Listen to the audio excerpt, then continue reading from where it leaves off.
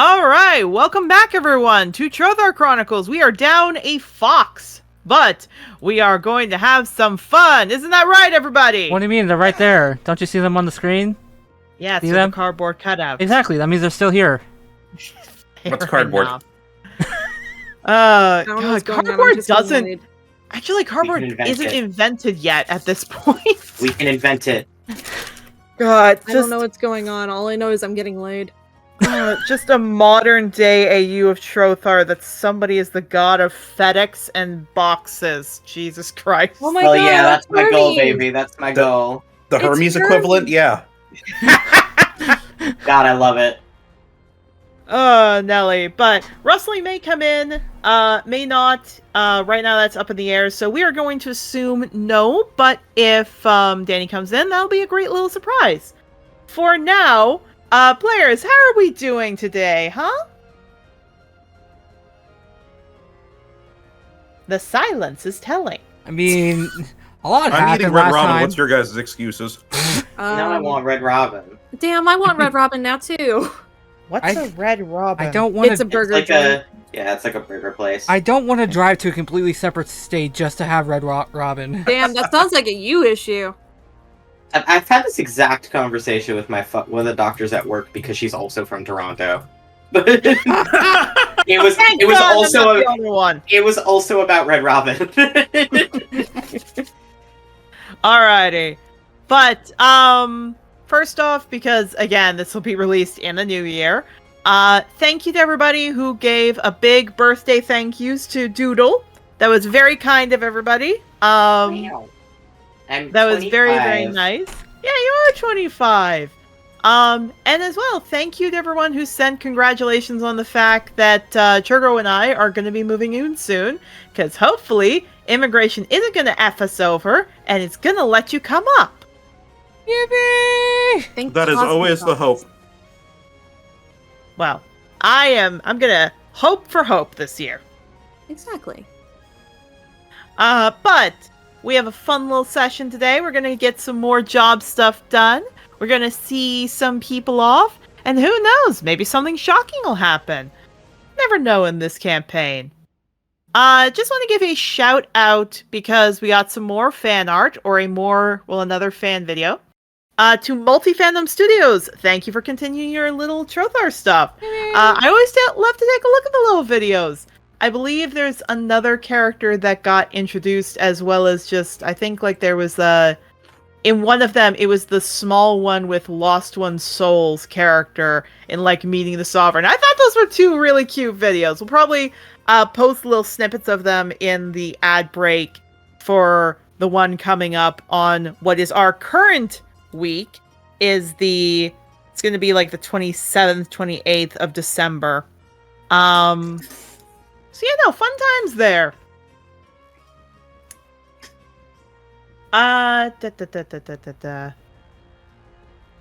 So, what I want to say is just a big thank you to everyone. Again, I said it in, like, the video, but after, like, funny enough, after I recorded that, that's when we got the note from immigration. So again, I'll be extending the, times for the... Probably a while. I'll extend the times for the fun little auditions for some time. But regardless, we gotta get to the present here and now, not weeks in the future. So, players, are we ready to go? Yippee! Burger. We know My where little we dear live. boy will never know such joy as burger. Technically, I'm gonna steal there your are burger. Pecora safe burgers. They're gonna called steal rye your- burgers. Freya. Yeah, but they don't have bacon on them. Freya, I'm No. going to steal your burger. No. Too bad. Aye. Okay, so, getting into it as we always do before we do the final check. Trothar is not intended for young audiences. There are smaller topics that come in, like drugs and sex and violence, but there are also major other topics that come in that, of course, are very important for this time and everything else, especially what happened in the beginning of Autumn Thicket's story. So, there are abuses that can happen in relationship from parent to child to husband and wife to girlfriend, boyfriend, and everything else. There is gore that can happen in severe qualities. There is animal abuse, as this entire campaign is supposed to kind of be like a PSA of don't do this to animals. Greek relationships and the whole lovely thing that happens in Greek relationships. Look up what happened with the actual Greek Zagreus. You're gonna have fun with that one. Look up Apollo. Yeah, look up Apollo. And of course, just other not fun things like there's a goddamn fruit fly here. Fruit flies are not on the warnings. It's just that one flew in my face. Just as a few warnings of, again, manipulations of power, religious trauma, all that kind of stuff. And funny enough, of course, one just warning for this one is child abuse is going to be a heavy one in today's session. So if that is something that makes you uncomfortable, please don't worry about watching this. Your mental health is a lot more important to us than a game. We just love having people here, but we don't want to put people in a position where they have to watch something or listen to something that makes them uncomfortable. So please put your mental health first over a game. Players, with that out of the way, are we ready to go? I want 5 guys all of a sudden. 7. All right. Then, with that out of the way, let us begin. As I move you all back over to the job board, and because it was Ivy's mission, I'm going to put Ivy's theme up. Jorb. Oh, yeah, that's right. I just fucked a man. Jorb. Oh yeah, and if it wasn't obvious in the warning, sex can come up too. Sex! Yes. So, for everybody here, as a reminder of what happened, you all decide to go to the job board, and what turned into like a few little fun missions turned into a lot of you talking about some deep stuff. Y'all got to attend Barnaby's birthday and help him go from being in the no friend zone into the maybe having a girlfriend zone with Jabber. You all went to a dog contest that started out funny until you all found out that Ivy's mom is Henriette, meaning Mabel is not only banging Ivy's like given energy when making the baby stuff, but also Ivy's mom. So that's a fun thing. Like, and Agnes is your other mom, so I'm like also your sister. So we're gonna... Don't think about it too hard. Don't think about it too hard. I'm my own grandfather. Don't And think. also I'm the parent of your child. Don't worry about it. Don't Don't think. think about it. Really don't. Again, I would love to say before the campaign, I told players, hey, some of you, if you want to go into Polycule, this will not work with each other. And they're like, what do you mean? I'm like, I can't tell you. And now I'm starting to say this is why.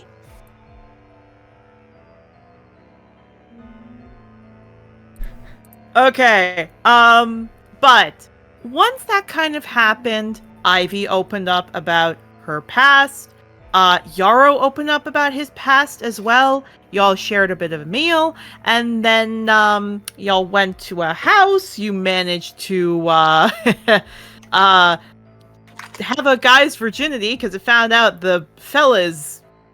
Oh lord, he gay. He's gay. He was just trying to find a way around his dad. Just get a trans woman. Works every time. God, he is so happy you exist. And despite the fact it is foreboding music right now, it's actually quite nice. Specifically, we're gonna go with Shadow right now. Shadow, you go 2 rounds. He was very nice. Definitely a little deer walking on hind legs with experience in this kind of stuff, if we will.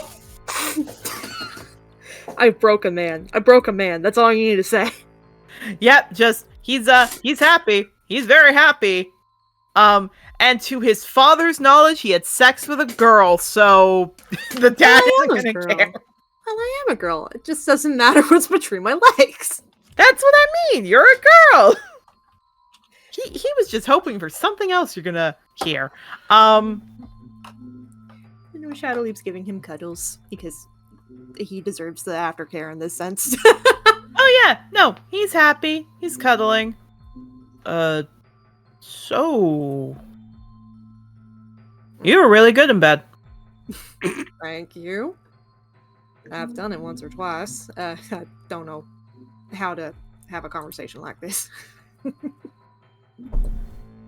I'm really happy you have the parts down there that I like, because, not gonna lie, if you were, the parts that I didn't like, I'd be in the same problem. Pussy scares me. Pussy scares me. Damn. Laganya. I mean, one day I hope to change that, but I'm glad you found comfort in this. Well, yeah, I mean, the other stuff my dad's tried to do, I wasn't really interested in. Oh, what else has your father tried doing? My dad tried to take me to Ocean Point. Do I know what that is? Take a roll. Okay. Disadvantage because you were not told much about Angador. Welcome to Mabel screaming at the top of his lungs. Oh no. Alright, rolling. Disadvantage. Well, No. Why is my dice roll so... Why am I all the way up so far in the dice? Okay. Critical failure. You think that sounds like a very nice place. It sounds like a little beachside resort. That's really nice. That sounds pretty good. That's a good father taking him to a beachside resort. She blinks just a little bit. Going to Fiji. We are going to Fiji! PG. Anyways, she just blinks a tiny bit. I mean, I don't know much about that place, but... There's an old saying that when the mists of Ocean's Point rolls in, someone doesn't come out. I'm sorry, what? It's a Tassi holy city. It's, people go in and they don't come out. It's a roach motel. I got taken back there, like, twice. My dad tried to get one of the asylum girls with me. Oh. I'm sorry. No, it's fine. I just felt bad. One of them, I think, really hit her head because it was the weirdest name I've ever heard of in my life. Hmm? She was this girl who kept saying her name was Cha. And I have no idea why you'd name yourself Cha, but I guess her parents had a weird name. Cha. I thought it was like Charlie or Charlotte, but no, she just kept saying Cha. My name's Cha. So, I don't know. I didn't do anything with her. I want to preface this. I literally just held her as she was crying. That was not a good day. I'll probably ask Mabel. He's pretty knowledgeable on other things. I don't know. Well, if he went into Ocean's Point, then I don't know. Maybe he was with one of the asylum girls. Maybe. Regardless, there was this other one time. It was worse than when I was with that human. My dad tried to make me get married to this asylum girl named Roxanne. Very nice elven woman, very kind. Fuck you!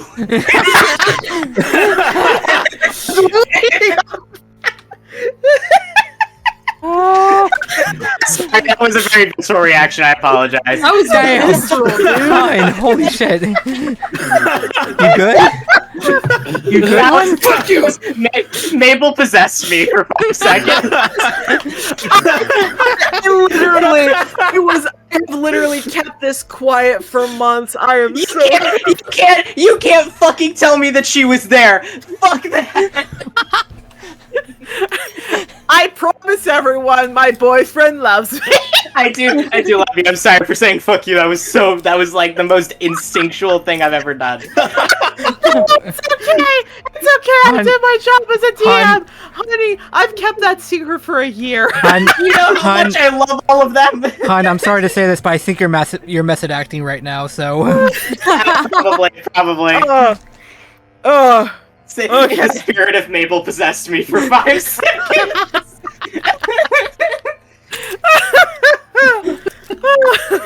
I love my job as a TM. Okay. Woo! No, he just chuckles. I don't know. She was someone named Roxanne. Apparently she was a repeat person in there. She looked terrified. She had like this mark around her neck. I don't know what happened with her, but I offered to marry her, and she said she was looking for someone named Moss or Acorn. Wait, what? I don't know who they were.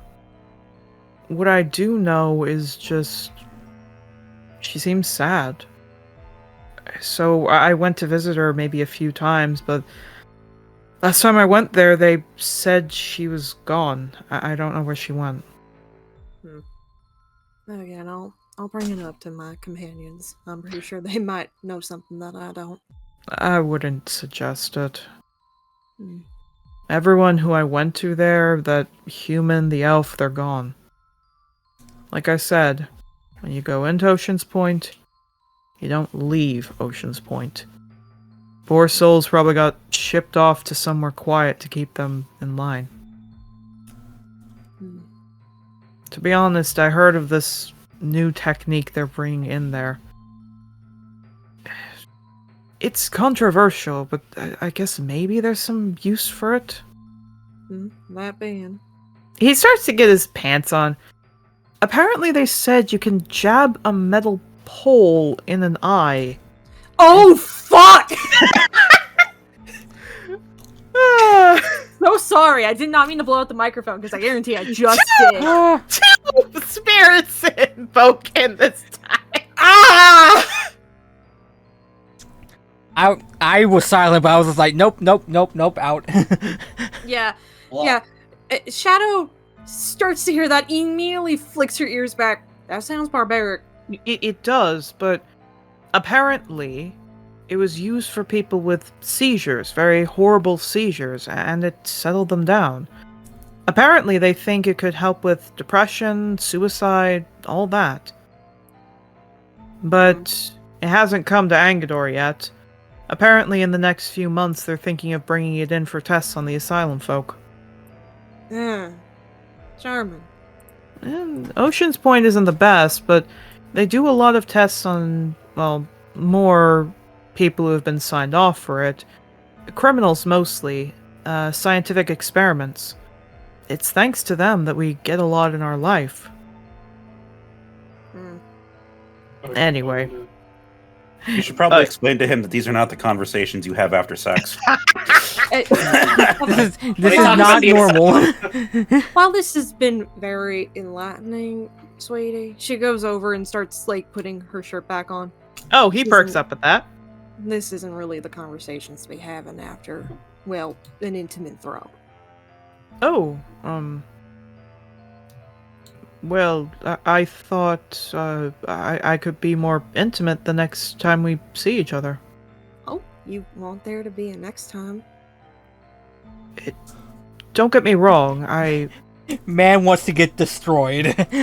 He likes getting destroyed. He kind of scratches the back of his head.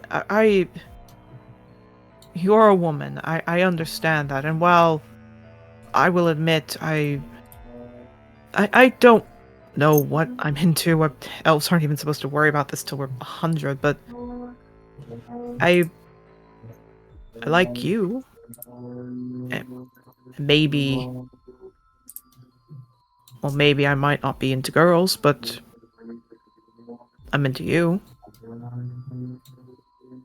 You do know eventually I am gonna have to make myself more comfortable, right? Well, maybe I can understand more about myself. What's your name? Good question. What's your name? Yeah, scratches the back of his head. It's a dumb name. Erica's frantically typing, looking up the alphabet generator. I got his name down. She flicks an ear. Alright, I'll tell you my dead name, because that's even more No, I don't care No. about that. No, it's... My name's Timmy. Timmy! Timmy Turner. Timmy! Sorry. No! Timmy! She looks at a chocolate. Timothy. It's... Okay, you can't laugh at me. Turner. No, I can't. My adopted name was Kennedy. That doesn't sound too bad. The president. I'm going to shoot you in particular. Like the president! Exactly. I've got one more joke in me from the subject earlier. I just like these medieval kind of doctors in this world. It's like, you're having a seizure? I think you have a distinct lack of needle in your eye. So I don't think you have a medical license. Yeah. What's a medical license? No. Exactly. There's a fruit fly in my room. Erica, the fruit fly came to my room. Sucks to be you. I'm not stopping it. If this showed up in one of the previous breaks, now you know where it came from. My god. Oh my Yeah. god. Anyways. But no, just he walks. Look, maybe these aren't the conversations you're supposed to have, but well, I thought you were intelligent, and I figured you seemed knowledgeable, so I don't mind talking to you about them. But I mean, it's the best experience I've had. Again, asylum. Fair. And he looks, if you want to go with Dakota and make you feel more comfortable, write me a letter and I'll fund it. You don't have to do that. He takes your hand. Whether something more friend, I want to. She twitches in here. I'm gonna have to roll a disadvantage for this, but I am going to roll a charisma save. Roll the gay check. Fair enough. Roll the gay Actually, check. no, I have to roll. Actually, no. I have to roll for advantage because Shadow Leap is technically on the arrow spectrum. Roll it for advantage. You dumb fucking. Okay, not bad. He does chuckle, and besides, I think this was from that girl Shaw said. I think she said something about pegging is an option. Yes, it is. Yeah, smiles. Then maybe you're the kind of girl I like to kiss. And just keeps walking. She goes over to him really fast, gently grabbing the collar of his shirt, pulling him back and pulling him into a kiss really fast. Oh yeah, he smiles. He kisses. Gay people. She smirks when she pulls away. Something to remember me by. Oh, I just hope my father's not going to assume I need to go get married now. Oh, if he does, I'll be very interested, because then you'd have to go all the way to Dracodale with me. I wish I was allowed to go there. Why not? If father doesn't believe in dragon riders. He thinks dragons aren't the smartest of beasts. She twitches in here. My baby in the Well, bag he's would beg to differ. Well, You're dumb. she twitches in here. Well, I think he's gonna be a little tongue-tied when he finds out that his son just had sex with a half-dragon. He stops. You don't look like a half-dragon. Apparently I'm not, but I keep sprouting these silver wings. They won't stop. Silver wings?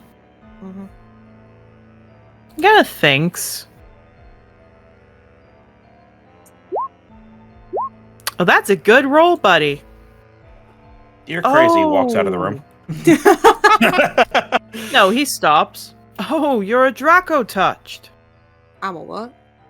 It touched. It's a an ancient elven word, tush, or another kind that can say it. It's an ancient word. It's touched or cursed or blessing. It's from a very old language. We don't know it much. Anyway,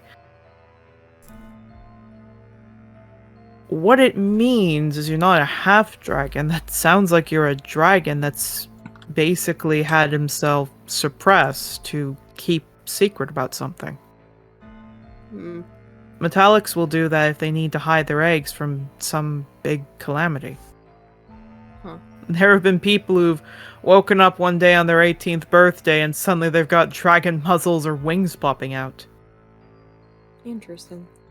That means probably one of my bio parents were a dragon. That's interesting. Oh, I wonder who might have mentioned this earlier. Yeah, she gets to hear and just grumbles, God damn it, Mabel's right. Well, he smiles. Always.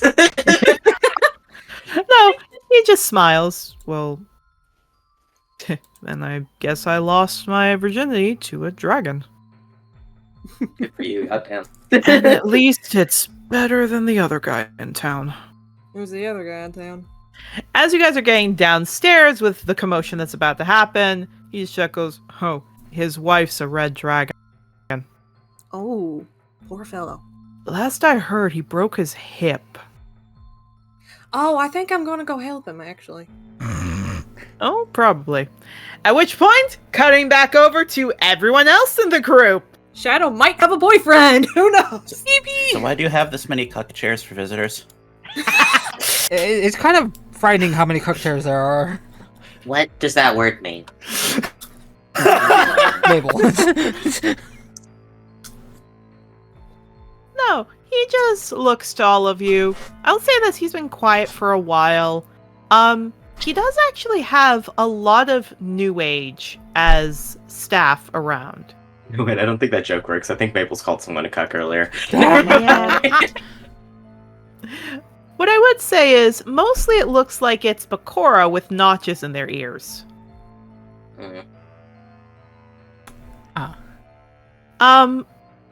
A younger female who does not have a notch in her ear, she looks to be a pronged-horned antelope, comes over. She looks like she's shaking a little bit as she carries some tea, and she comes up. I have a... And she starts to speak. Yarrow, you recognize this word, because she's speaking Bakura. And she specifically is speaking in Bakura, which, Mabel, you have somewhat picked up some of that. Yeah. Basically, she's speaking in Bakura because it's easier for her. I have some tea for you. I hope you like it. The guy comes up with a cane and smacks her hard across the face as she falls. Hey, what was that about? He shakes his staff. Filthy language. Can't even learn proper common. No offense. He looks over to you, Yarrow. No offense, sir. Oh, you're You a at dick. He's gonna, in Pecora, say to him, offense taken. He looks like he's about to smack. He stops. You're not a slave. I can't do anything to you. And he kind of kicks her as she goes running. Start your common lesson again. And she goes running off. A few of the staff mates look anxious and just keep doing their job. Mabel looks at that and looks at him and goes, it doesn't exactly reflect well on you if you can't control your staff like that, seriously. What would you adventurers know anything about staff? I don't think I said my last name, did I? Do I care? I Probably guess might. it depends. It probably might. I don't talk to Dragonkin that often. As he starts walking to the side. That's fine. He's just chuckling. Beasts are completely stupid. At which point, Brio starts moving in your bag. Just kind of The only like thing worse than a dragon is a dragon rider. He's really gonna hate this. Evie is just sitting there silent with the satisfaction that his son is with what's going on with Shadow and the Sun right now. She's just like sitting there zen, just in this zen state as he's saying all this horrible shit. But I'll humor this, and he turns around. What would you all know about treating staff right? Well, I grew up with multiple members of staff in my house, so... A noble. Yes. Pretty pathetic noble from what I'm seeing here. I don't disagree. Perhaps you can help me then. My son and I have been having a debate. Sure, but you're probably not going to like the answer. There's a new medical method coming to Ocean's Point. Leans forward hard. It's a new method that's been tested down in the south. Apparently on some scourge racers who were shaking. It's apparently called a lobotomy. They take a metal hook and take a part of the brain out that's been causing issues. Apparently it can help with depression, suicide, anxiety. What are your opinions on it? That's fucking bullshit. Excuse me. All the chorus stop. Yeah, I don't give a shit. You can... I do not give a shit. Just shakes. That is stupid. It has been proven effective. I'm thinking of funding it. Okay, then go get one yourself. Waste all your fucking... Yeah, seriously, you want to waste all your fucking money? Don't worry, I've got someone in mind for that. Girl, come back! The little Prongtor comes running up. This little one is going to be my test. I booked her in for a few months from now. Why? Why not? She shakes every now and then. It could help her. That's just... You realize that you could solve that without spending any money by not beating your staff? Why do I care about someone who's not a person? You are one of the most pathetic men I've ever met in my life, and that's saying a lot because I've met quite a few. He I'm sure goes... he has. He goes to strike. You want to And hit a then- Starkeeper? Oh, that pathetic house. He stops. Which one are you? The one in debt or the one that's not? Probably the one in debt, but I don't know. You're Adelaide's little brat, aren't you? Yep. That's the laughing stock of the whole family. You're the little one they ran their fortune in getting life dragon blood, aren't you? Can't remember if Mabel remembers this canonically. You do not!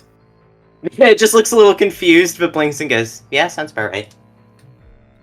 I remember they came to Angador, all huffing, demanding it. The life dragon here flew off, so they went off to other places to grab it. Some healers keep it in their hospitals and cleric offices. Quite pathetic to save a little waste like you, as he kind of jabs his cane at you. Better than a waste like you. My. I hope they had other children other than you. There is the briefest flash of, like, genuine hurt on his face at that, but he holds it in. I mean, really? All their banks on that? What? Says the man that's trying to force his son to have sex. I'm trying to ensue family lineage. And if I remember correctly, he just smirks at Mabel. You're the one that can't even find a half-dragon to lay with. How pathetic can you be? I hope your parents have other children, so they don't have to deal with the mistake they made with you. Why is that? I'm sorry, sir. What are you trying to prove? Why the hell is I'm that? trying to prove... There's an order of things. Mm-hmm. You young ones don't seem to understand. I see. You stick with your own species. Keep the numbers up. All this mixing doesn't help. My son had to deal with it enough. That's why I pulled him out from Sovereign's Keep. Little brat fancied himself with some girl. And Some blue fairy. staring. Oh, don't worry. I put in a little word that she was stealing something, got herself beaten, and she fell in with another group. So I remember her at this trial. You wouldn't believe. I made sure a little testimony that the little brat had stolen something. She got put an extra 2 years. Even was there when she got hung. Looking Love over to at see the Mabel. little thing. Again, just chuckles. Oh, she swung so hard. Made sure my son got a good look. You realize you just admitted to a dragon rider that you bared false testimony and got somebody murdered? He turns to all of you. You're all what? Shadow, you and Timothy come down. Yeah, Lamau. she's looking down at him. Just goes. Hey, Lamau. I'm looking forward to hearing from you. Oh God, the tension in the room's thick. What happened? Get out. I beg your pardon. Get What? out. Gladly. She turns over to Timothy and she gives a blink. You can't tell, but I'm winking. Yeah, he is about to open his mouth. His father grabs up, starts dragging him. You and I are going to have a little talk in another temple. Dad, it's fine. Shut it. And he starts dragging. The young Bakura girl looks to all of you, looks anxious. Another Bakura grabs her. He looks down. Don't talk to them. That's an ancient error. You don't want to get hit. And he just drags her off. Shadow's, Yeah, that's kind of the snapping point. Mabel walks out. Yeah, Shadow's staring in the direct. Oh, sorry, Mabel, you were talking. No, I'm done. Yeah, she's staring off in the direction Timothy's being dragged in. She growls very lowly before turning on her heel and leaving. There's nothing much she can do in this situation. She knows it. Indeed. You all leave. Close the door. Well, that was a charming man, wasn't he? Mabel takes his cane, kind of takes a breath, to the point, just goes, sorry, and swings it as hard as he fucking can against the wall of the house. Jesus, fuck it. Roll me a strength. Break in the wall. Break in the wall. Break the wall. He needs to fucking get it out somehow, okay? Break the wall. Break the wall. 7, no, he's Ooh, not having a good day. You don't break the wall, but you definitely chip the cane. That's fine, he can fix that later. Mm. He just sighs. Well, Mabel, I do have something that might cheer you up. Well? You're right. I mean, I know, but about what? Remember when you made the assessment that I might be part dragon? Yes. Apparently it's called Draco Touch. Interesting. So that means one of my parents was a felinine, and the other was a silver dragon, probably. Makes sense. And apparently the Draco Touch leaves it so it's hidden and dormant within me. Makes sense. Like I said, metallics can change. Mm.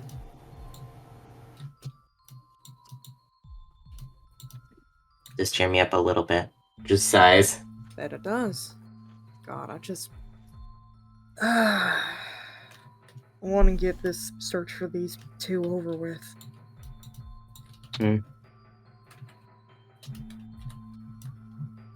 Just sighs.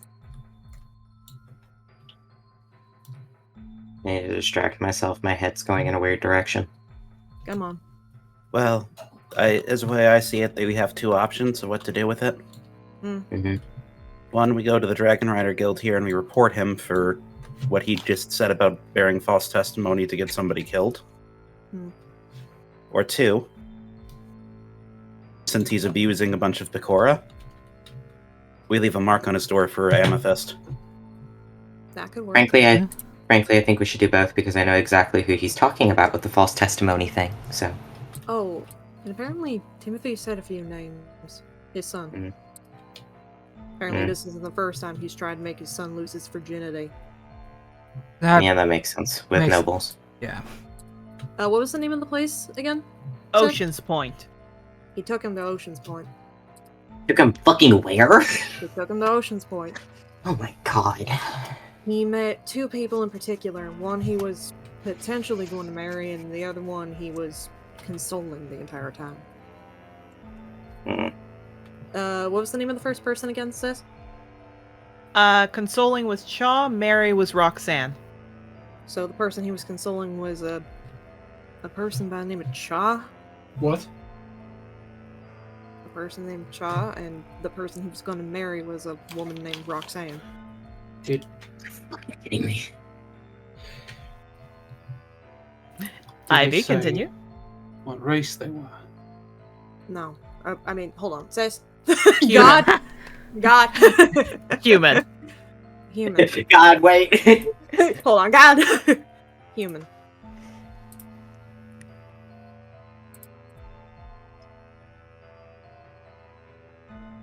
She's alive. Maybe. Apparently, anything that goes to Ocean's Point, it disappears. It does. It's an asylum. It's technically a fucking prostitution house. Just growls. At which point, walking along, you see two Pecora out in the garden who look at that, they see you, they scream, and they run away. But one old guy looks at that, looks at all of you. Now, what are you doing scaring some of us? And he comes up to all of you. I'm not trying to. Not our intention. Don't be... well, forgive them. Many of us New Age don't really feel safe with ancient eras. Of course. But are you all talking about Ocean's Point?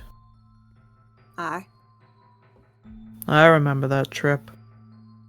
He puts his ears back and looks down. Young Master Timothy, he did not do well with that. Yeah, that place fucking sucks.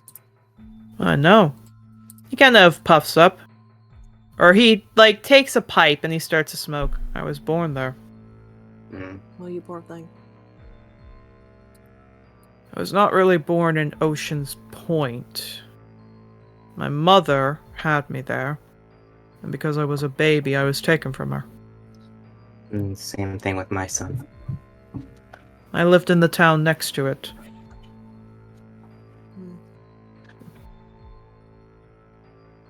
Most of the rumors are true. However, Sebastian's pretty nice. Yeah, he's fine actually. Of course he is. He's the High Prophet of Tassi, the mayor of the town. Yeah, well, that doesn't exactly guarantee being good, but he is a good person. What I mean is, Ocean Point is raged by storms, massive typhoons, tsunamis. The only thing that quells it is when the High Prophet or High Champion stay there. Mhm. Sebastian's Stormbreaker is the only light in that place. I stayed there for many years. I got shipped out, however, when they needed somebody. I was actually...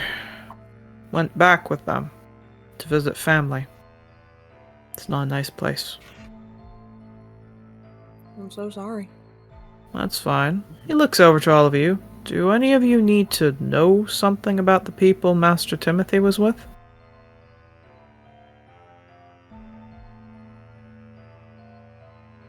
You know what happened to Roxanne? That one. He kind of scratches under his chin. I remember that one. He kind of puts a hand at his neck. She had a red mark around her neck. She died by Hello. hanging. Poor thing must have a bad death scar. I imagine. Everyone roll me history on death scars. History. Why do you keep asking so many history or intelligence rolls with me? Why? I gave you a warning before the campaign started! You're the one who I made her had- intelligence no. negative! No, I had no choice. Where else was I gonna put the fucking 9? I don't know, man! I don't know. Wisdom? I don't know. No, wisdom has to be fucking high because that's a blood hunter spellcasting Charisma. modifier. Charisma.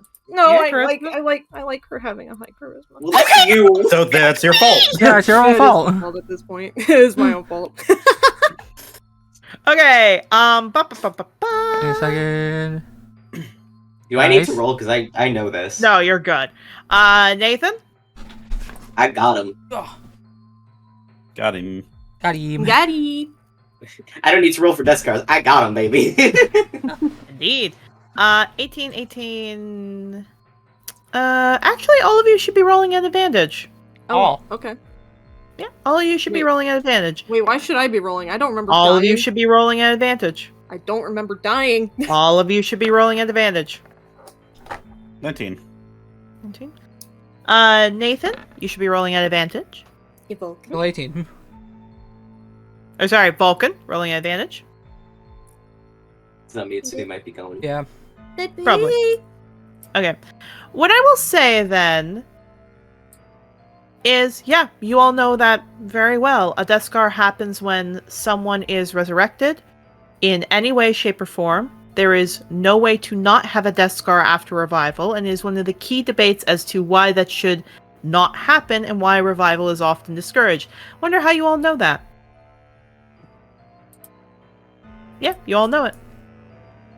Why do I know that? How do I know Yeah. You that? know what? I know this because I constantly have this told to me over and over. Indeed. Yeah. For everybody here, he just sighs. It's like what happens with any girl. Master Timothy had a line of 10 of them, and they were brought out. He could pick what floor, and he picked the 2 on the lesser floors. There are ones who probably have been in there a while, those who have worked on it. When Master Timothy went to go see Chaw, I believe was the name he told me, she was quite beaten. At first I thought she was part Tabaxi with how many scars she had on her. Poor thing. And then Roxanne, with what Master Timothy told me was her name, he kind of scratches the back of his ear. He's got 2 notches in his ear as he thinks. I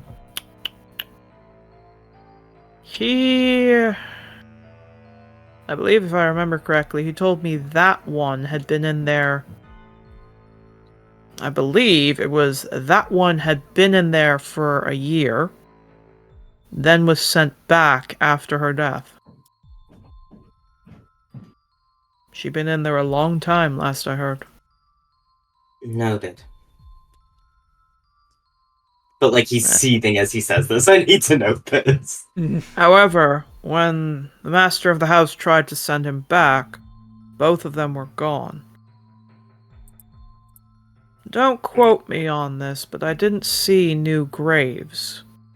So that means one of 2 things. One, they were bought out by another master. But they were ancient eras, so... He kind of scratches the back of his head. The human might have been bought off by a master, but... the elf didn't have too many marks.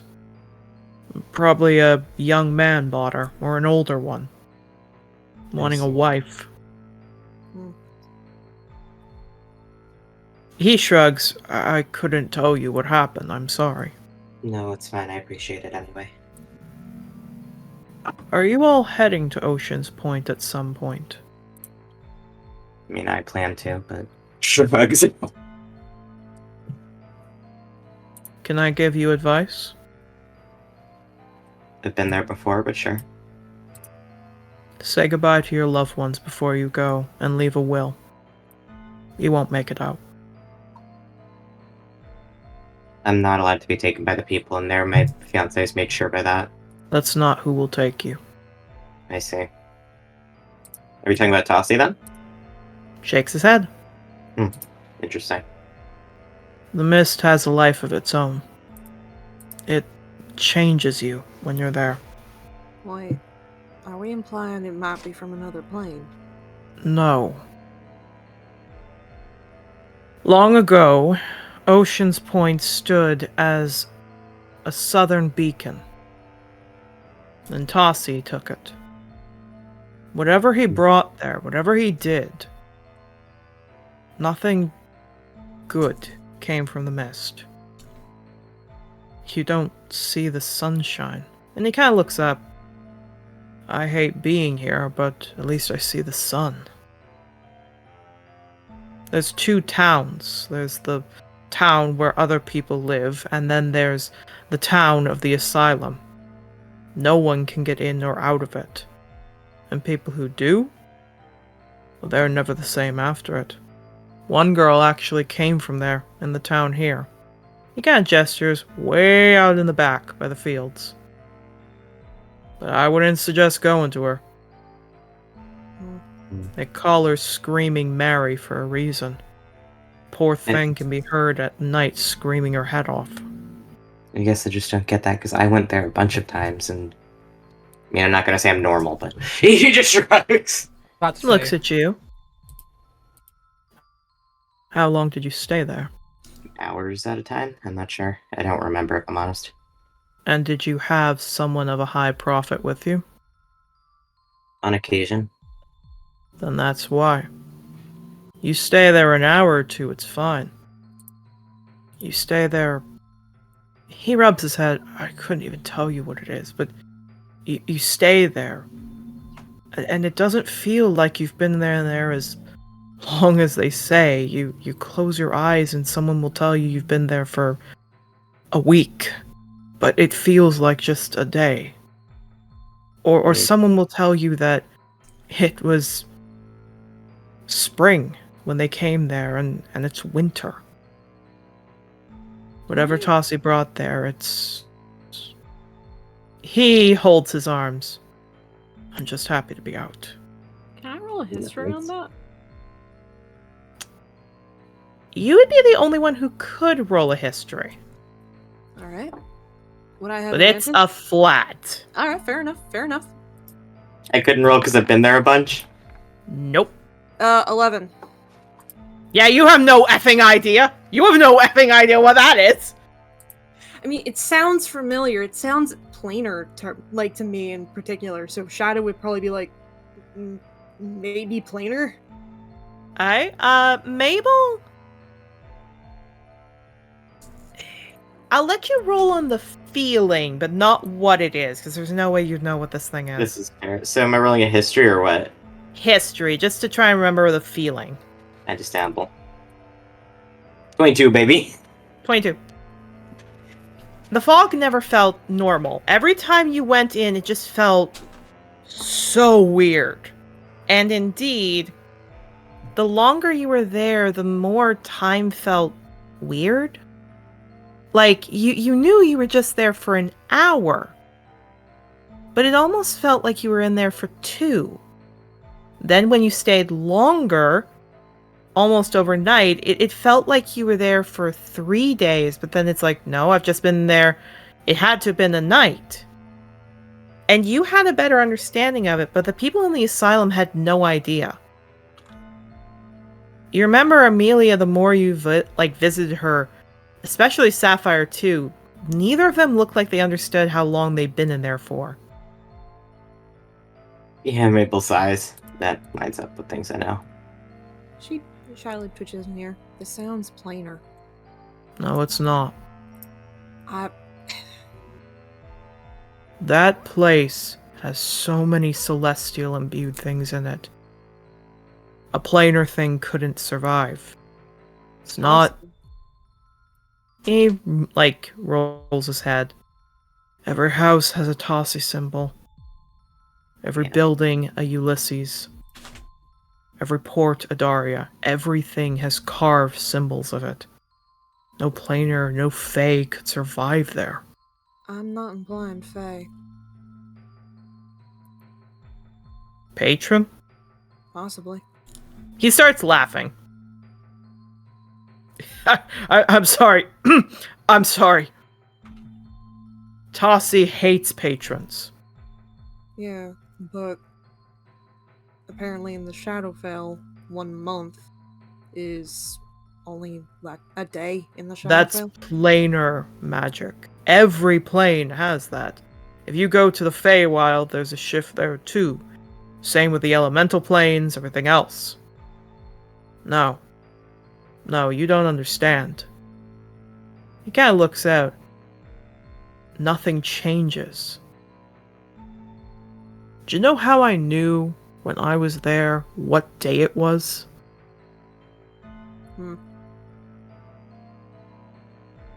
I had a bird, and I'd let the bird go out, and then I'd go back to sleep, and I would try to go let the bird out, and it wouldn't come back, and that thing would only come back every now and then, grabbing bits of yarn and twigs. When I finally got out, I went down to the basement to try and figure out how many things I'd done, what my time was, because the bird eventually disappeared. I thought I was there a month. There was over 500 marks and notes I had apparently scratched into the wall with my own hooves. Can I roll history again? No, Fair enough. it's to all of you. If you're going to Ocean's Point, don't sleep. Never sleep. Good luck to all of you. And he walks off. Mabel rubs his face. It sounds plainer, even if it isn't. If there's that many gods around, it can't be. It's probably something from one of the Celestials. Well, we can all agree it sounded fucking ominous. Yeah. Ocean's Point is dual owned by Ulysses and Tassi. I've known that for a while. So it could be anything. If they can't keep something from the outer planes away, then that means that the whole celestial and planar doesn't mix thing would never even be a thing. Maybe. I'm just telling you what I hear, and that's what it sounds like. There. Hell, it could be in its own separate plane if that's what it's implying. From what I'm understanding, it doesn't sound like it's actually times moving differently. It sounds like it's a mental effect, that something's altering people's minds. I can confirm time doesn't move differently. When, he looks like he's apprehensive to say this, but he kind of shakes his head. When Ghost's mother was pregnant, it was a normal amount of time. And she was pregnant the whole time she was there.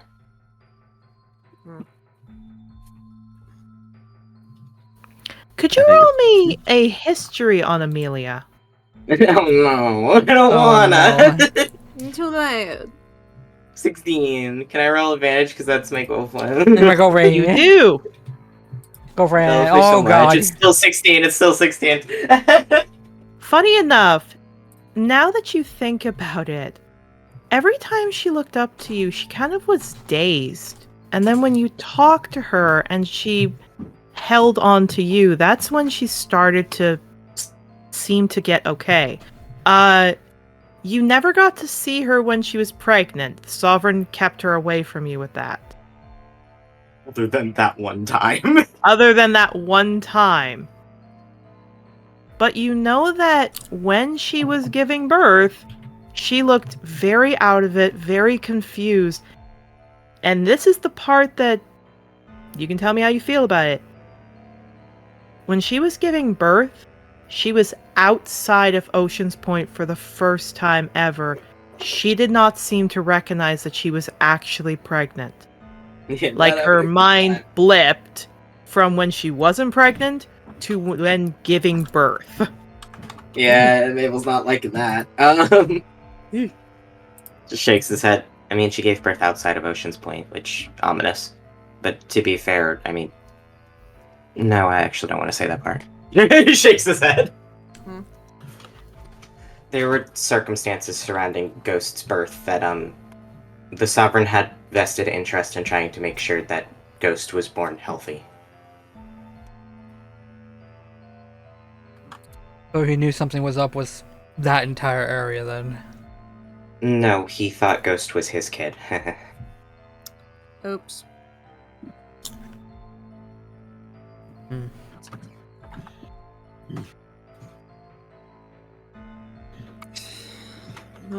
I don't think there's much we can do now. Not really.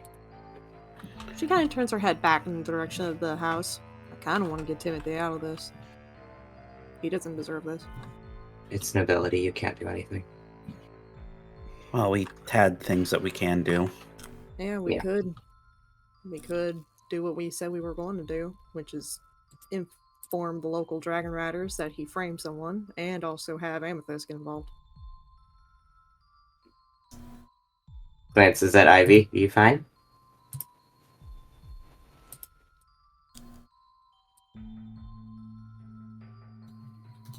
If Ivy is present. Yeah. Perfectly. Raises an eyebrow, but then nods like I'm not gonna push you. If you don't mind me asking, you didn't mention a Cha. She did. Oh, she did? I'm just being dumb. Don't mind me. Yeah, the she did players- mention Char. The player's being dumb, don't mind me. Anyways, Yeah, Mabel just takes a breath. Good to know Roxanne was there the whole time and he didn't fucking tell me. But cool. I mean, to be honest, that seems to be par for the course with him. I mean, it does. I only ever found out Sapphire was there because I went running through the halls and I found her. So. Anyway, I think it's best we move on and do what we're gonna do. Yeah. Which is make his life, or at least his day, a little bit fucking worse. All right, would you all like to go to the Writers Guild? Yes. Do- All right. Yeah, because Also- Jocelyn's busy right now, right? Oh yeah, she's drinking. Okay, fair enough. Good for fair, Good for her. Good for her. For her. fair enough, fair enough. Heidi has had a very, very hard year. She's just drinking right now. She's off the clock. As she Yeah. deserves. I We've reiterate, had a good hard for 10 her. minutes. Get your shit together, Jocelyn. We've had a hard fucking half hour. You know, I'm not gonna say I had a hard fucking time. I just had sex. I mean, I was hard fucking time. I mean, technically, you were having a hard time, but you weren't the one that was hard, anyways. I mean, it was pretty tight. Anyways, It definitely was a hard fucking time. it was a hard fucking time. Right, guys, come on, let's stand at attention. Shadowlick was already doing that. I'm gonna Don't worry, I'm change going the home. music. Let's go to who's leading this actually? Who would be the one that's like spear pointing going to the Writers Guild? Can Yarrow. I? Because Probably. oh yeah. Yarrow? No, Yarrow can do Okay. it. Okay. Yarrow. So you guys walk across town to the Blustering Writers Guild. Now you guys have never seen a Writers Guild. First off, where the town has smelt like fresh spices and food amidst the vomit and dead bodies and decay. The murder. The bustling Writers Guild has the smell of iron, the smell of smoke, of ash. It has, underneath the roots of this massive tree, looks like bellows and blacksmithing tools. Clang of metal goes as you see riders fighting their dragons for practice. Dragons headbutting each other to get used to it. You see Brio sticks his head out like, dragons. Yeah. Flims. All of the dragons in the local area appear to be forest dragons, fey dragons, green dragons. Dragons adapt to this kind of foresty environment. And sure enough, you guys see tons of different dragon riders. You see humans, Pecora, elves. You see Regina, the head of the town, because she is also a red dragon rider, going in and signing some forms. But you see at the front, there is a man who has this very brilliant looking armor. He looks to be a gnoll, and he's got this massive star on his chest. Looks like he's very battle worn. Again, armor fit to him. All of that. He looks up. Hi. What can I help you with all today? Yarrow was gazing off in the to the side, and his eyes seemed to be stuck on a fey dragon for a little bit, and then after that, he kind of snaps forward. And oh, sorry. We're Team Wildstars. We're here. From I the know school. who you are. Okay. Jocelyn came in to get some supplies before going off on the town. Points over to Regina. She gave you a good standing. Nice to see young riders. Reminds me of my time at the school. Tell me, Morven's still there? Yes, he is. You tell him Autumn Thicket thanks him for his patronage. Now, what can I help you with? He starts writing notes again. We just thought that we should report something with a job that we just did, really quickly before we move on. There was an elven noble that we took a job from on the edge of town with a bunch of Pecora servants. How did he act? He openly admitted to falsifying testimony against somebody and getting them murdered. Song, got it. He starts writing that down. When was the murder? Yara's gonna look to Mabel because Mabel seemed to recognize it. The person he was talking about was a blue fairy. Her name's Sapphire. She a citizen of Autumn Thicket? No, of Sovereign's She Keep. is out of our district, can't do it. That's fine. He looks up. You're gonna have to deal with that when you're our age. Look, you go trying to go to every district and lord yourself around, you're gonna get nobody following you. You pick what continent, what kingdom, what island you want to serve. I'm sorry, but you're not the protagonist. We are. He doesn't know that! Get out of here, NPC! Get out Is of there here! a way then that we can report that to the Sovereign's Keep Guild? Yeah, report to the Sovereign or the Sovereign's Keep. Oh, great. The entire party just does a collective at hearing that. Mabel rubs his face like, oh yeah, report it to the guy who killed her. The only ones of us who ever get to use their jurisdiction in other areas are the riders of Sovereign's Keep. They can go to any continent, any city, claim higher power. Lovely. I admittedly only know of one rider in Sovereign's Keep, and he would not be helpful. What's his name? Lord Mistborn. Mistborn? We were work partners. Decorated man. Good to know. He certainly is decorated, ain't he? Considering what he did with the Mist Dragon Rider, hold your tongue. He writes it down. They say. Just a Melmarian going insane like always. Okay.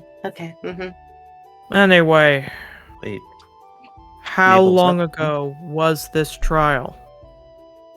How old am I thinking? 8 years, I think. That's outside of the limits. All evidence is now considered documented. People who can do that are no longer viable. Is there anything else?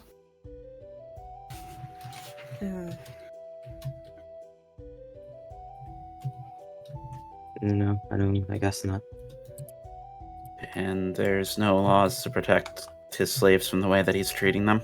Does he have... He kind of pulls out a large box. Which one? There was, in particular, a younger Pecora girl that he was beating for not being able to speak common, and was planning to bring her somewhere to get part of her brain removed because she was terrified of being there. Just blinks. He takes out a paper, puts it down. Slave 258. Moved from primal content from her parents at 4 years old. Moved to Ocean's Point for training. Came here after being bought by Mr. Starsong. Looks to all of you. He paid the amount. She's his property. Fortunately, there's nothing I can do, especially if he did it on his property. You're saying if he did it off his property, he probably would have gotten in trouble? If he did it off his property, well, Starsong's not the smartest guy around. Nathaniel's prideful. He knows what to do. He stays on this property when he does it. He was smart enough not to hit me before he knew I was a dragon rider. Very smart. Look. I don't like seeing it. You think us riders like seeing that kind of corruption? Okay, some of us do, and those are corrupt. I don't. I'm captain for a reason. You can't change the world in one night. But if there might be, and he kind of like puts his hands together to look, a Pecora family that had tons of money, hypothetically, that could buy out her, then hypothetically I couldn't tell you not to go to them. Oh. Oh, And okay. hypothetically I could discourage you from trying everything to convince them to buy out Mr. Starsong's house as their property. And I could hypothetically discourage you to even say I suggested that. And hypothetically, what would you do for his son, getting him out of the situation? Did he hit him? Apparently, he's off to do something at another temple. He's 25. I can't do that. Ivy kind of rolls her eyes at this point and just leaves. However, hypothetically, I could tell you that if you could convince the son to leave, he'd be fine.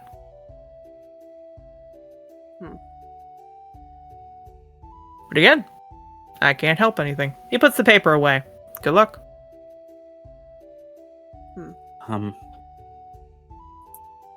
Thank you. And Yara's gonna give a small bow and start to walk out.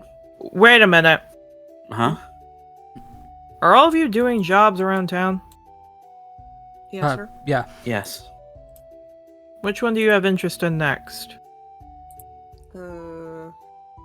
I'm going to roll a d14 now Look- to determine which paper you all pull out.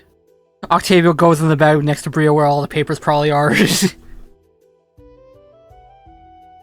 Brio, paper us. Brio, give us paper! Oh, shoot!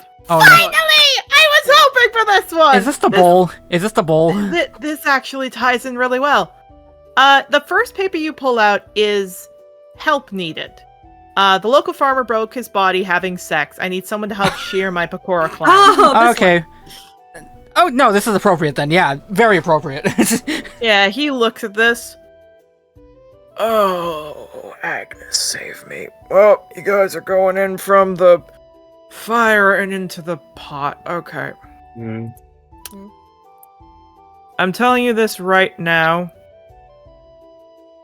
He hands the paper back to you. Maximus Thornton is another Nathaniel Starsong. Oh, great. But again, you want to help him? Pushes it forward?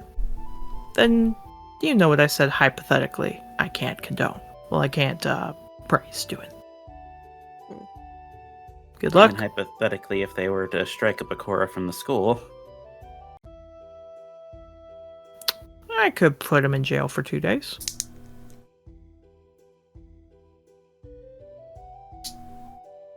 I see. Look, Thank kid. you. The only way we could help change the rights of Pecora, of slaves, is if someone convinced the sovereign to do that. That'll be the day. Everyone slowly looks over at Mabel. Oh, I can do it. I can do it, baby. I can also help. He looks. Good luck. Mm. Oh. Mm.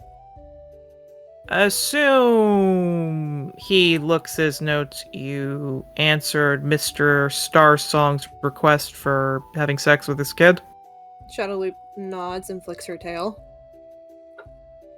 He flicks a gold coin to you. That's for dealing with him. It really wasn't worthy of being paid. I enjoyed the... Dealing with Nathaniel? Well, no, I'm more talking about Timothy. Yeah, that's why I'm giving you the gold coin. There you go. Anyway, he calls out, Brutus! You all see a very large adamantine dragon come up. He rolls his shoulders. Practice time. Smirks. They Large. start to walk out to the practice ring. Actually, sir, Yeah? how common is it for a dragon rider and a humanoid to have children? He starts laughing and just walking off. I'm being serious. Yeah, he's walking. He's leaving. Oh, he's a... Still lowers her head. Seems like Brutus is laughing too. She lowers her head and flicks her ear. That's rude. You mean just another dragon rider? I'm not implying a dragon rider. I'm just implying a humanoid and a dragon. That's impossible. Hmm? From behind you, you all see a kobold sharpening It looks like she's sharpening a sword.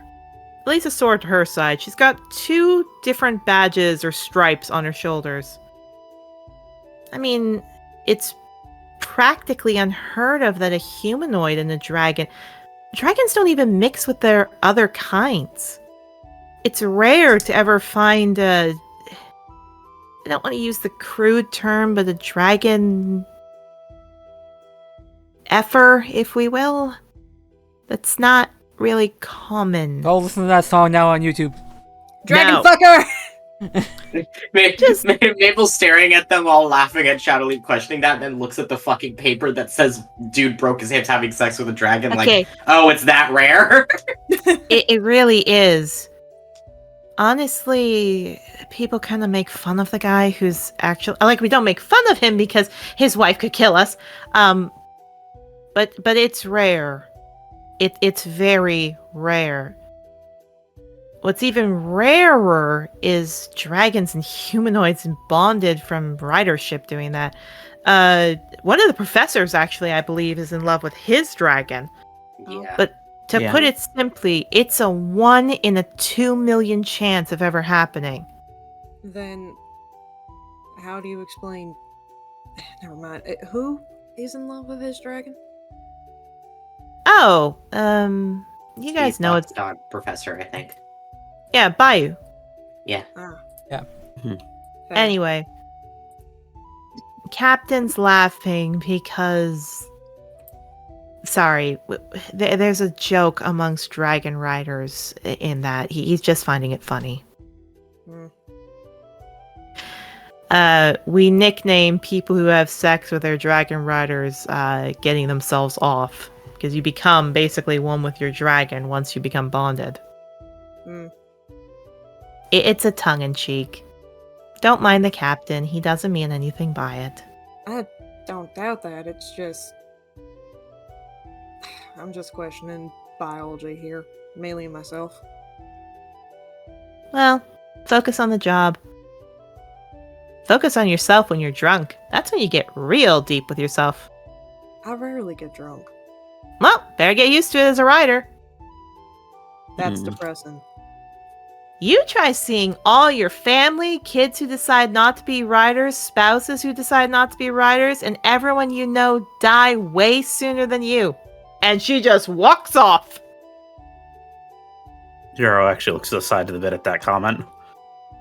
Yeah, she flicks her ears at that as she just looks back over to Mabel. I was being serious. No, I thought you were. Hmm. Look, if I've learned exactly one thing about people, it's that they will be...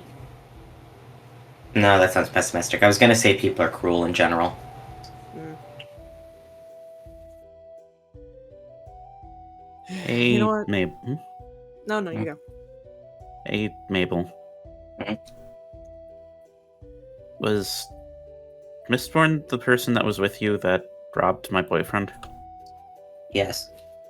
Okay. He's a fucking asshole. I think Sovereign only ever pairs me up with him because he knows that the guy pisses me off. And I'm very glad that you were there. Because I don't want to know what would happen if you weren't. And he flicks his tail. I didn't do that much. Just to check, do you all head outside to meet up with Ivy and then to head to Mr. Thornton's? Yeah. Yeah. Alright. Ivy, you get to see other riders practice fighting each other, everything else. The group comes back out. Oh. All over? Hmm. Yeah, didn't get better. I got laughed at, which I think you'd find very funny. Hmm. I'm sorry. Wait, you're being genuine. Yes. It's rare, I'm sorry. Well, apparently it's just as rare as a dragon and a human would fucking apparently. Look, if I wanted to hear a lecture about how things are impossible, but here's all the ways to skirt the established legislation, I would have stayed a criminal. Hearing it from the official legal representatives of the entire world is just very draining to deal with. So forgive me for leaving. No, But I that's just couldn't understandable. stomach. No, it's I don't blame you. understandable. Yeah. Like, all it sounds like is this is just an elitist clubs of people that can ride on the backs of dragons. Hmm. Either way. Don't lecture a systemic set of rules and regulations and adhere us to follow them if we can't follow them to the effective ability that they're there to be used for. It's fucking ridiculous. Just let me smoke all the drugs I fucking want. I agree. Fair It never enough. particularly helped me either. No, trust me. I feel like it has. I'm sorry? I feel like stuff like that never really has helped any of us, to be honest. From Nope. behind all of you, care to repeat that again? Is that Jocelyn? That's not Jocelyn, but that sure is Regina. Oh boy. Nope. Mabel's not in a good mood. He's laughing well. And he just looks at her. I assume you've got something to a problem of, as she looks at you, Ivy, us elitists? Oh, I never said you was elite. I said it's just a club. Just a club. Mm-hmm. What did this spur on? We went to Oh, sorry? I just think it's interesting how the entire legal system is entirely adhered and very malleable to the point where the rich and exploitive that like to abuse individual people, dubbed as slaves, free and able to get away with it. You're talking about Star Song, aren't you? Yes, and why do I get the apparent suspicion he's not the only one? What would you have us do?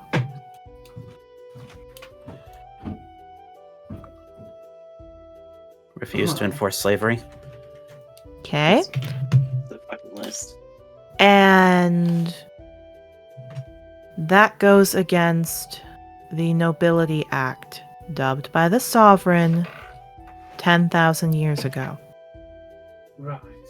and moved to Angador 8,000 years ago, Mm-hmm. which states that so long as the slave has not received life-threatening injuries, we cannot take nor detain said individual. And the noble in question, so long as they pay the fees and take them to the medical offices, we can't do anything. So if we go against that rule, great. We stop Nathaniel Starsong. We take the slaves. We put them where? What do we do with them? Do you want us to take them and use them for us? Who's going to pay for their schooling? Who's going to pay for their shelter, their housing? Who's going to pay for their legal fees to not become a slave? Which, remember, every slave has an amount of money that is bought by them, and then interest is added on to that if they have committed a crime. So who is going to pay for that? We could. Great. And then we have to deal with the other reserves. Mm-hmm. Do you want us to take the reserves out of the orphanages that we pay? Do you want us to take the money out of our own funds, which we then spend part of it to ensure that we are set and then set to the school? Do you want us to take it out of the school fund? How about we take it out of our fund, then we don't have the equipment we need. We do what we can. If we don't enforce the law, we have to pay a 20,000 gold fine for it. When was the last time the law changed? When was the last time the Sovereign decided something else? Or more specifically, when was the last time Alder came by? The process to get a law changed is first we have to bring it to the Agnes Temple. The Agnes High followers have to then approve of it. Then they send it to each head celestial depending on which region it is. But for us, it's even worse because we have to send it to Autumn. We can't do anything because we have a dragon. So we send it to people who aren't us because you all don't have to enforce the law. Look, I understand that it's not easy, but forgive us for just... I don't like that we're not being allowed to be frustrated. Every time we get frustrated over this, you guys start lecturing us like we're wrong for having feelings. We're not saying you can't be frustrated. You think none of us are? Oh, but the minute we start doing it, you walk over and start saying that we're being assholes. And we Because don't I don't understand like- the situation and the context. Because I don't like one of you called us an elitist club. Get over I don't it. care that, and I have to roll a wisdom for her. Mabel, you're on thin ice. He's not in a good mood today. That's why Shadow Leap's saying the fuck quiet right now, because she knows I if would she love says to something, it's not say- gonna work. I would love to say the green dragon comes up looking very unhappy. Regina puts an arm on the shoulder. Of course, none of you understand how this works. You're first year students. Okay. Yarrow's actually walking away at this point. Yeah, so is Learn- Shadow. She's Following done. Yarrow. You learn about this in year 3. Ma'am, I feel like we've learned about this throughout our entire fucking lives. I don't think Actually, Yarrow turns around and he pivots and he comes back. I don't think you've Shadow's realized still it, but especially with me talking with all of us, we've all been through various amounts of bullshit throughout our Did entire... I say you aren't supposed to be frustrated? Yes, you but you- can be frustrated. Yes, and we can't Which- verbalize it out loud amongst ourselves in public? That's all we're doing. We're not gonna make any kind of grand master plan yet. We're not doing that. But we should be able to at least allow a little bit of our frustrations out in the air. Amongst ourselves, amongst friends. On our territory. You're still on our guild ground. Holding my tongue. You know what? Same. If you want to lecture us about this, if you want to tell us the way that we're supposed to be acting, you want to tell us that we don't understand what's going on, he's going to go right up to her and look her directly in the eye. Oh. Why don't you first go to a town where you see your own people being beaten and abused and everything first? Then you can hide. Then you can have that morality. Because that is all I've seen since I've come out of Zorola's Grove. I did. Do you think I was born in Autumn Thicket?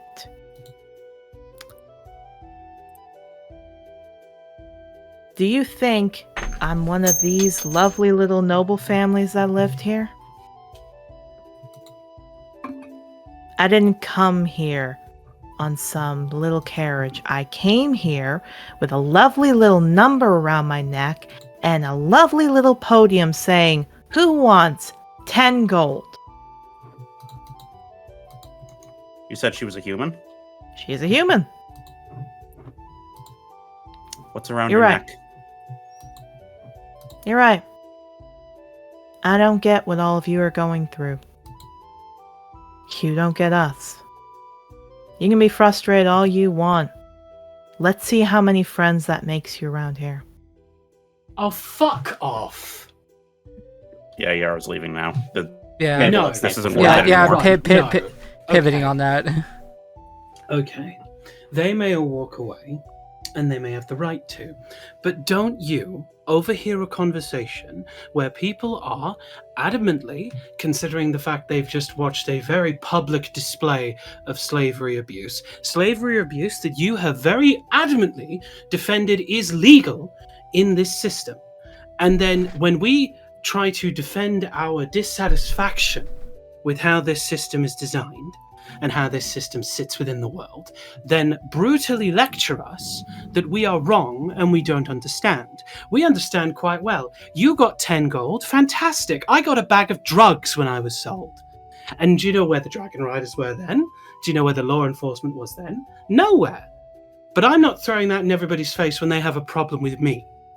So I understand that you deal with this on a daily basis. I understand that you deal with everything like this every day of your lives. I understand that you've seen what Yara has seen, but for the God's sake themselves, if you're having a problem with a bunch of, as you said, first-year students coming to terms with the world and understanding the nature of everything, and as per you've said, something we learn in third year, it is not your responsibility to then lecture us on our ignorance, only to say that our ignorance is understandable, only to then lecture us on our ignorance again. There's a thing called tact and a thing called subtlety, and I appreciate that you're annoyed because you've overheard me say in passing that it's an elitist club, and it definitely acts as such, because every time we seem to say, do, or suggest anything, we are shouted at, berated, and then lectured on our lack of information when we've not been told much of anything. So while I appreciate the statement you're trying to make, and I appreciate what you're saying to my friends, maybe tact and perspective is something you need right now, too. Good day. And she would walk off. Turns to a dragon. Go find Jocelyn now. And she walks off. Whatever.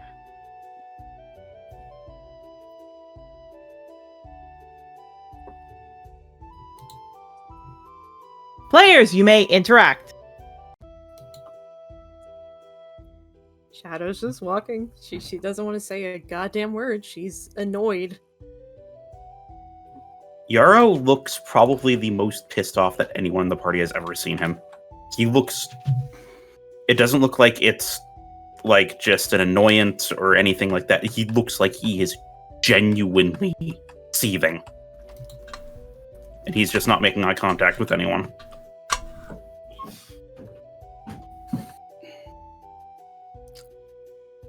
Gonna turn to Mabel. Just see how Mabel's doing. Mabel's full on dissociating.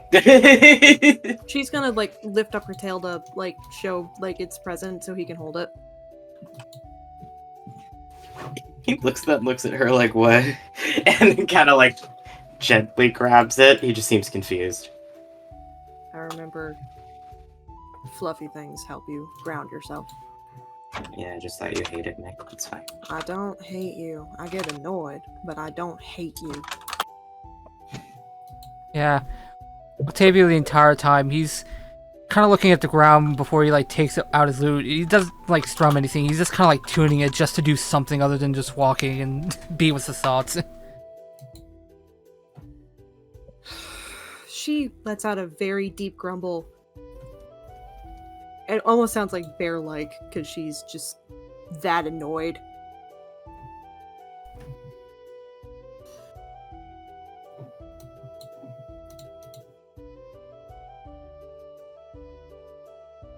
Anyway, we're probably gonna have to grovel or whatever.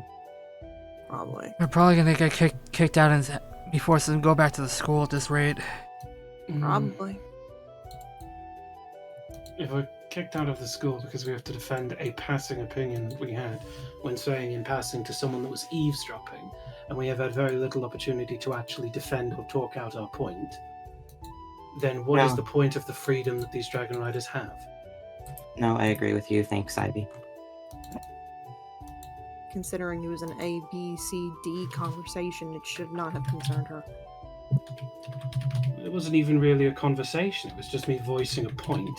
And then when we raised a counter-argument, it was simply devolving back into the you don't understand statement. And you're right, we don't understand, but that doesn't give them the right to lecture us on our lack of understanding and then demand us to understand. From above all of you, Bull is flying up. Ah, boy. And there's Yep. Jocelyn. Right on cue. Bull lands. Jocelyn hops off. She rubs her face.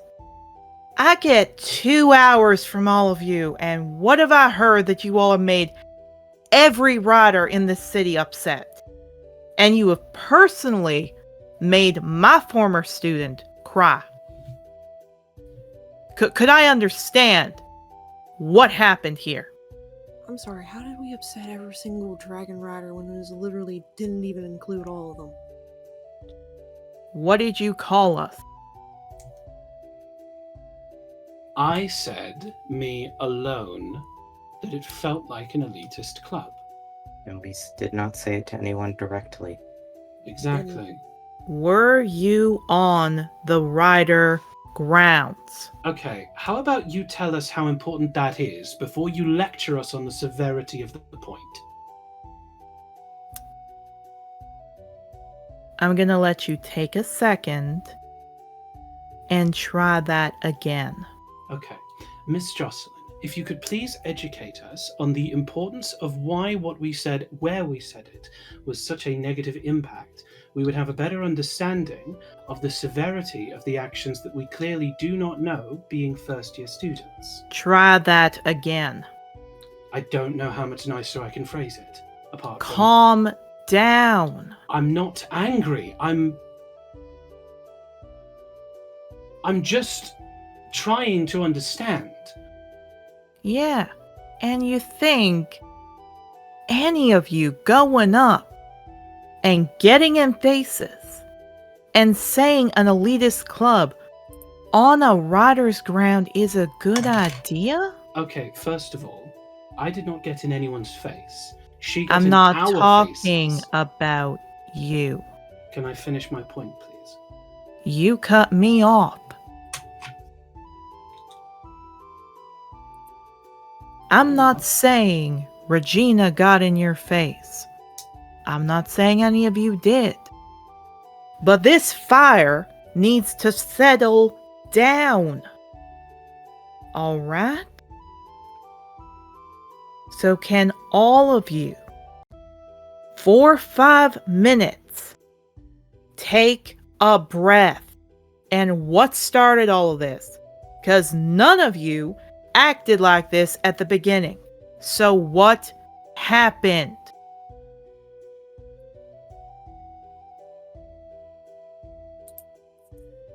Yarrow turns and he gives her probably the most hard and serious look he has ever given her in his life.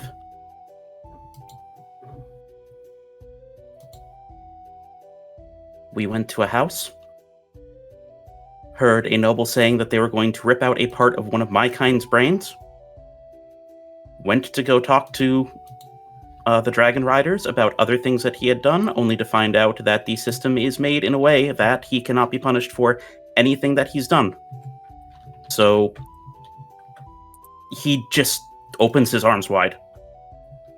Tell us how being a Dragon Rider is supposed to help us enforce justice if the laws that we are forced to follow just keep causing more injustice. And tell us why we're not supposed to say that that's bad. First off, who said none of you said you can say it's bad? Second off, I'm sorry you all saw that. Your student. We said it because the minute we said it's bad, we had someone walking up to us and getting mad at us. Did she get mad that you were saying it's bad? Or did she get mad that you called it a club on the soil of the guild? How good are you at holding your tongue right now, man? He's holding it. Okay. And from what I gathered from what my dragon heard, the captain told you exactly how to stop this. I can't do anything because I am a rider designated to Dracodale. They can't do anything because Nathaniel knows how to work the law. But I believe the captain said to go to the Golden Winds to have him buy out the area, correct? And that's what we were going off to do until the mayor decided to come over and make it about how we are students that don't understand how it works when I'm the one that has to see my people getting tortured here. Yarrow, calm down. Oh, He's a little DM dog has spoken. DM doggo. The DM dog be your frustration. Mabel lets geez. go of Shadow Leap to go walk over and kind of lean against Yarrow to try to comfort him. At least- Calm down. All right. I think I Fir- understand. Sorry. Literally, I had Regina upset here. Okay, so Regina understands this place sucks sometimes. You think I don't get it? You think I like seeing my students have collars around their necks? You think I like having to arrest Adagio and put her in jail? You think I like having to write up a report about what Clementine had to go through and I couldn't do anything until the father hit her outside of his house? None of us like it. What Regina was trying to explain is you guys are first-year students. You're not supposed to be going on these missions. You're not supposed to be out doing these things. You're not supposed to be seeing any of this because you guys don't have any authority. I'm not supposed to leave you all alone. I'm supposed to watch you. I leave you all alone because by Dracodale law, if I see you making money, I can't let you keep it. So I go away so you can all go to the job board to get it. Is it bending the rule? Yeah. Am I doing it in a way that technically follows the rules? Yes. That is what we do. We put in our applications to get laws changed. We talk. We see our comrades die on the battlefield. We see friends of ours who are Pakoras, New Ages, get beat by some ancient era, and we go beat them back, and we pay the fine, and we do the time. You can't change things all in a day. You all, however, being first-year students who are not tied in by some of these laws, can change it. So, you want to know what you can do? Look, Cigarro. Join the New Age Council. Go to different cities. Oppose certain laws. Fight for those rights. When you're a rider, put your money into what you want to support. The captain puts his money into the orphanages, so they aren't run by Sovereign's Keep, and they're run by our own independent systems. Regina puts it into the farming. In fact, put her next 2 months' stuff into giving the families who need to be revived into it. If you all want to talk and get mad, no one's stopping you. No one is stopping you from talking and getting mad, and I'm sorry if it felt that way. But you all need to remember where to talk. Go to a bar, talk it out. Go to a tavern, close the door, vent it out. Go into the woods. You talked on the Riders Guild. That's the one place we don't have to worry about remembering that we're going to outlive our family. We don't have to be sent off to war to kill people. We don't have to run into a situation to save our lives. You're right. Some Riders treat it as an elite club. That's fine. Maybe save it next time for a different area. Right, okay. And more importantly, yeah, I'm hurt hearing that. So would any rider. When we give everything to be what we can, through dragons we protect, and we give everything. Our family, our lives, anything we can to defend. You're right to be angry. Not saying you don't. Tone it down next time. Are we clear? I would like to make a point that I didn't say that in anger. I said it in passing. And then when we was lectured on we didn't know any better because we was first year students, we then tried to challenge the idea, only for us to then be lectured that we don't know how the world works, and we should. Okay. I want you to repeat what you just said after somebody told you something, what you did. I don't think we're going to end up agreeing with you no matter how much we go back and forth on this. And I'm not saying you have to. You all are students. You don't know the dragon riding word because you came to this school to learn. Now, did Regina hold herself perfect? No, and I'm talking to her too. First off, I wanted to figure out why you had Regina and at least 3 others upset with you.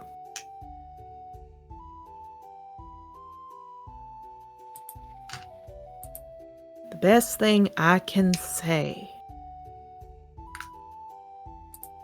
is right. Regina didn't say, y'all don't know the world. You don't know the world of dragon riding. I don't know the world of New Age. I'm never going to understand it. And again, Yarrow, you have right to be upset by that. Never said you didn't. And you all can be mad, and you can get upset. And what I'll tell you is if you want to, Zarola's Grove, the Hunters, is up there. Head north, go to a clearing, get your anger out there. Alright? Next time, just pick time and place. Yeah, you were talking out loud, and that's fair. Sometimes people don't like hearing that. Riders don't like hearing we're elitists. And again, you'll learn that when you're older. Your first year in school. Who is expecting you to know any of that? And yes, we'll lecture you. Sometime you won't get that, and you'll be grown up in the dragon riding world. And you'll learn what laws you can challenge and which ones you won't. You'll learn what laws you can fix and what you can't. But you're 2nd week into this. You've had more weird stuff happen to you than I've had in my year. So can we all take a breath? Alright? Okay. And I know you're probably gonna get mad and you're gonna get upset and do anything else, and I can't stop that. But I at least wanted to calm down and say you're allowed to be angered. You're allowed to be upset. Pick the place next time to be upset. And if you want to make a change with whoever it was you saw, you really think getting angry and snipping at riders who are doing the best they can to do this is the way to go about it? We didn't snip at riders. I'm making a comment. I didn't say Ivy snipped at this person. I'm making a general comment. Right, okay. I don't know what y'all have been through today, but just take a moment. Yeah, she's gonna go to Bull. Come on, we're gonna go talk to Regina. Yeah, pats his shoulders. Just take time to calm down. And flies off in the direction of Regina. Players, you may talk. I'm gonna get some juice. Juice. Juice.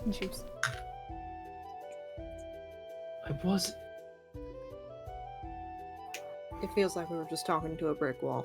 It feels like I was talking to somebody who was hearing what I was saying, but lecturing me anyway. And I only got angry when she started throwing everything she went through in our faces as a means of defending herself when we tried to counter a point. It just... all this from just a passing comment. And I wonder why I made the comment to begin with. But that's fine.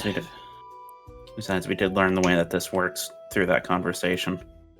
Yeah. The sovereign makes a rule and everyone has to follow it, and he's never going to change his mind about anything. Why should he? That, and also bottle it up till eventually you're in an appropriate place to vent. And God forbid anybody hear you on the street. I think I understand to a degree why she is upset. It's because we were in the guild area and no one wants to be offended at that. Even then, we weren't talking to anyone in particular. I'm sorry, if they didn't want people throwing horrible passive-aggressive comments around, they should probably check their school. She turns to Mabel. You okay? Mabel has his scarf up over his mouth. He's very zoned out. He kind of turns back around. Oh. What? She goes over and hands you her tail again. Come on. Yeah, if you get close enough to him, you realize he's been crying. Oh, hey, it's okay. It's okay.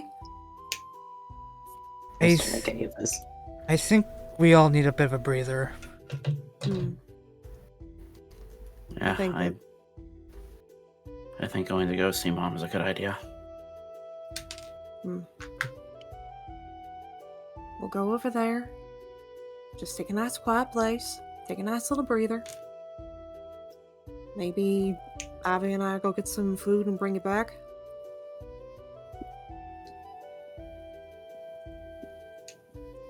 If that'll help anyone.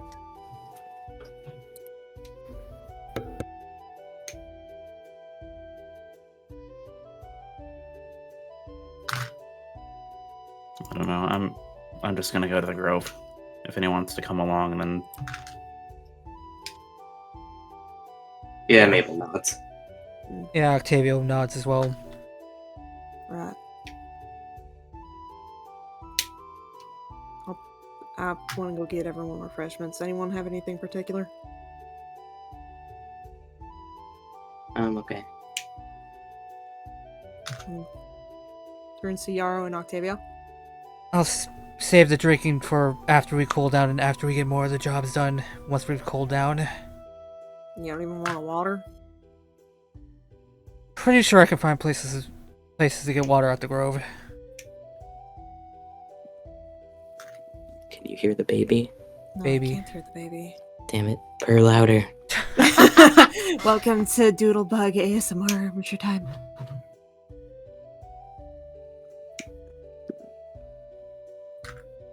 Damn it, Fig. Be louder. she's not gonna listen to you. She never does. Exactly. It's okay. Why would you listen? You're Also, a cat. completely unrelated. My mom is making DoubleTree cookies, and they smell really good. And I want to go get them right now. I want to get the oatmeal, walnut, and chocolate chip cookie. Cookie. Boogie. Cookie. My mom makes these every year for Christmas. For Crimble. Crumble. Grim. Okay, you can't tell me Mabel's not the one saying, Merry Christmas is Christmas. Merry Christmas. Maple would if he didn't have problems with Christmas as a concept. Mabel God. feels like the kind of character who would Alright, say I'm Happy back. Hanukkah on Christmas Day. Mabel fucking hates Christmas for specific reasons, but All right, everybody. From what I hear, we're gonna go on break, and we'll be going to the Grove after. So, Yeah. see you all in 15 minutes. See you back here at 5:15. baby. And now for the ad break. Meanwhile, in the Malachi Temple. And here we go! Did it work? I believe it did. I don't understand. These books told me that this should have worked. Unless they'll never wake up. Oh, Wilfred. Cocker. Wilfred, I am so sorry. I'll give you some time. The Trothar Chronicles will be back after these messages. Do you like the finer things in life? Are you of noble descent, or possibly even interested in rising up into the noble culture? Do you come from Sovereign's Keep or another distinguished land? Then come visit the Porcelain Peacock Tea House, where you can let all your worries seep away. Come for our wonderful lunch menu as you enjoy your afternoon tea. With the freshest of brews and the most plentiful of varieties, the Porcelain Peacock Tea House will take care of all of your desires and needs. Reservations can take up to 2 weeks to process, and time slots are limited, as many students love our beloved, award-winning recipes and environment.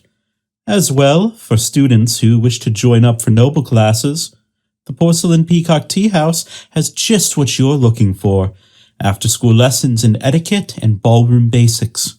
Learn how to waltz, manage currency, proper etiquette at dining tables, and much more.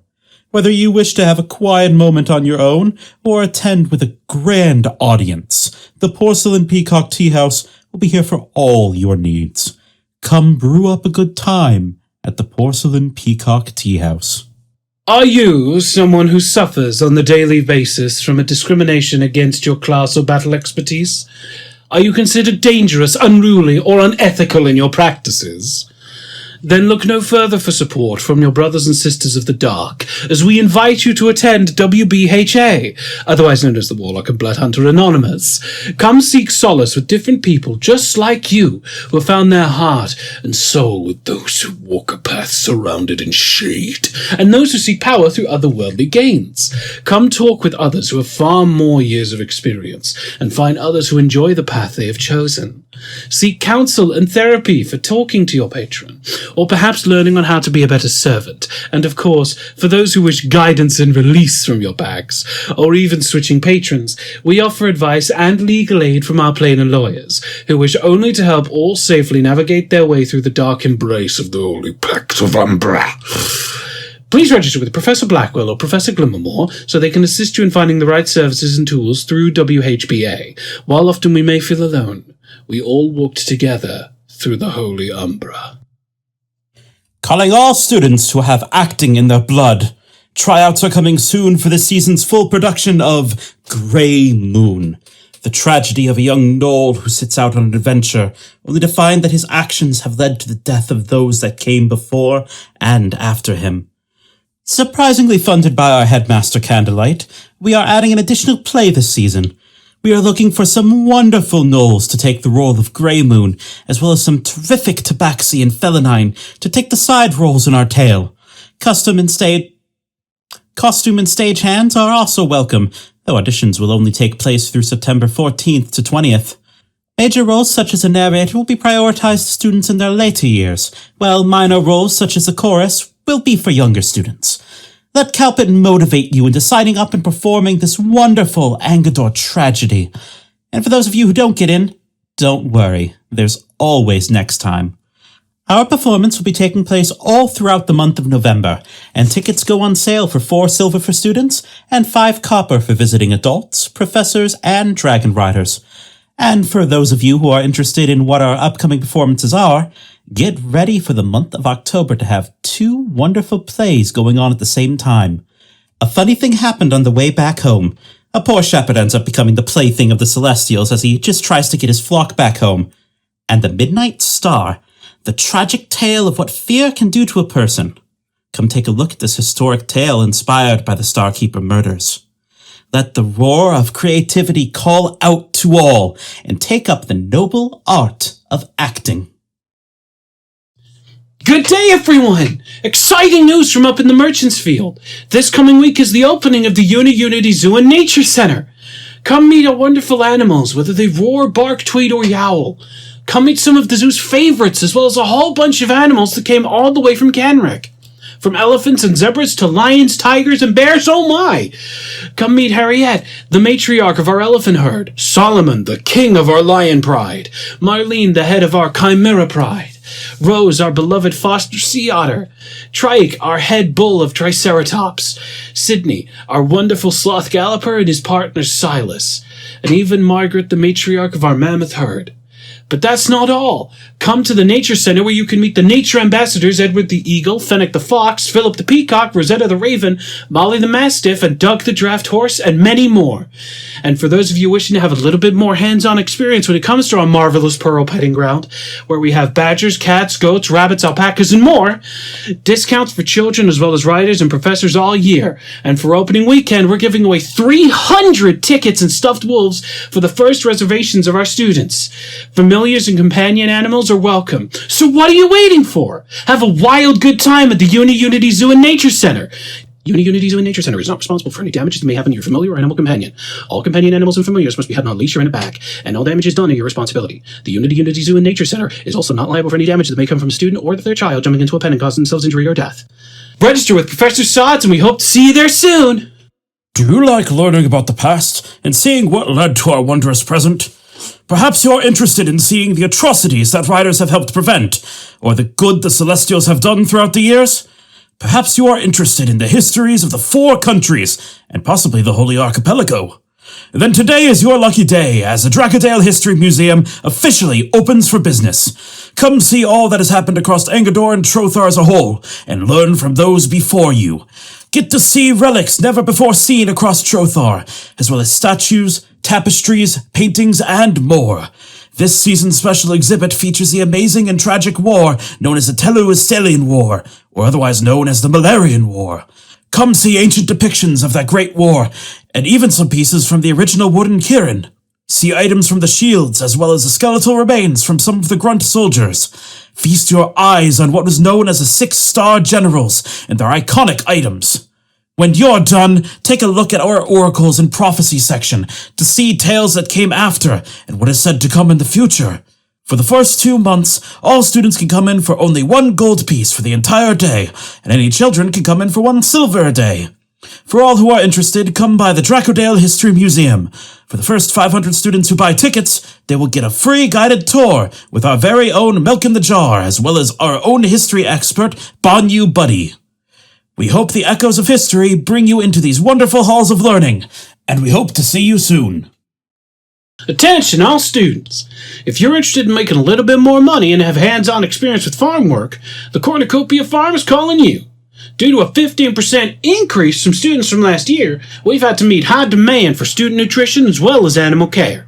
Due to this, Cornucopia Farm is offering anybody who wishes to come and help out a 10% discount on all fresh foods they could want, as well as 6 lucky students a letter of recommendation to get to the Agricultural Awareness Scholarship. Said scholarship grants 4,000 gold off your next year of schooling, which can be applied to dorms, tuition, books, and more. Come help out with our voluptuous vegetables, our fantastic fruits, our bountiful beasts, and our scrumptious little spices. Students who join will also get a one-on-one hands-on experience that will allow them to use the Cornucopia Farm both for reference for future jobs as well as for bank loans and starting their own farms. Spots are limited, so please sign up with Talbot at the Sardonyx Hall of Bounty. Good luck to all who join, and remember, through dragons, we protect. Back in the Malachi Temple. Cecilia, my sweet wife, I never wanted to hurt you. I remember the day we married. Oh, how your wings glowed that day. How did it become this?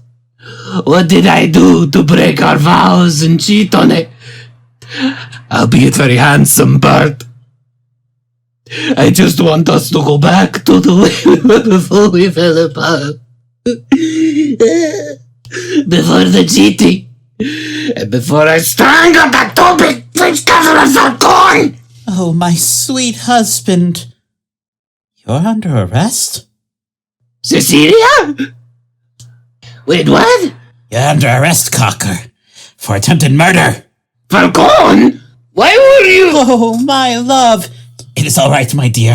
He cannot hurt you anymore. Doctor, what is happening? Justice, you criminal. Why do you have a rider badge? You're a bird! We are all birds! And this one just got caged. What in the fuck is happening?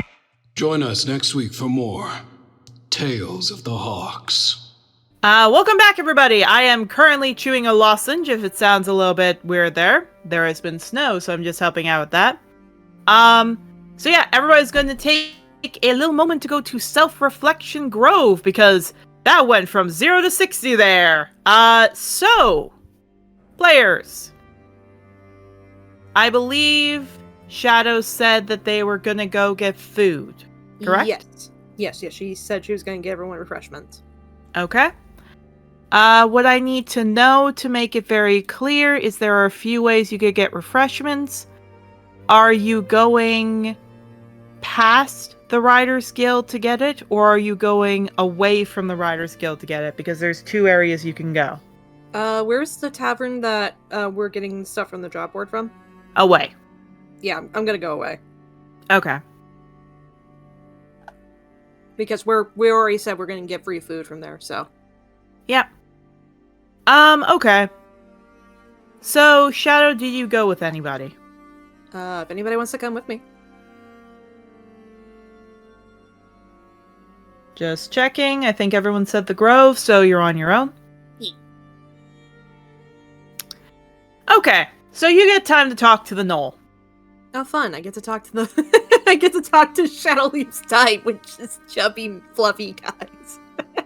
Aye, which I don't think you know his name yet. I don't. I need to conversation with him more. I need to conversate more. You need to conversation with him more. Yes, I do. Yes, I do. This is I need to conversation with him more. Yeah, Gotta riz him up. So, you go. Yes. He's there, he looks up, he chuckles. Ha! The strangers of the hour from what I'm hearing from the guilds. Yeah, I'm guessing news is traveling around fast about that. Oh, yeah. Bold to say it in this town, I'll say that. Nah, fair. Mind telling me why it went from a spark to an explosion? To be quite honest with you, I don't quite understand how we got there. Alright, well. I don't really know what happened, so why don't you tell me? And he kind of pushes a drink to you. You got time. Alright, I will, but I want something in exchange. Okay. Your name. Oh, that's easy. Tumbleweed. Oh, that's a nice name. Fair. Now, what started all this anyway? So we went to the job board for Yeah, I saw. I've been giving them to you. no, like the virginity job in particular. Oh, Star Song. Right, him. Yeah. And he Kaz a openly... jerk. Oh, yeah. He openly confessed to signing someone up for death, pretty much. How long ago? 8 years, apparently. Oh, yeah, that evidence is out the window now. I'm guessing it's just been gone because of the date. Well, yeah. Riders do work to look for things for 7 years, and if they can't find anything, they have to stop. But I wouldn't think that's what caused y'all to... No. It's what led up to the event. Alright, what was it? We then went to the guild for a few minutes just to report the incident. Okay. Only for the captain to then say there was nothing much we can do, but then advised us to find the loopholes and go that way. My compatriot Ivy took a bit of offense to that. Because he's saying to do what he can't? More in the sense of she comes from a seedy underground. If she wanted to work around the law, she would have gone back to that. So you want them to go arrest him and throw him in jail? More or less, yes. Okay. Pays bail. Then what? That's fair. He'll always find a way out. Yeah, but let me ask you this. from what I heard from what Regina was getting upset about. Trust me, she came in all upset, frustrated, cry, all that stuff. Jocelyn looked furious. Let me ask you this.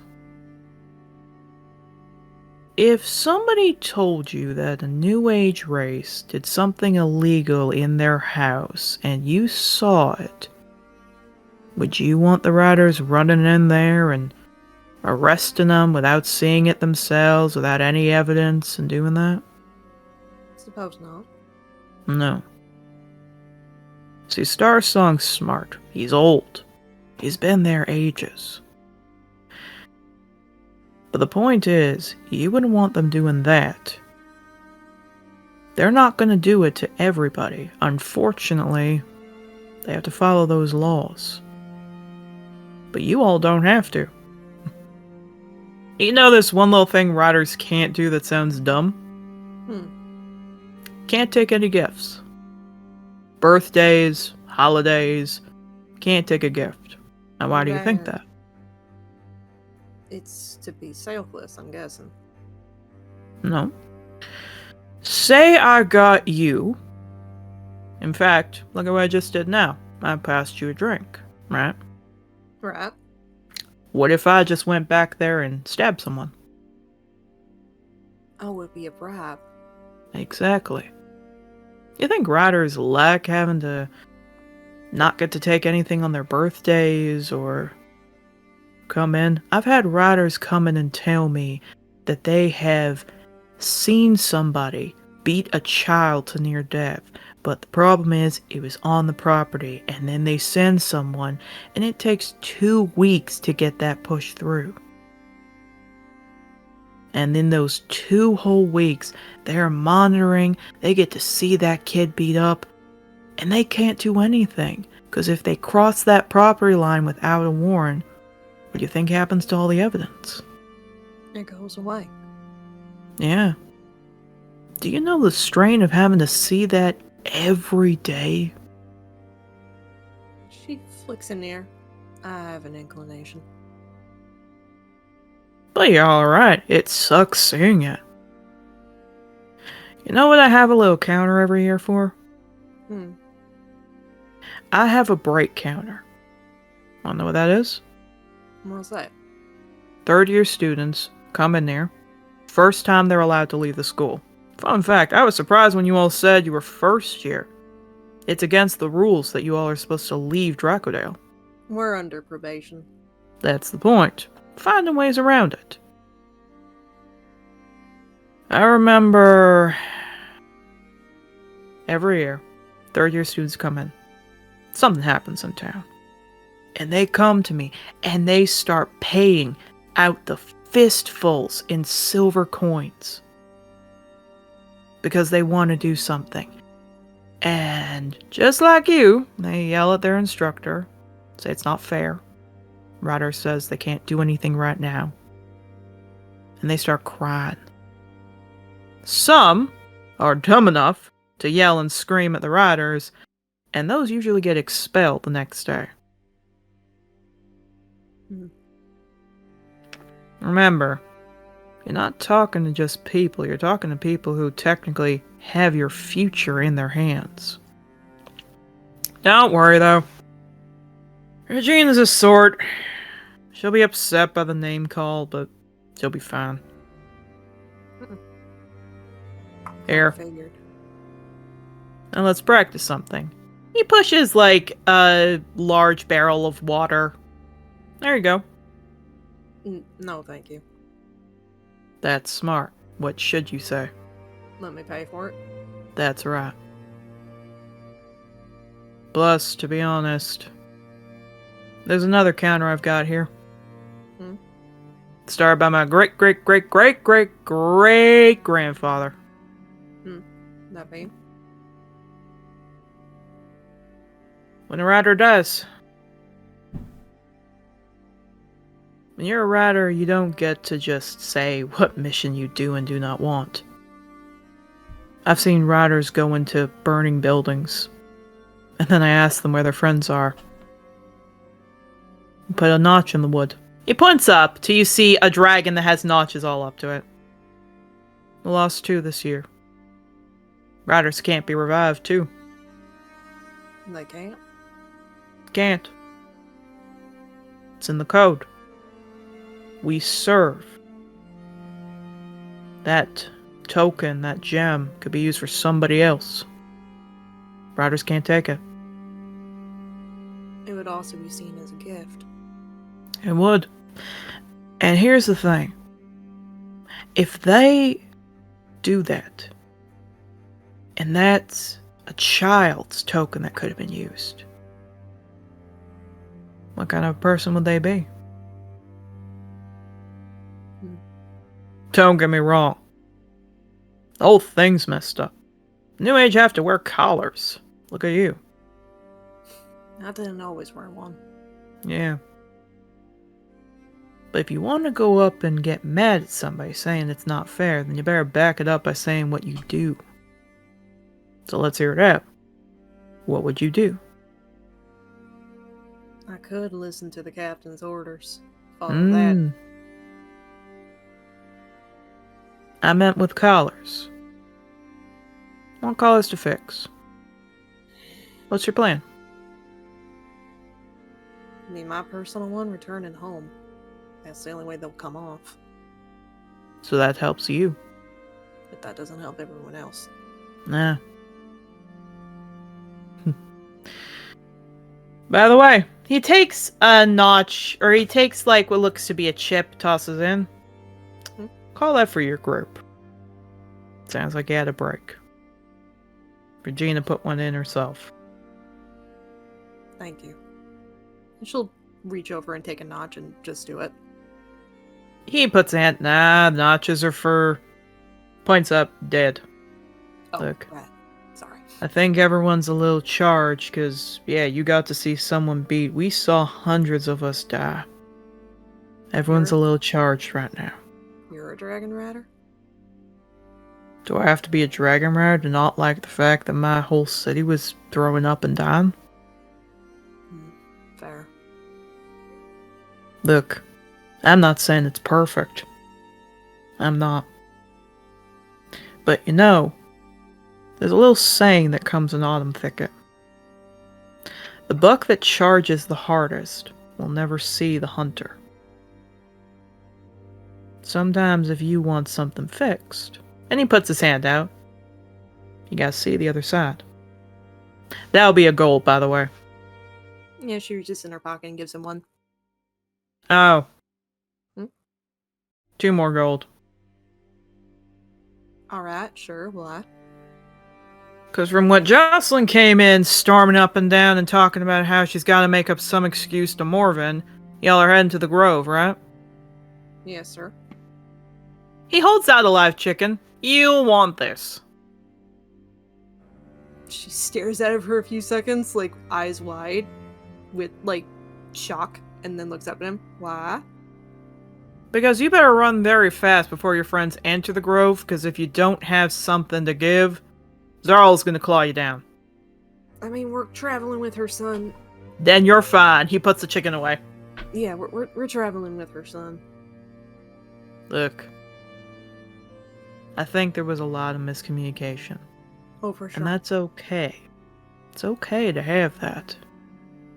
But it sounds like you guys are young Hotbloods that needs a little reminder to cool down. Plus, remember, riders don't really know to move fast. Would you? They live for 1,500 years. To them, a month is a blink of an eye. I've seen riders come in, generations go by, and they don't realize it. A kid they saved when they were starting out, they don't realize is an elder by the time they got fully in. I've seen riders go to ceremonies of children that they helped raise and grow up. I think Regina was a little charged. Not fair on her. But let me tell you this. I don't think you guys will get expelled. Next time, maybe don't yell at a mayor and the head of one of the rider groups. He gives a wink, alright? Right. Pick your battles. By the way, for that Star song, I don't know what the captain told you, but there's only one family that could buy them out. He pretty much said to go to that family. That's right.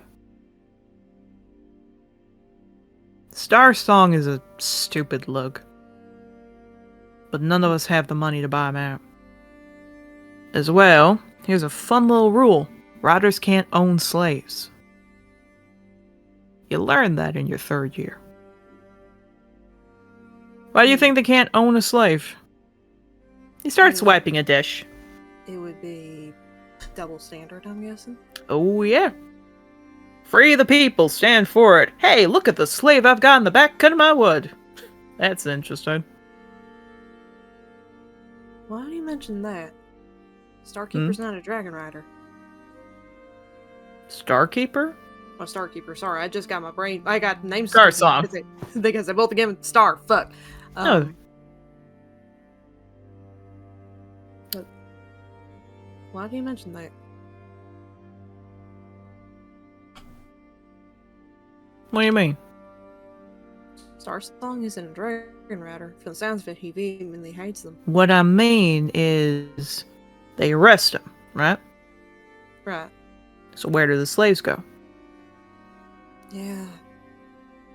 One option, they get sent to the Riders Guild. And where do you think they can hold them? Can't take them home. Where would they hold him? They'd held the slaves in jail cells. Do you think that's a fun experience for a kid that just ended up being a slave to be sent there? No. Second off, a slave is the property. That's by law. So, not good where they are right now, but where do you think they go if Star Song is gone? They'd be sold off again. Mm-hmm. Families, mothers, sons, fathers. It's not good what's happening to them. But it's a gamble. Maybe they get sent off somewhere great. More likely, get sold off somewhere bad. I mean, I think a good example is Thornton. He's another guy here. He's a wool farmer, right? Right. And he's got a bunch of sheep pecora on his property, right? Right. You can buy out all his slaves. What is he going to do? Buy more. Buy more. And then you buy him out again. And he'll buy more. And then you buy him out again. And he'll buy more. Try to stop the law. Well, that you need the sovereign. And yeah, he makes all the laws. But if there's enough pressure from him, by people following the legal system, things change. I mean, heck, Angador Island didn't used to be an independent nation. But we followed the rules, we followed our time, we took a breath, and now look at us. We still have to follow the laws. But this place is freer than a lot of places. We forget that we have that privilege, however. We forget about the places beyond. That's just a problem being on Angador.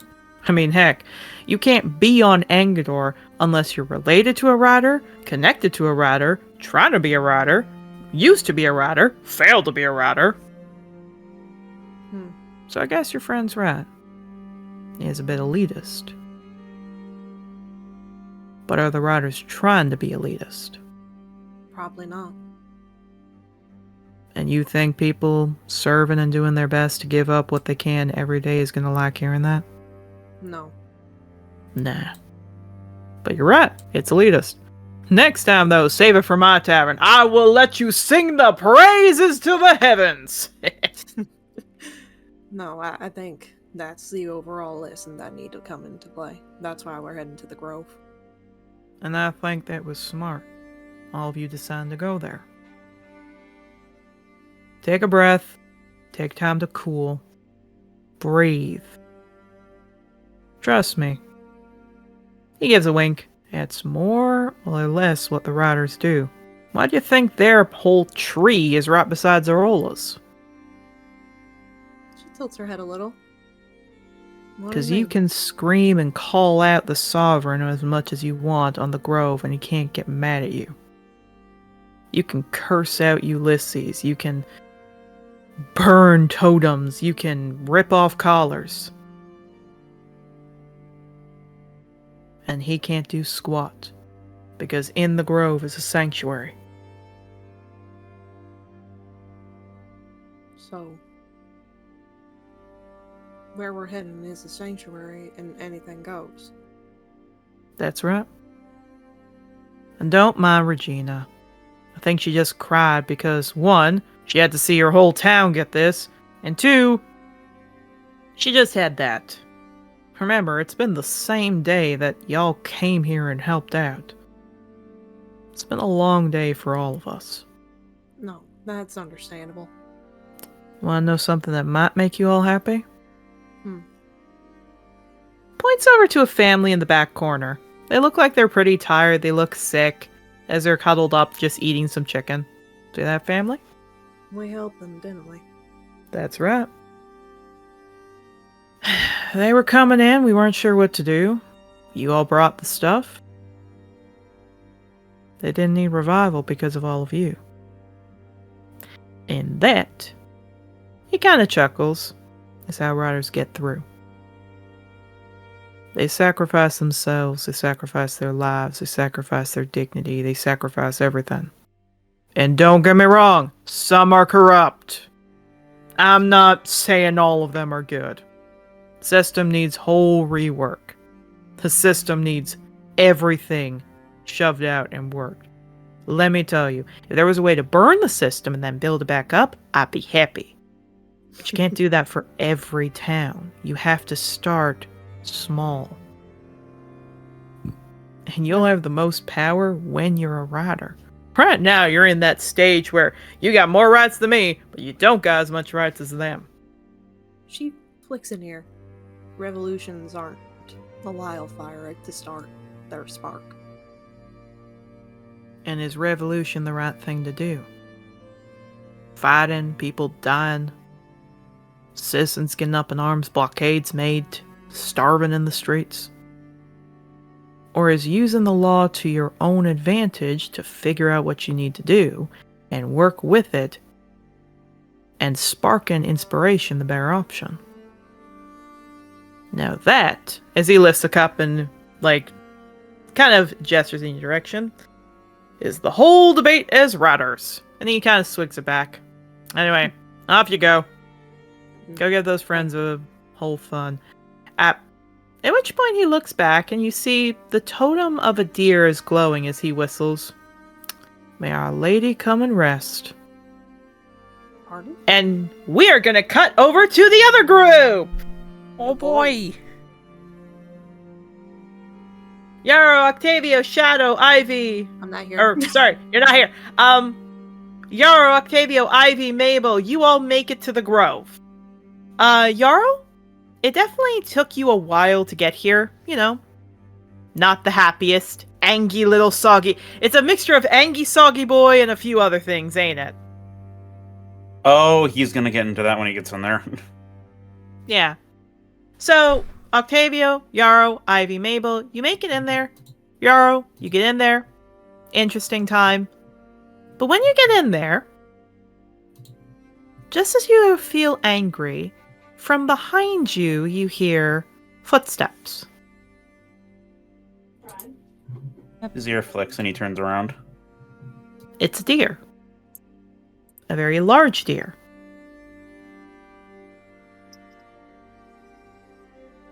This is just me saying it instinctively. Do not trust. For audience information, the main villain in the other campaign we were all in is a deer, a very big deer. Instinctively, do not trust. There's never been a good deer. Except In for fact, me, I am a good deer. This is gonna be worse. It is a white-tailed deer coming up to you. Erica, why? I am the only good deer. Oh no. Yeah. This large deer walks up. Bitch. Fuck you! I am the only good deer! Yeah. Walks, looks to you. Brother?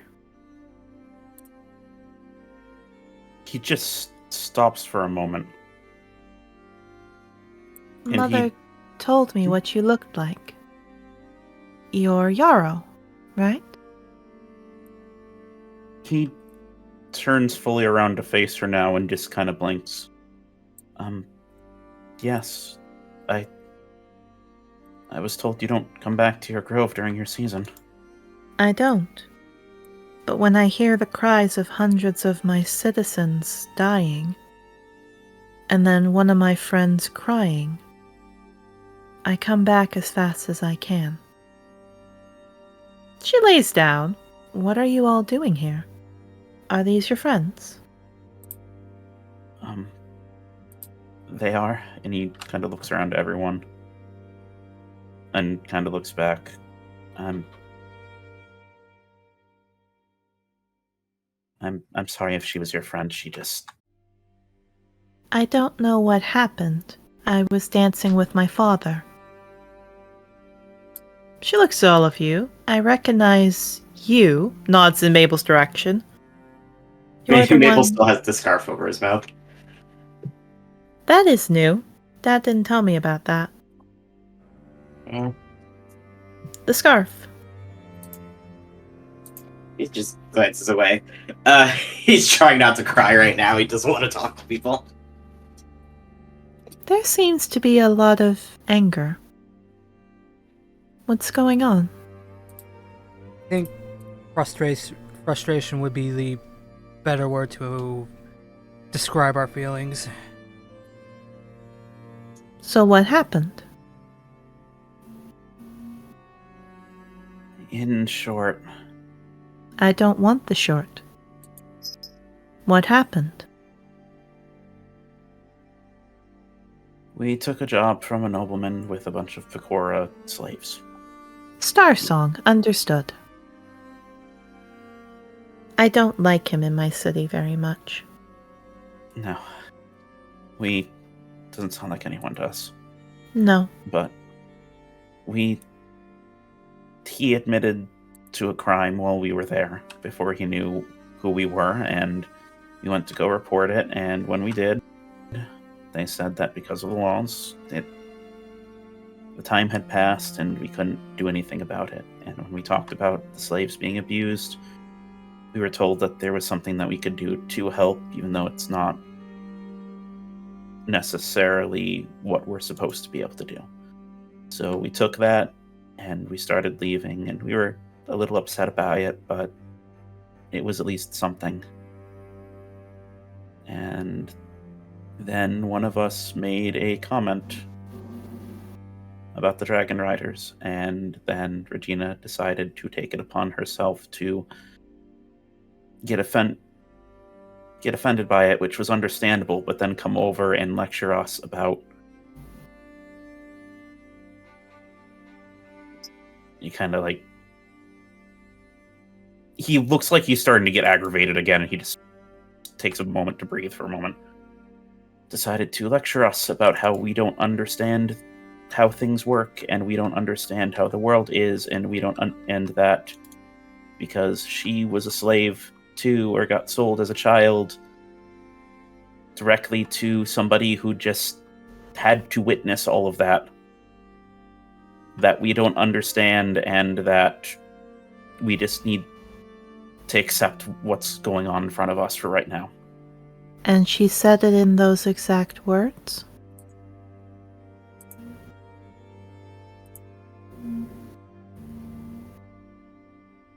No. But that we don't understand, and that we can't fix the things that we want to fix. And that's where the frustration is kind of just the general overwhelming feeling we all have right now. And when we expressed how angry that response was making us, and how angry how much we have already heard that from other people of authority, and that we don't need to hear it more, she decided to keep going. Who decides who hears and what does not?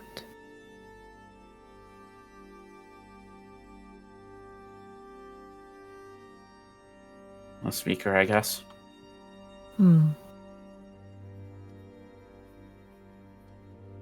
How much do you know about my city of Autumn Thicket?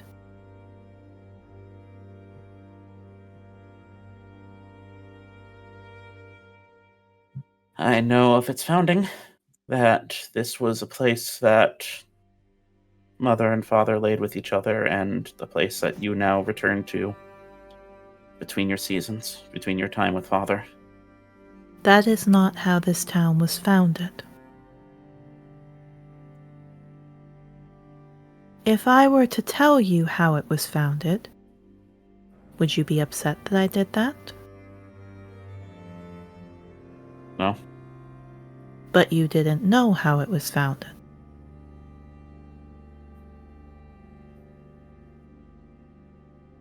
Do you know how it was founded then?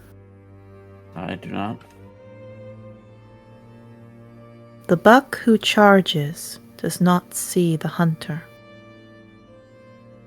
I am amazed all of you still are here, considering talk to the Grand Harvest Master like that normally would lead to an expulsion of the city.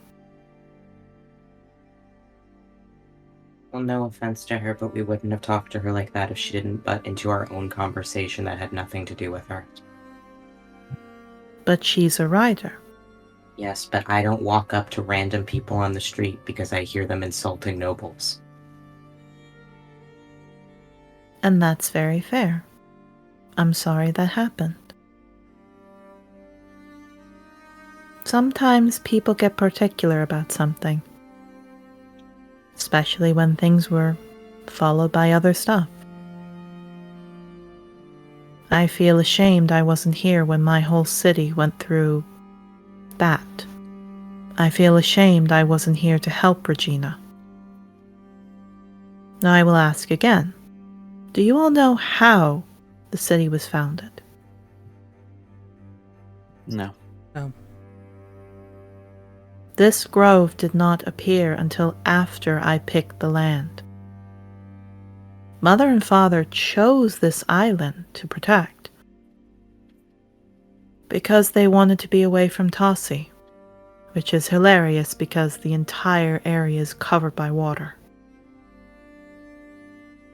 Alder fought for this land, and he sacrificed much in order to get it. And we, my sister and I, we chose different areas that we wanted. When my followers came with me, I told them that only one person may lead, but I would not pick it, that in 10 years I would come back and pick. The person who dealt the least damage to the land was the leader, the Grand Harvest Master. A long story short, the Grand Harvest Master is in charge of not only the harvest, but protecting the town, keeping them fed, talking with everyone, and sometimes sacrificing what they need to defend it. I only give the award to the Harvest Master to someone who has worked hard for it. Perhaps Regina felt she wasn't doing enough when she let this happen, and she got upset when she heard that. Perhaps she let it get out of control. What was said? Literally all Ivy said was that it felt like Dragon Riders were an elitist club.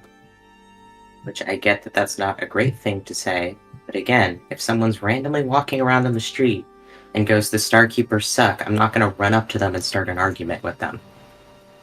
And you are very connected to the Starkeepers? Yes, I like my parents. But do you like all Starkeepers? You're not going to get me to agree with you by arguing this point. I'm making an offhanded remark. Sure, let's go with the group I'm more connected to. If someone says "fuck Valdis" in the middle of the street, I'm not going to run up and go arguing with them. I was simply asking a question. I wasn't trying to get you to agree with me. He just sighs. Sorry. Admittedly, I'm very keyed up. It feels like nobody cares that we got upset, but everybody cares that Regina got upset. I didn't say I didn't care about any of you getting upset. I just saw one of my best friends crying, and I wanted to come. Yes. Oh, no, go ahead. I don't know the situation. You all are the buck charging into the woods without looking. No, we're not. We were talking amongst ourselves and someone else butted in. If anyone was the aggressor, it was her. I mean right now. I don't know the situation, and I am trying to ask what's happening. I'm not saying anyone's right. I'm not saying anyone's wrong. I just want to know what happened. So yes, it's not good that Regina butted in. Maybe it would be good to do it elsewhere, but I understand. Regina can sometimes have a bit of a hothead. Were you told that no one cared about you being upset? It certainly felt that way. Where now everyone's mad at us that we made Regina cry, but then she shouldn't have butted in on a conversation that wasn't hers to begin with. She decided to take action to something that she was not directly involved in, and we feel like we're taking the blame for what she has done. Yeah. And that's very fair. I guess it's different with everyone. I try to be calm, but if someone told me that my father sucked, I can tell you they'd be a wheat in a field close to a scythe, or a ear of corn on a bud. I just don't like being told that I can't talk about things in certain places. I don't like feeling monitored like that. I guess it is a thing of... I'm sorry it sounded that way first, but... Which one of you is Ivy? Looking over to Ivy. Yeah, looks at her. Ivy's just sitting there in the back like, oh, it's me, oh, me. Kind of like... I'm that bitch. Got that bitch First in me. off, I am in fact that bitch. First off, I'm sorry Regina came in.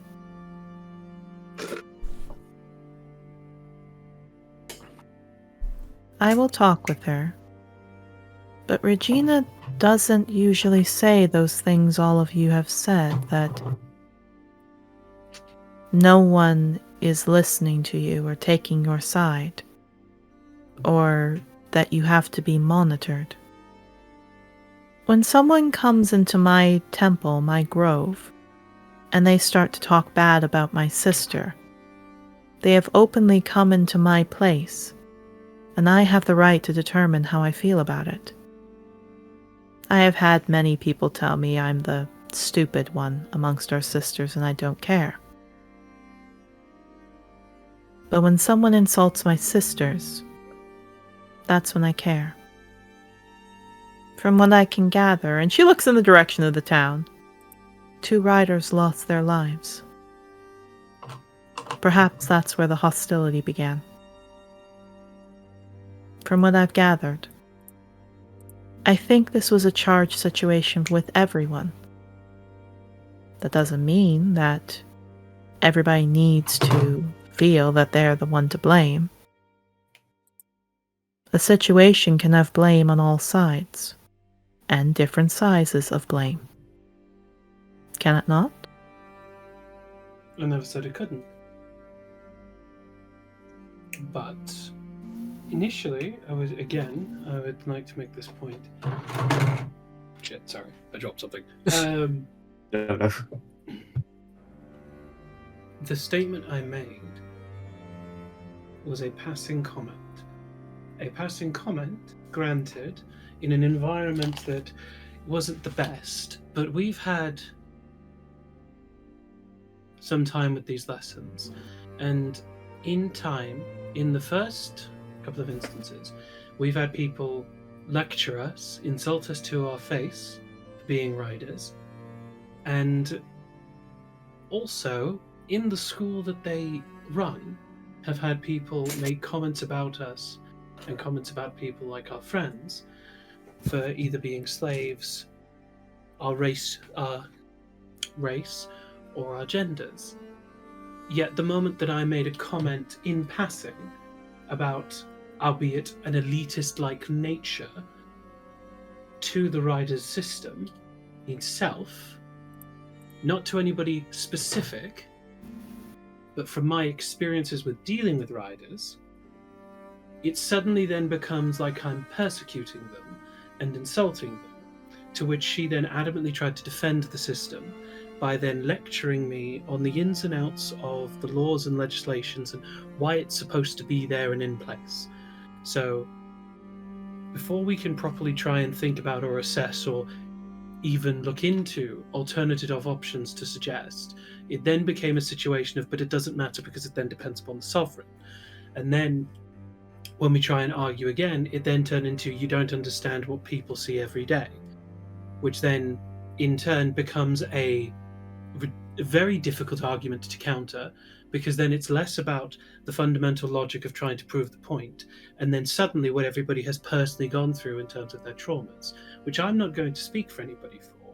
But when somebody turns to me and says they don't know what it's like to be a rider because I was sold as a child for a bag of coins when I was sold as a bag of drugs, it becomes a bit of a moot point to try and argue that to me. So I lost my cool, and I will apologize for that. And did you talk the entire conversation like that? I tried to, but then I kept getting interrupted or stopped and lectured on the legislative nature of how the rules in society works. And what rule is one that you heard that you didn't like? Well, first of all, that the fact that the rider-based system fundamentally works on a region basis with no overall superseding oversight of a group of individual riders that could possibly go into different regions or investigate situations that could extend across multiple regions, or the fact that high-ranking nobility with high intended profits and actual territories to their name can be free of certain impeachment or legislations because the certain event happened on land that they owned. So how do you fix it? Well, you could fundamentally establish an entire subsect of riders that are there to investigate or look into claims or points made against certain riders or certain cases that could go across multiple different regions. And how do you determine those riders? If I may interject. I apologize for interrupting. It's okay. I think kind of a better point with this is that I don't think we need to have a solution to the system to express frustration with it in passing. I think we should be allowed to do that without having a rider run in and explain to us that we do not know what's going on. And that is very fair. It also would be pointed to make that we don't need to have all the answers in a question to prove a point where the argument was built upon a passing statement someone made. Because if that was the case, we could have done that with every single person that's made a passing comment about our race, genders, or positions as riders, or rider students. But with us, it seems something we have to do to adamantly try and defend our points. I want to say something, but looks to Mabel, I don't want you all getting upset. Because while I know you all say that you're not charging in, I'm afraid of saying it because I don't want you all getting upset. Shadow, you are back in at this point? I mean, I'm here? Shadow's Yep. here. Shadow, you can come in. And Mabel just shakes his head. I mean, you can say it. I'm just telling you I'm probably going to disagree with you. It's the problem of, I feel like this is just going in a loop where I think all we kind of need to hear is that we were valid for feeling the way we were. And, like, I don't think the point is exactly who's the aggressor. It's that we were talking to ourselves and someone butted in and started a whole conversation, and now we're being told we're in the wrong. And you're interpreting that phrase as the aggressor when that's not the... She looks up. Shadow? I can come back at a different time if we're still having this conversation. No. Looks down. Is she a friend of yours, Yarrow? Yes. You all are interpreting a raging buck as an aggressor. That's not the phrase. The charging buck does not see the hunter means one who is determined to speak his voice will not see other sides if he does not listen. That is what the phrase means. The issue more of why we've been getting upset with it and frustrated with this, and why this feels like it's been a cyclical conversation with everybody that we've talked to about it, is because we completely understand her feelings. We understand her frustrations with it. We understand why she would be upset by that. And we're not begrudging her being upset at that. Did you tell her that? Did she give us a chance to tell her that? That's more the issue. Is that we are being held responsible for the actions that we do because of the way that we feel about the things that are going ahead of us, when we are being constantly faced with it and having it brought into our face by people who are also supposed to have that same responsibility and are ignoring it. But I never said you had to hold yourselves responsible. Everyone that we talk to has been acting as if we have. But have they said it? They have acted like it. They've never directly said it. I think the point is more that we feel that way. And that is fair. Maybe if you said it that way, it will be heard then. In autumn, it's not a time to be aggressive and blazing like my sister, or prancing about like my eldest sister. Me and Snow understand that it's time to sit, and it's time to listen. I don't know any of you. Admittedly, as you said, young half-dragon, anything you say of Regina, part of me does not want to believe, or does not want to hear of that aggression, for I have seen with her every day, and been with her. But that doesn't mean I'm not going to hear all of you out. I feel anger at what you all say, but raising my voice, cutting off another person, stepping in and saying nothing will change, it does not help the situation, but the frustration can still be there. I guess in the way that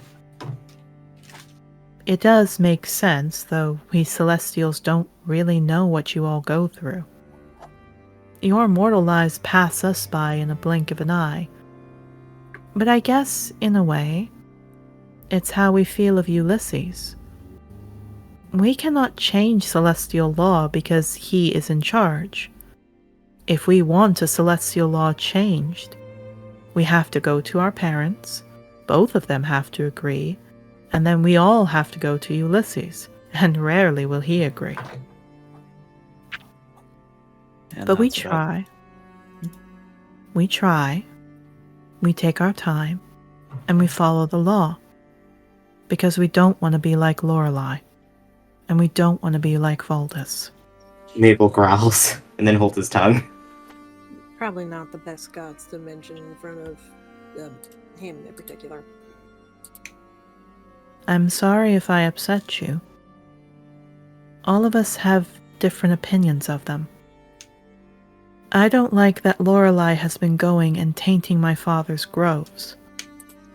But I still let her come by here. I don't like that because of Valdis's war, we had to get split apart from our sisters and dragged off on either side.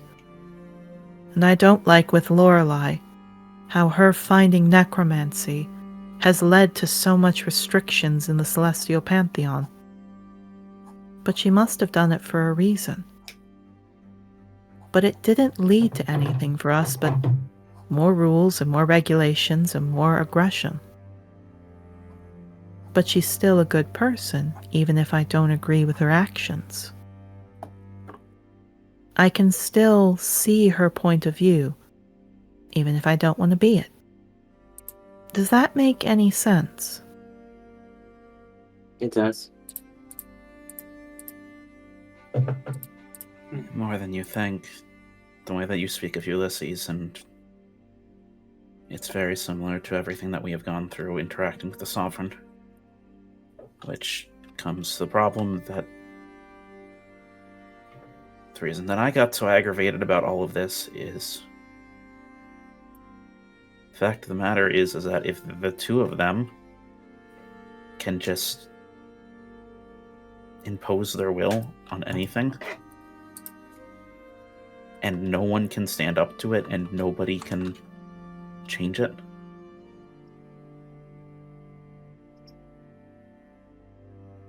then suffering's not going to end for anyone.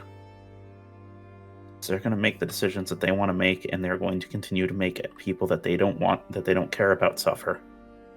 And no matter how many little things you do about it, then nothing's going to change. And that is what Regina told you? That is what my life has told me. So because of every experience you have felt, you don't think there's another way? I have lived longer than you. I was there the day that Ulysses told me my sisters and I could not be awake at the same time. That my father had to disappear into the Feywild to keep balance. I was there the day that my stepmother, after being tainted by Tassi, that eventually led to Avon. Not Avon, Avon. Digimon, digital monsters. No.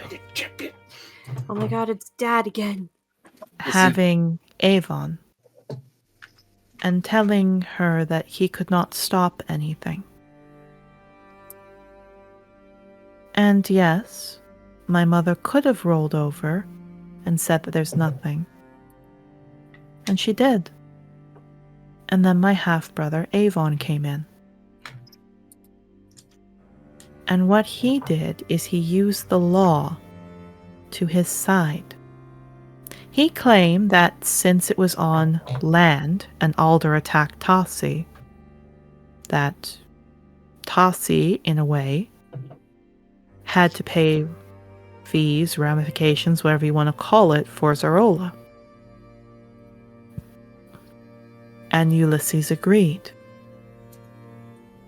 My mother and father built this land and protected it, its own sovereign nation from the sovereign, and did so by following the law. If you believe that you just have to lay down and put your belly to the sky, that's not a good way to live. That's not how Mum would want you to live. He tenses a little bit at that. You all are young. I believe the phrase my father would say is a hot-blooded deer. You charge and thrash, wanting to change things, and when things don't go that way, you get stuck in the brambles and you can buck and kick. But if you simply take a step back and look at what's happening, things open up. I'm sorry that Regina came up and did that. I think maybe she was just angry with everything that happened. And hearing about an elitist group to a group that in a way is her family, Regina can get quite particular with that. And I think the crying was not necessarily all of you. But I think after just seeing half of her town almost die, it was just one too many kicks in the gut. But that wasn't right of her. And all of you are allowed to voice your opinions, but to watch for the bow. To watch for the area to go. I don't think Regina would come face you if you came to here and voice that. I don't think Regina would come after you if you went to the tavern. There is a lot that you do not know about Angador, about riders, celestials. Some of us are also hot-blooded. Lorelei can get very particular with people. When she's angry, her feathers fly. Astrid can make you lose all feeling if you insult Cowpit even a bit. We all have things we care about. And that care is what dictates our feelings. I'm sorry it feels like to all of you you can't do anything. But you just started on your journey. Can anyone ever do something at the beginning of their journey? I'll say I've never felt like I couldn't do anything. That's not my feelings on it. And I'm sorry that I misunderstood that then. I guess I charged a little too quick. Mabel shakes his head like, no, it's fine. No, that's how I felt. Yeah, Mabel sighs and just looks at Yarrow and just goes, I can't blame you because I felt that way when I first moved in with the Sovereign. It's not just the Sovereign thing for me. I don't thrash because I'm angry about what's around me. I don't thrash because I'm upset. I thrash because every time I think that I thrash because hunters keep throwing ropes over me. They keep trying to drag me off, try to keep me what they want me to be their prize, to do whatever they want of me and expect me to be whatever they want them to be, and I thrash to get away, and then they just hurt people around me. And even when I stop thrashing and when I start to accept it, then it gets worse. So what am I supposed to do? One of the things I learned really quickly with the Sovereign is that is all true. But the only thing they cannot take from you is your own will. And that's the only thing that bastard cannot take from me is the fact that I am myself.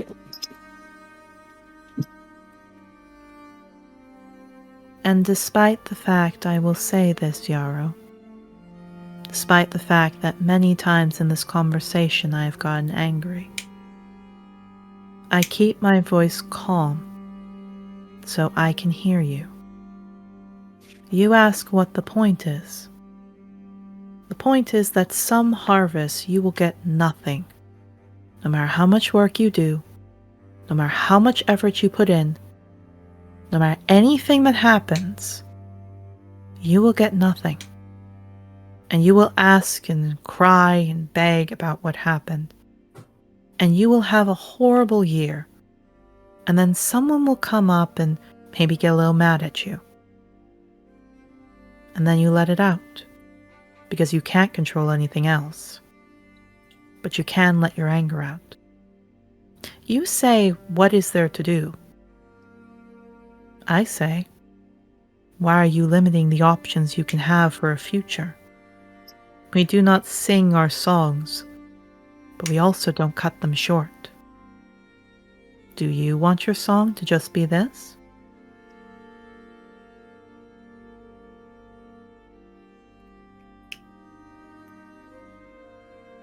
He stands there for a little bit, and there are tears forming on the edges of his eyes as he closes them and he takes a breath. Yeah, she reaches over and starts nuzzling you. He flinches a bit at first and starts to relax, and he takes a breath and he opens his eyes. If you gave up a while ago, I wouldn't get a chance to see my little brother now, would I?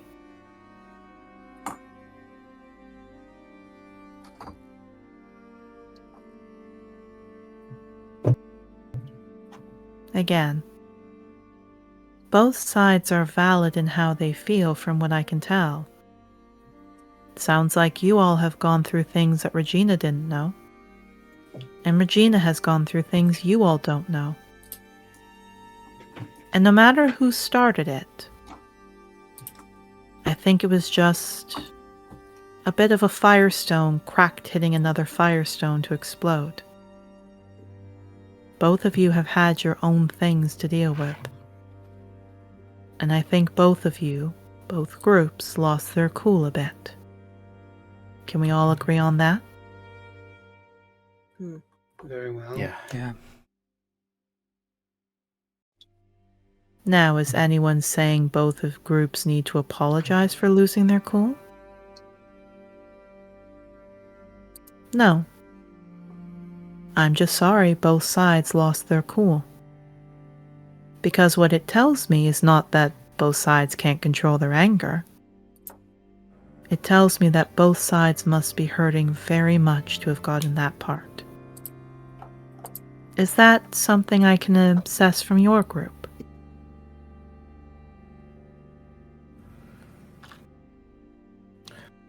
Yeah.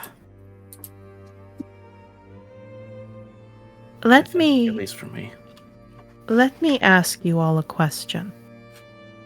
Consider it a problem I have. My city allows slavery. I did not make that choice. How do I take slavery out of my city?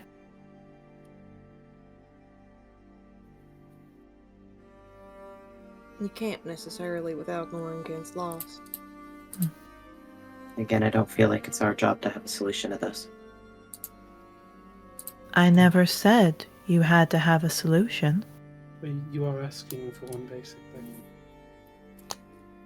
Did I ask for you to give me a solution, or am I simply asking? Points to Shadow. You have the right idea. If I go in and start telling them no slavery, I take the right of people's voices. I demand them to do it. I can instead make my temple as it's been a safe haven for slaves. A place where they can be shifted around to different areas. I can tell my temple mates to speak against it.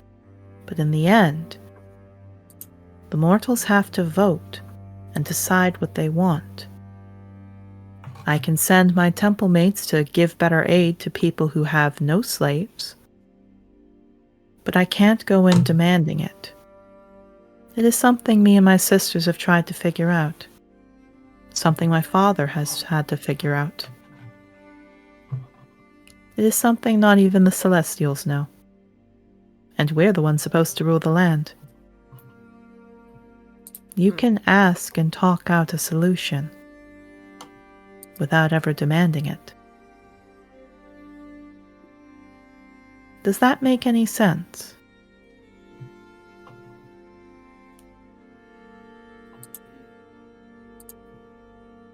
There's no shame in admitting there's things wrong in the world. And she stands up and changes into what looks to be... It looks to be, from what you can all tell, a human half-elf with a white-tailed deer mask and a hood. But if you don't ask questions and you don't take time to learn, how will you ever grow? Now, if you don't mind, I'm going to find Regina and bring her back here. I think both sides need to hear each other out. Is that fair?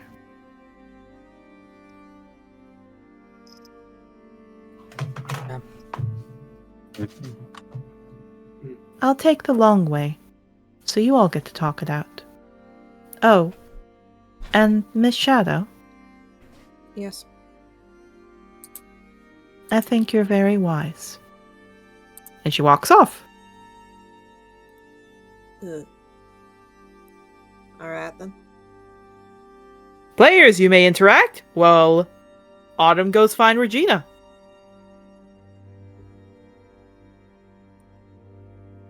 Mabel's gonna take off the scarf and put it around Yarrow. Kind of like glances at for a second. He just kind of like looks down at the ground.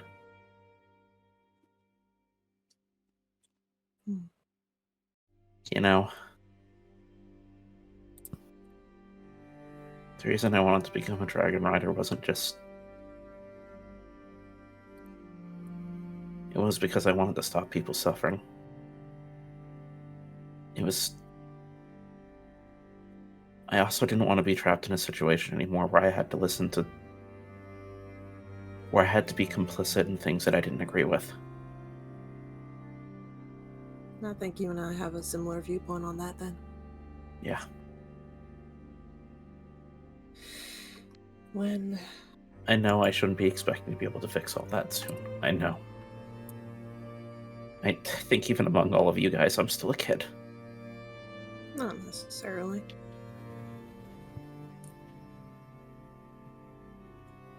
I have only been an adult for a year. You a fucking baby. Yeah. Baby man. Baby man. Baby man. Baby man. Soggy I think child man. I think I'm only considered a young adult in Finlandine culture. But Even then, I think I've been alive a lot longer. within my first 2 weeks of trying to find the path that I'm supposed to walk, to be told that ultimately the entire world and everything is ruled by the same kind of person that I've been trying to find ways to fight against. And that thousands of years no one's been able to stop them. That's... What are you supposed to do hearing that? Ignite change in others by doing good. Sorry, what was that? You're a little quiet. Ignite change in others by doing good.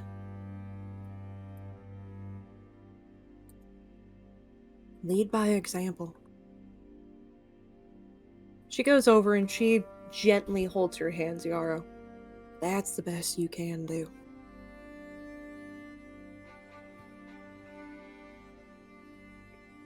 Yeah, Mabel just sighs. I mean, I meant what I said.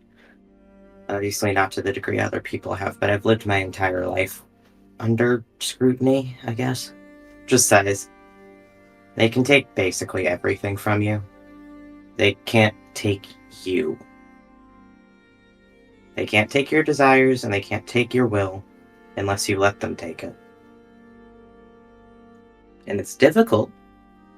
I mean, I've almost been broken down like hundreds of times by that fucker. Just sighs. But that is the only thing that he can't take from me. He can take my thoughts, he can take my body, he can take everything from me. Every possession I've ever had, but he cannot take me. I would love to say, because I rolled this, when you finish saying that, Mabel, suddenly there is a loud crash, and falling out of a tree is Bolton and Jocelyn. Oh, Jesus. Wait, not Jesus, he's not real. Let's be the Hobbit. Wait, help, Hobbit. Holy Yeah, patron! Jocelyn, what the hell? Ow, ow, ow. You all see Bull actually breaks his, has his paw broken as he looks at that. She goes, I would also like to see, you all see Jocelyn's hand broken. Oh. 1 second. And she just snaps it back as it snaps back for Bull. Okay. Do you want me to heal you a little bit? Well, someone else could need it. I don't want it right now. Yeah, I'll be I'm fine. doing it. Jocelyn, it's not a gift. She looks. I'm saying we riders are taught to deal with it. Hang on. She just starts to brace it up, ties it, drinks a potion. It'll be fine. Bull, you good? Bull nods. That's fair, but we I have like a cleric to say. right here. Yeah. Mabel's like, please let me heal you, please let me heal you. Yeah, she looks at all of you. Tears. Yeah, and you all might need that cleric. Not necessarily. We're in a A same. rider's job is to Oh, you might not save. necessarily need me. A rider's job is to save it for those in need, and soldier on. I was about to say, y'all are now sounding a lot more like the riders I saw, and I'm much happier to see you all responding this way. Me and Regina talked. She's gonna apologize, so I assume that's what Autumn's gonna go do. Yeah. Yes, ma'am. Sounds like it. I would like if all of you could apologize at least for getting upset. But you don't have to get upset at the way things are. Just the raising voice, okay? But I can't tell you what to do. Never have, never can. Okay? I think I was the only one who raised my voice. That true? No. I don't remember, if I'm honest. I stepped up in front of her and I looked her in the eye and challenged her. I have to apologize for that too. Anyone else do something? Octavio just raises his hand. Okay. I'll apologize for telling her to get over it. Yeah, I was about to say. In my defense, I'm not actually defending it. This is an explanation, not a defense word. He just shakes his head. I just found out that one of my friends that got killed years ago was in a place I did not want her to be. I'm not in a good headspace right now. See, if y'all just said that would have made a lot more sense. I think That's after why I was trying to ask what was going on, because no offense to all of you.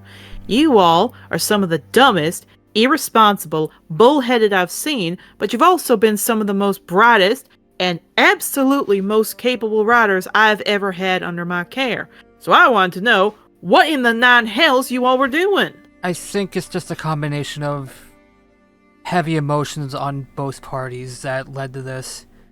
Because we're all feeling a certain way about how things have been going lately, so... And she comes over with her broken hand, like, pats your head. I also got my ass beaten by Kalpas this morning, so... This is true. This is very true. And again, I think Regina cried, not just because of what's going on, but I say that bearing about 200 is not a fun thing. By the way, I'm gonna be busy tonight. Okay. We have to go to the Rider's Shroud. Okay. 2 riders died. We aren't allowed to revive them. We have to find, scraping through with every rider in the city, money to support their families till the end of time. And we have to honor their service. They were young, too. Only a 400 and a 300-year-old rider. It was a waste. From a dumb tabaxi who made a dumb choice. I was about to say, hearing y'all talk like this, explain yourself like this, that's the team I know. And that's the team I'm proud to be a teacher of. To be fair, we weren't really given any time to calm down. We were kind of just immediately confronted. I know. Regina's always had a bit of a push with her. She gets very passionate. It's good. Can also lead you to do dumb things. Mm-hmm. Again, I think both sides needed to calm down. Why do you think I told you all to go calm down while I talked to Regina? I may be her teacher. I can still slap her a new one for being that idiotic. She's a mayor of a town and a writer. She doesn't get a chance to get mad like that. But I pity her. At least I'm allowed to get mad. Regina ain't allowed to do squat. It's a holy city. But knowing her, Adam will forgive her. Knowing those two, they'll probably have a fun night. Wait, Autumn and Regina? Oh yeah, Regina is like almost married to that woman. She loves her devotedly. I've seen her turn somebody who said a bad thing to Regina inside out and then use them for fertilizer. Huh. That explains why she rushed over here then as fast as she did. Oh god, it's the only reason we're alive is because oh no. Yeah, probably, Yarrow. Probably. Yarrow, thank God you're here. She just gently grabs your shoulders. I don't want to die. Look. Maple says nothing. You shut the fuck up, little bitch over there. I will say this. I didn't say shit! She looks specifically at Ivy. I want to say you're right. Some parts of Rider Society is elitist. We don't tell kids their first year when they sign up here, but only 30% of all students who come out of the school will be riders. Everyone else won't make it. Mm-hmm. But the question I point to all of you is, why do we do that? To weed out the ones who can't do what they do. And ensure the best can. Adam's right. You're pretty wise. Yeah. I have a good teacher. You get a gold star from me, honey. Flattery too. Good for you. I have a few questions to ask after this whole kerfuffle's over. Also, I'm fine with that. But look, I'm not gonna lie. When I heard you all said that riders were entitled or elitist, whatever you frickin' said at that point, I don't know. I broke a table in the tavern. Yeah, Tumbleweed said that. I did not raise you all to think that way. I'm sorry whatever experience you had with riders that made you feel that way. But let me tell you, I was very upset by that because all I could think is, well, I've been doing my best to help teach them and not be elitist. And that's what they think of me. It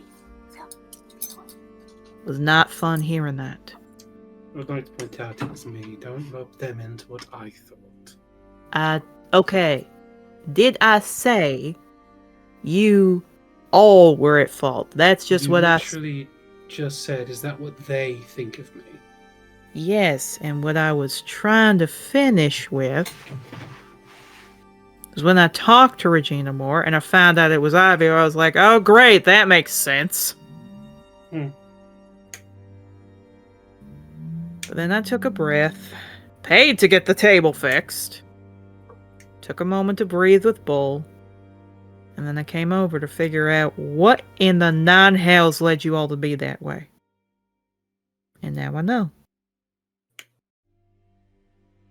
Look, I can talk to you all about how I felt, how I saw, how I did everything, because I'm not coming to you saying, as your teacher, you done effed up. I'm just more saying, what in the nine hells happened here? Because again, I left you all, you were calm, I go to the bar, Regina comes in, starts crying, talking about how she feels like a failure of a mayor because she has 300 dead, or no, 200 dead, 50 babies she has to bury. And then talking about how on top of all of this, she had that comment thrown at her. She already thinks she's a failure for letting the town down. And as her old teacher, I wanted to give her a break. Least I can do for her. Now, I'm not expecting any of you to do anything. Don't need to apologize for something you don't need to do. Don't need to say sorry if you don't want to. Never gonna force you to.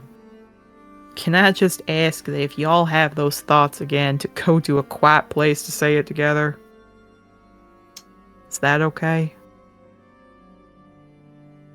Alright. Yeah. I'm not even saying you have to monitor yourselves. It's more along the lines of you don't go into a shady place and say, hey, I've got 50 coins on my belly. Time and place is a thing. Belly's a terrible hiding spot, by the way. I'm gonna say I didn't hear that. It's best you didn't, I think. Especially in that circumstance. No offense, No, Abby. it just is, practically. It's not a good place. I'm gonna pretend I I agree didn't with you. hear that. So moving on. The point is,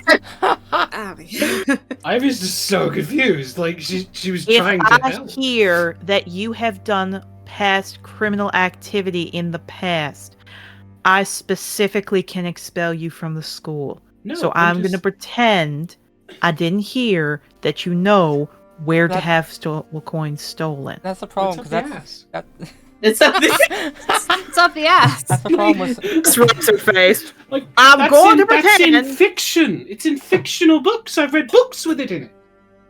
And you're Shadow telling me Leap you is haven't dead. had any experience with that? I cannot confirm nor deny. That's a lie, you know it. I'm gonna say it's truth. As I was saying. My point is, Shadow I've Leap is heard so bad. all of you say things that technically could be against the law. Insulting the sovereign? That's a 1-year jail sentence. Talking about the Wow. Shadowfell in preference? That's a 5-year jail sentence. Going on and on about Ulysses being horrible? That's a trial. The only We reason let I it- ain't going to jail is because I fucked that guy. Unfortunately. Oh no!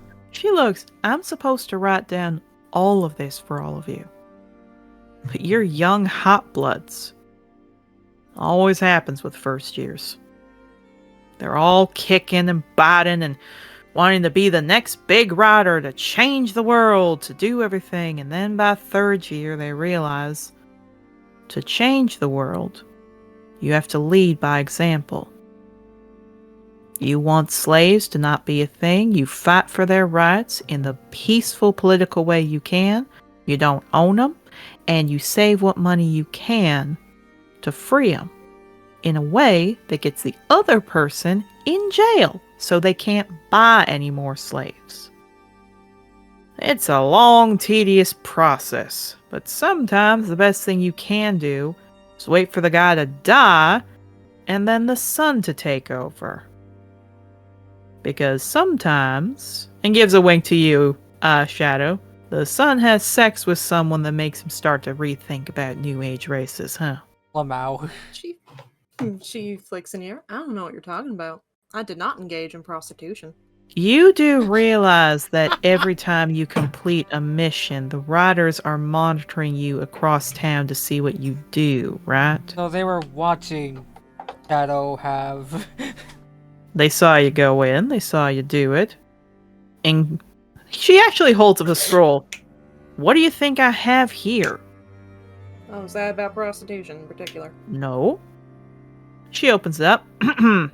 Team doesn't know their name yet. File mission. Star. File mission from Canrig. Hell, be quiet forever. Nods. She pats Yara's head. Mabel's 6 fucking snickering. Yeah, it looks. 6 missions were followed suit. 3 flags have been raised by 2 revivals done on unnecessary need, where additional creatures were made from. Team was backed up too much. Team caused too much damage. 1 person entered a crime scene that could have indeed destroyed all evidence. Looks directly at you, Ivy. Oh, who did that? I would like to interject on the revival part. Ah! The point is, all this stuff could have landed you in jail. Except, looks at the bottom. These have to be the dumbest first years I've ever seen, but they remind me of me. I send a letter of recommendation to Morven to continue their process in the school, and should they ever need to, I give a letter of recommendation that I will gladly take 1 or 2 of them to be a part of my group in Canrig, honored for 5th Battalion, to move happily to 1st. As she closes it. Everybody remembers their first years. I remember my first year. I ended up lighting something on fire in my first year. Isn't that how you got on probation? Yep. That's how me and Callistus got on probation. My dad lit something on fire. Oh, I'm gonna make fun of him. He didn't light something on fire, he blew it up. Oh my Yeah, god. that does sound like my dad. I lit something of his experiment on fire, and it blew up the dorm. Oh my god. And it was the biggest mistake I've made in my life. Definitely not the biggest mistake my dad has made, don't worry. It cost 10 people their lives. Oh my god. I retract my statement, I was trying to be silly. And I'm Maybe. not. Y'all haven't killed anyone yet. I did. Mabel looks away. Ivy Mabel looks away. Ivy Or looking at it. Shadow looks away. Yarrow, Shadow looks away. Why I is, am going to pretend I don't see this. why is everyone looking away? My point is. Why is everyone My looking away? point is. You wanna know why I have so much debt to my name that I was paying off? Because I could have just said no. Let me tell you this. Joshua was my supervisor. Oh, He, right well, wanted to throw me out. And then Banyu came up. And he advocated for me. He was angry at me, but he told me he wanted me to tell him what I wanted to do. And Callistus, first and foremost, said that it was an accident, a mistake, and I flat out said I'll pay for it. So I spent years and years paying for revivals. Not just paying the revival. Paying so that those with the death scars could get help. I worked hours to make their lives easier. That's why Banyu helped me. And that's personally why I like Banyu. And more so, I hate Joshua. that's I fair. don't think anybody likes Joshua personally. No one does. He's a creep. Keep Good. getting this weird disconnect because I actually have a best friend called Joshua. So no. everybody Josh keeps is saying we cool. don't like Joshua. Oh yeah, fuck Joshua. I keep having this love moment where Josh. I'm just saying that platonically to him. And I'm like, yeah, fuck Joshua. Wait a minute. Wait a minute. Babe, I love Joshua. He got me book. No, Josh is great. It's just weird because the stuff we say intentionally is the Yeah. stuff I say affectionately to that guy. Like, Yeah, no. No, so what I'll say is she looks to all of you, and I will say if everyone's okay, we're gonna go a little later than normal, not heavily later than normal, just a little bit. She looks to all of you. And with what I see behind me, I'm gonna let all of you decide what you want to do now. Because you hear walking behind you, heavy steps, two people talking.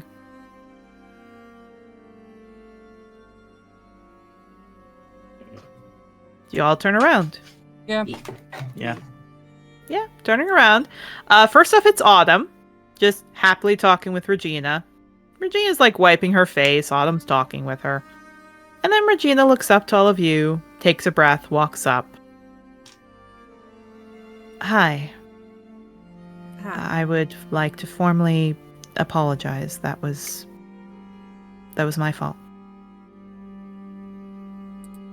I was going in, I was filling out the death certificates of 2 riders. And I was getting ready to go visit their families and tell them how they did the best they could, worked as hard as they could, and prepared to explain to them when I heard the comment, and I hit my limit. But that's my fault. As a rider, I can't let myself be at that, and I'm sorry. That was my fault. And when I tried to explain to help out, I think it just came off the wrong way. And I'm sorry.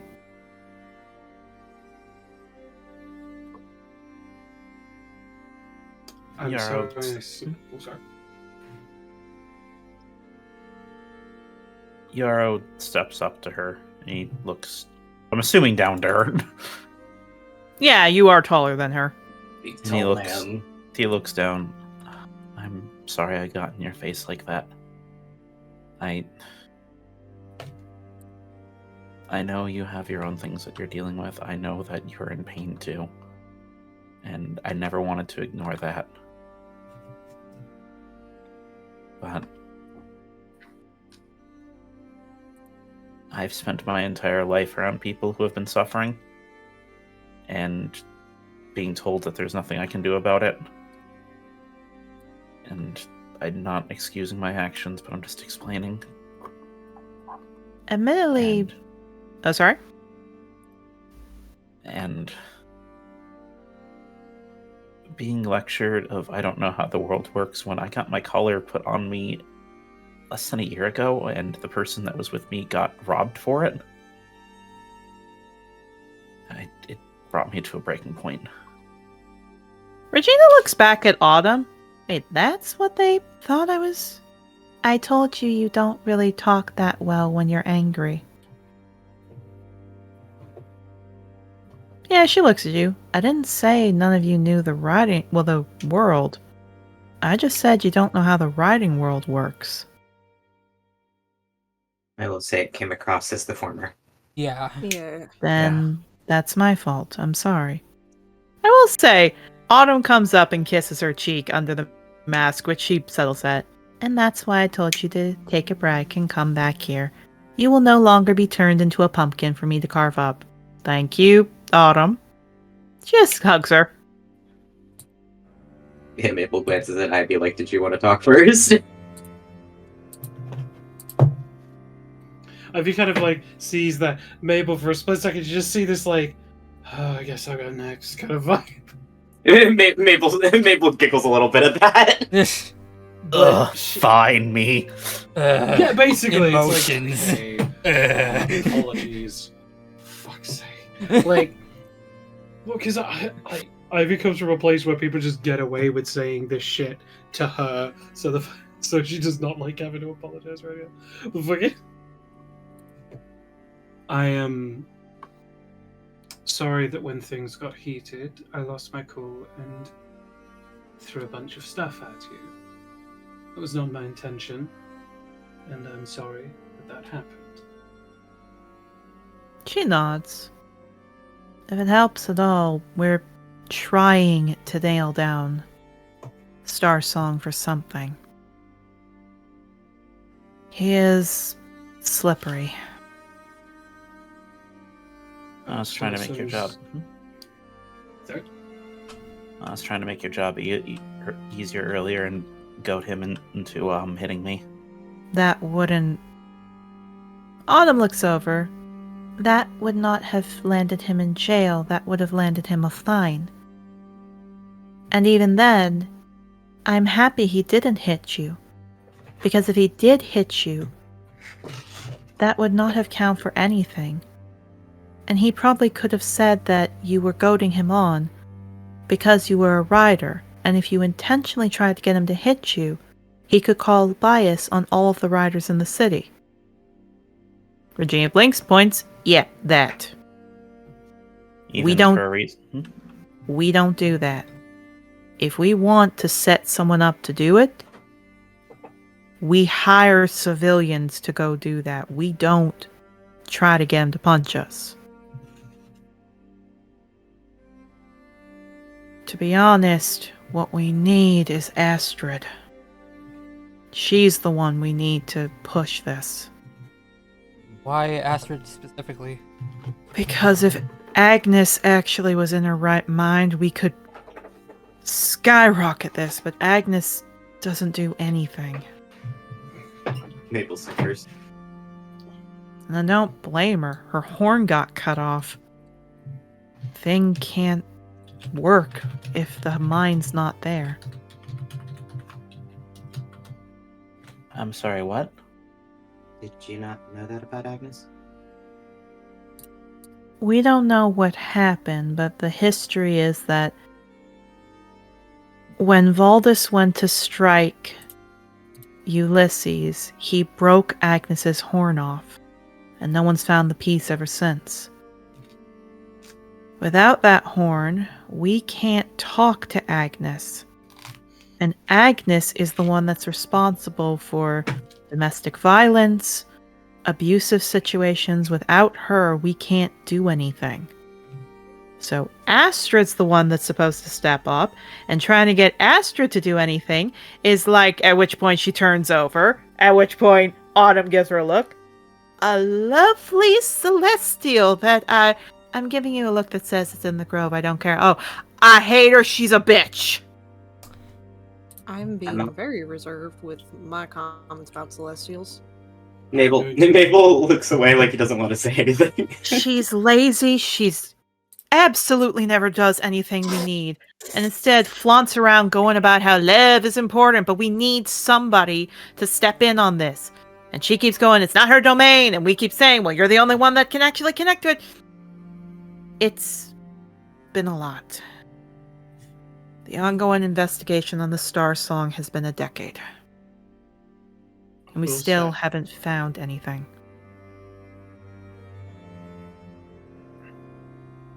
Amethyst can't do anything? What could Amethyst do? She's a healer. And I'm guessing. Technically, if a medical thing has been found in the system, Amethyst can't stop a medical thing from continuing. I see. Wait. Isn't she the goddess of new age races, though? Yeah, but you need to remember, the first 3 domains are the most powerful. What they have the most ruling over. It doesn't matter if... Well...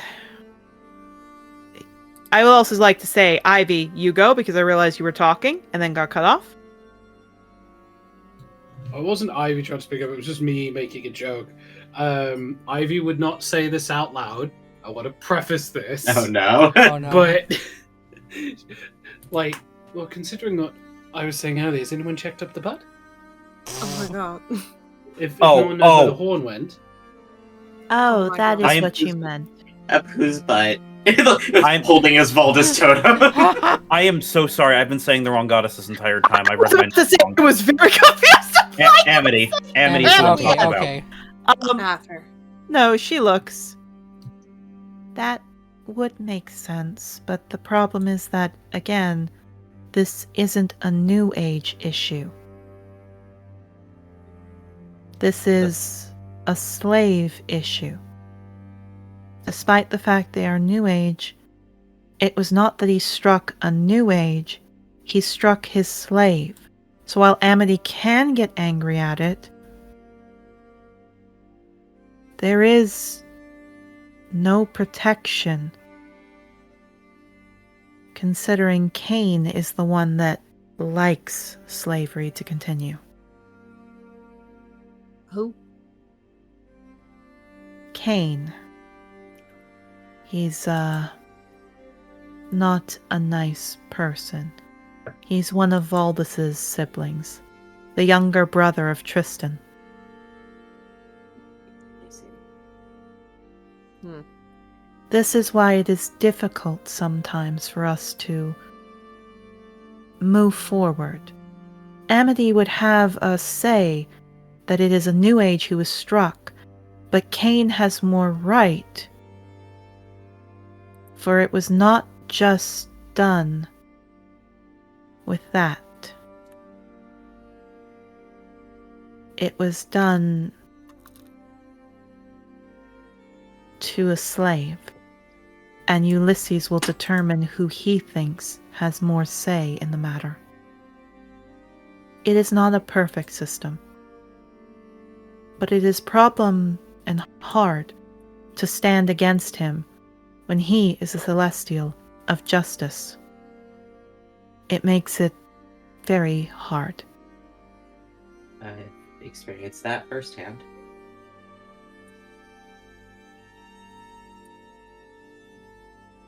Plus, I realized something when I talked to them. Henriette and Calpit got the wrong thing, we realized in talking to all of you, that I will explain later. But are you all okay now?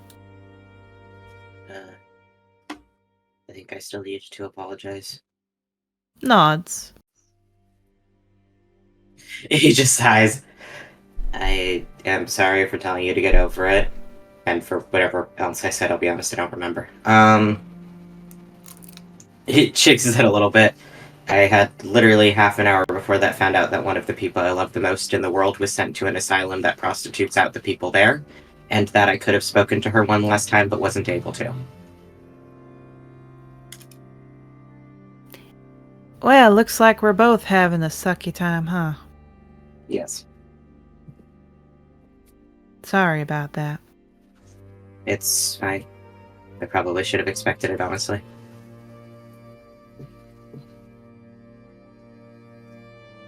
Well, still sorry. He shrugs.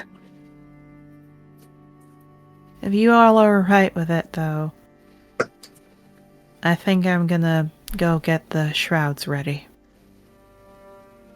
Nods. Mm-hmm. Yeah, Regina takes a breath. Jocelyn comes up. How many? 20. We'll start passing the bucket around, okay? Yeah. Come on. They start to walk. Jocelyn punches her in the shoulder. Her and her dragon yell, "That's also for getting mad at my students." All right. You know, I used to be one of yours. Yeah, and then you got older. Now you can quit whining. Before you go, Yeah, she stops and turns. Yarrow's gonna look at his bag for a second, take a deep breath, and he's gonna reach in, walk over, and he's gonna put 5 sovereigns in her hand. No, I can't take this. It's for the collection. I can't. Jocelyn comes up. Yarrow. Hold on to that. We'll put the bucket at the tavern. You can drop it in there. If she takes even a single coin from you, it can affect a lot of things. Take it at the tavern, okay? Yeah, his ears flick back. Okay. Sorry. It's okay. She looks over. Regina, calm down.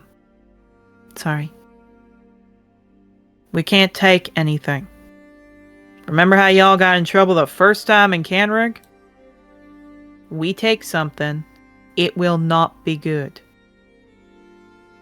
It be seen as abroad. Exactly.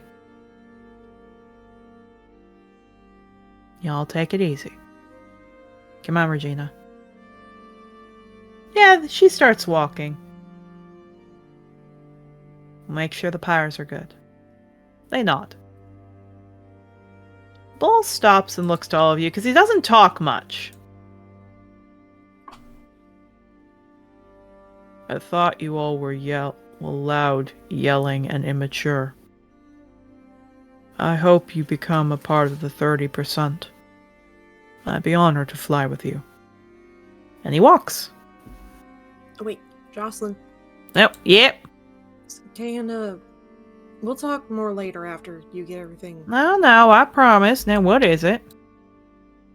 You're gonna think it's stupid because I got laughed at about this in the guild. Okay. How likely is it that a humanoid and a dragon made a child? Yep, she's holding her face. Hold on. Okay. Takes a breath. Continue. Because apparently I'm Draco touched. Yep. Bull, give me a punch. Bull smacks her in the shoulder. Okay. Whew. Okay. Very unlikely. First off, they get laughed out of the Rider Guild, whoever they be. Absolutely hilarious to get that kind of information. Second off, if it was someone who was a rider, probably have to be someone young. Definitely have to be young.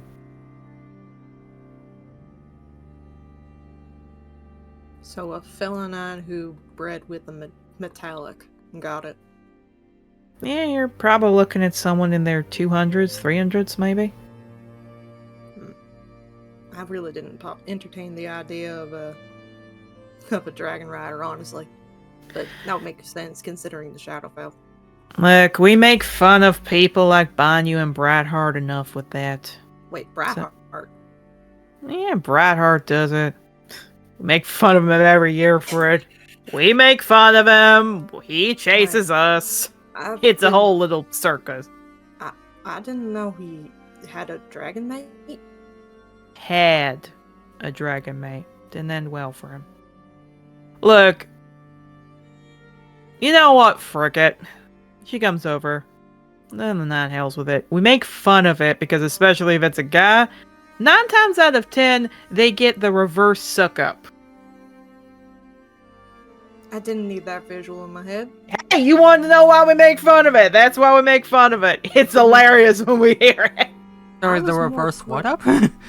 Oh, when the dragon gets big enough, the guy sometimes gets sucked up in the pressure of the vagina.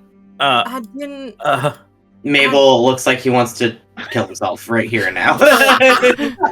But we call it the bust up because their hips get busted. Can I go home? Can I go home? I was more questioning. I wasn't aware he had one. He did it, ended bad. You should talk to him. Regina, who's the one in town that's like that? Oh, you mean... Yeah, no, that's funny. Did you bust up? Yeah, apparently they didn't want to use a stone to shift. And they start laughing. What? Autumn looks to that. Looks to all of you. Salute you, you brave motherfucker. Just looks to all of you. It is so nice to meet you all. I'm very happy about how you are. You have learned to not charge. You have learned to listen. You will be strong riders, I know. Also, brother, I will not be telling father you were here. Did mother tell you not to?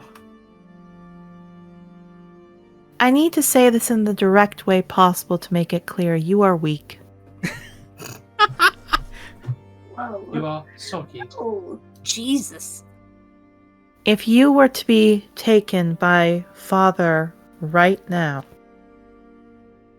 you would not survive Tassi. He would come for you. He would kill you.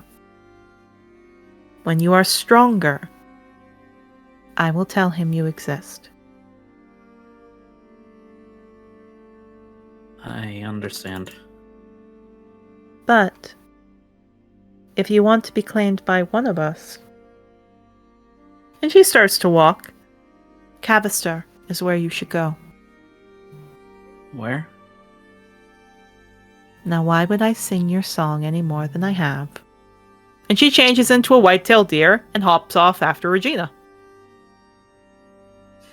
Shadowleaf just blinks. Did any of you know Bradhart had a dragon mate? No. No.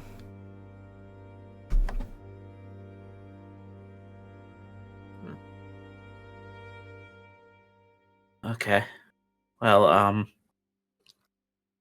now that that's all been whatever that was,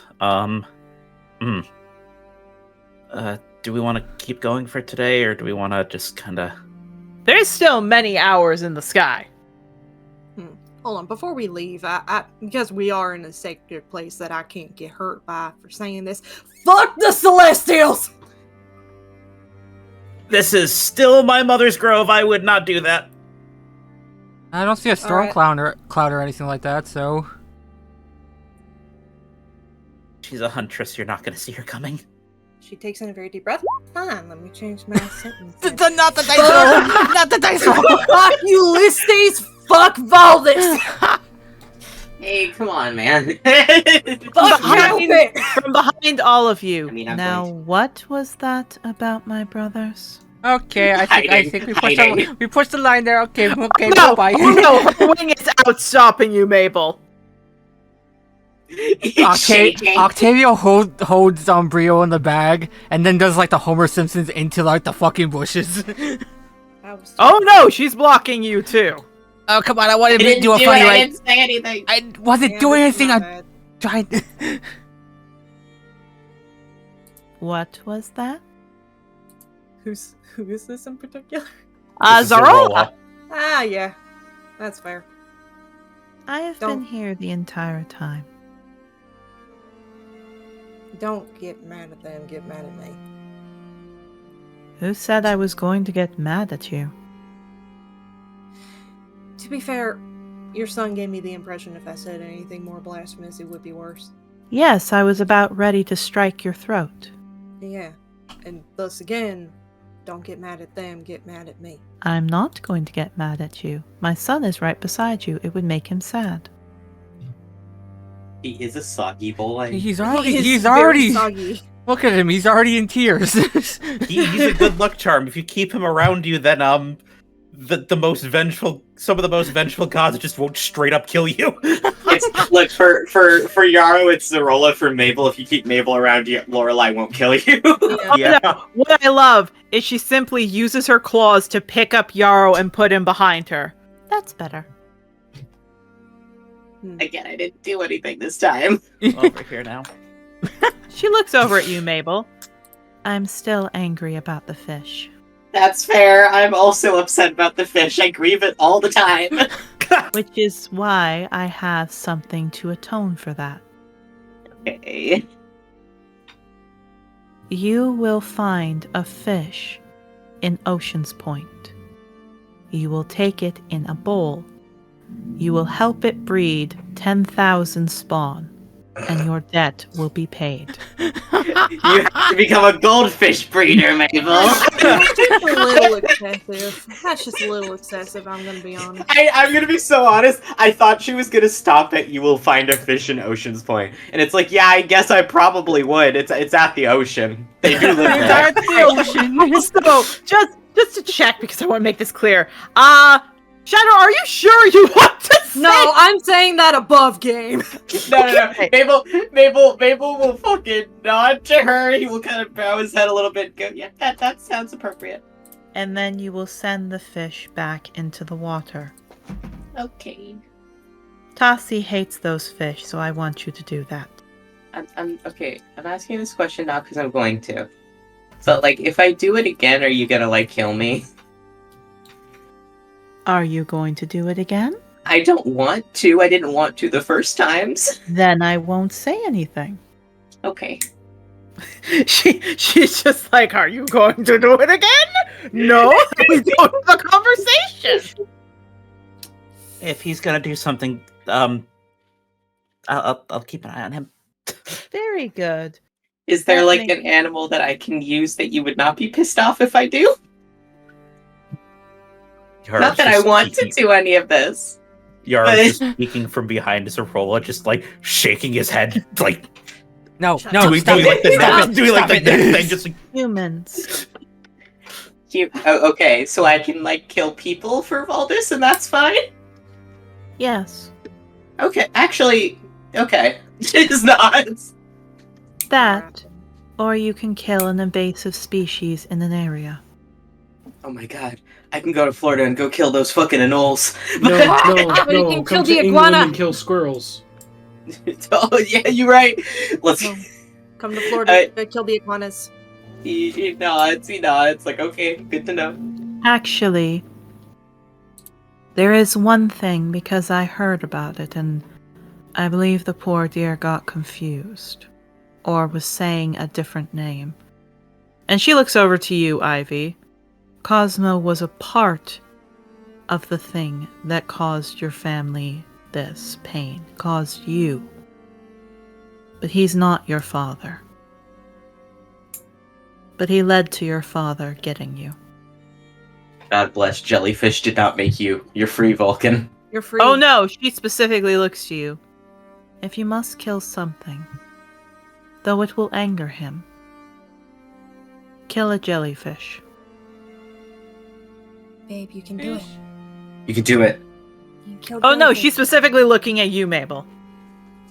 Oh, Blinks. Good to know. Actually, that's probably a good idea, because those things don't die, so the years of their life would... Actually, that'd probably be very effective. The problem is, She looks down to you. Animals can be sacrificed. That's not my problem. My problem is you enacted Valdis's sacrifice is the problem. What part of that specifically is bad? I'm not asking because I'm trying to be argumentative. I'm trying to understand. You are the buck that's listening, not charging. I'm happy to see you've improved. When a soul is sacrificed to Valdis, the energy does not come from the soul. It comes from the shatter of the soul. I see. The goldfish no longer exists. You remember it because you killed it, but no one remembers it. He looks so sad. And you cannot revive it. Oh, that sucks. Okay. Only through a wish spell could you. But to do that for a fish, better to use it to bring new life into the world than to try and break nature's code for it. The better thing you can do, and she puts a paw out, as you see a stone, is to sacrifice this to Valdis. A rock. Rock. Do you want to look at it? Yeah, sure, I'll look at the rock. It's a diamond. Oh, it's a diamond. Or reaching out gently, like, can I take? You can hold. I am taking it back. Nods. It's fine. We already have one of those. Yeah, we'll need to. I love because Mabel's never explained the goldfish thing to the party. Just them having this conversation. Everyone in the party like, "What the fuck did you do to those goldfish?" Ivy's legit just sitting here like, ooh. Mabel, for as smart as you may be, have you never thought that sacrificing treasure to a treasure god would be a way to get an equivalent? I'll be honest, there's no god I trust more than Valdis. I don't think I'd do it with any other god. That is a poor celestial to put your only trust in. He's the only one who doesn't have anything to lose anymore. Yes, he does. I guess that's true. We all do. I say it's the wrong one because, whether you all know it, each and every major celestial has a flaw that we pass down to our children. Ulysses is pride. Everyone looks at Mabel. No, Shadowleaf has a different question formulating in her head of what did you give? What did you give Yara? Oh, she looks. Oh no! Fun fact. Ulysses is pride. Agnes is gullibility. Valdis is rage. Tassi is wickedness. Mine is depression. Depressed. Looks at Yara. Yarrow slowly leans out from behind her, and you didn't tell me that earlier. Why? Are you ashamed that I'm your mother? No. Then that's why I didn't tell you. Alder is pacifism. Mara is revenge. And Astrid is vanity. And that connects with our children and our children's children.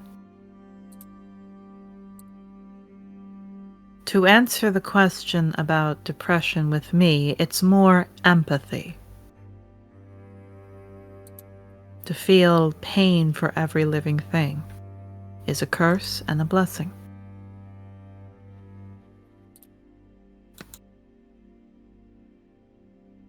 I'll say. Now, the sun is still in the sky, and I think, though you have now been opened, I am happy to see you all have not charged but looked. If you head down the path you're going, and she stands up, you will find a new thing I think will be interesting. And she turns and walks away. Oh, and Mabel?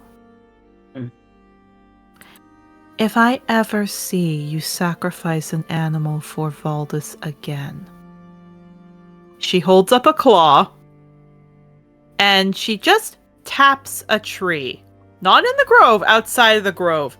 And about 10 feet of the outside trees just die. Understood. And I will not do that to you. I will do it to someone you love. Are we clear? Understood. Oh, that's worse. She looks back. Selflessness and gullibility come from Agnes. Why hurt the person when I can hurt a child? And she walks. Ow. Ouch. Hey, yo, that's kind of fucked up, don't you think? And this, does not F around! and this is Yarrow's loving parent, by the way. That's the loving parent?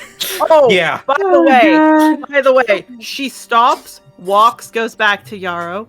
You're eating very well. I'm very proud of you. I'm very happy you're in my life, Yarrow. Kisses his head, looks to you, Mabel. You ever touch a fish again in that way, I will gut you with my claw. Don't say it like that! Don't say it like that! What did Mabel do to that fish? Oh, keep Also- going. And specifically make your entrails feed with the spawn of fish so you will feel them going through you till the end of time. I love you, I love you, my son. Walks off! Also here, in response, is just for you, babe. Mabel, Oh, what God. did you do to her? For the chat, it's just a picture of Yarrow's full body with the word depressed written over it. I'd also like to say, I assume you all are going to the next mission. Yeah. Oh yeah. As they're walking, Mabel's just staring ahead, and he slowly turns back to the group and goes, Mabel, we They're gonna don't. go to the Mabel, washroom. Everyone have fun. Mabel, for once, I don't want to know. I honestly don't want to know what you did with those fish. I didn't do anything fucking weird. I killed them for a ritual. Look, Mabel, whatever you do with a goldfish in your personal time, it's perfectly fine. Just don't do it in front of us. Oh my god, I murdered them for a dark ritual. I don't know if that's Does worse not or sound better. good. I don't know if that's worse or better, Mabel. Doesn't have to be good. I mean, look, the first one was so that I would be the one. The first one was so that I could be the one that conceived Marigold. Okay, I rewrote an entire day. No, that was the second one. Mabel. Mabel, you're not helping. What was the first one? Oh yeah, the first one. He's distracted. The first, I killed the first goldfish so that I could rewrite an entire day because I was trying to make sure Henriette could make it to Zerola's Grove. That was a whole fucking thing.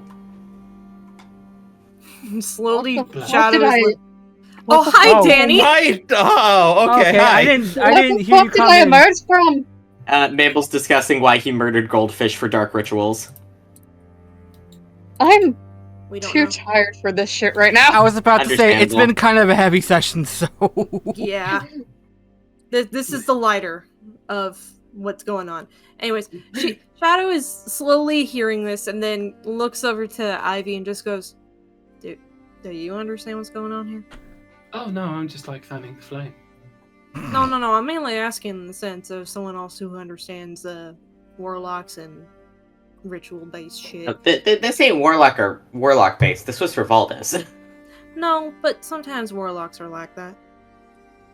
Excuse me? Sometimes. Not all. Well, We stereotype them. Okay. No. I'm not actually stereotyping. What? I've had. Oh, all warlocks, she says.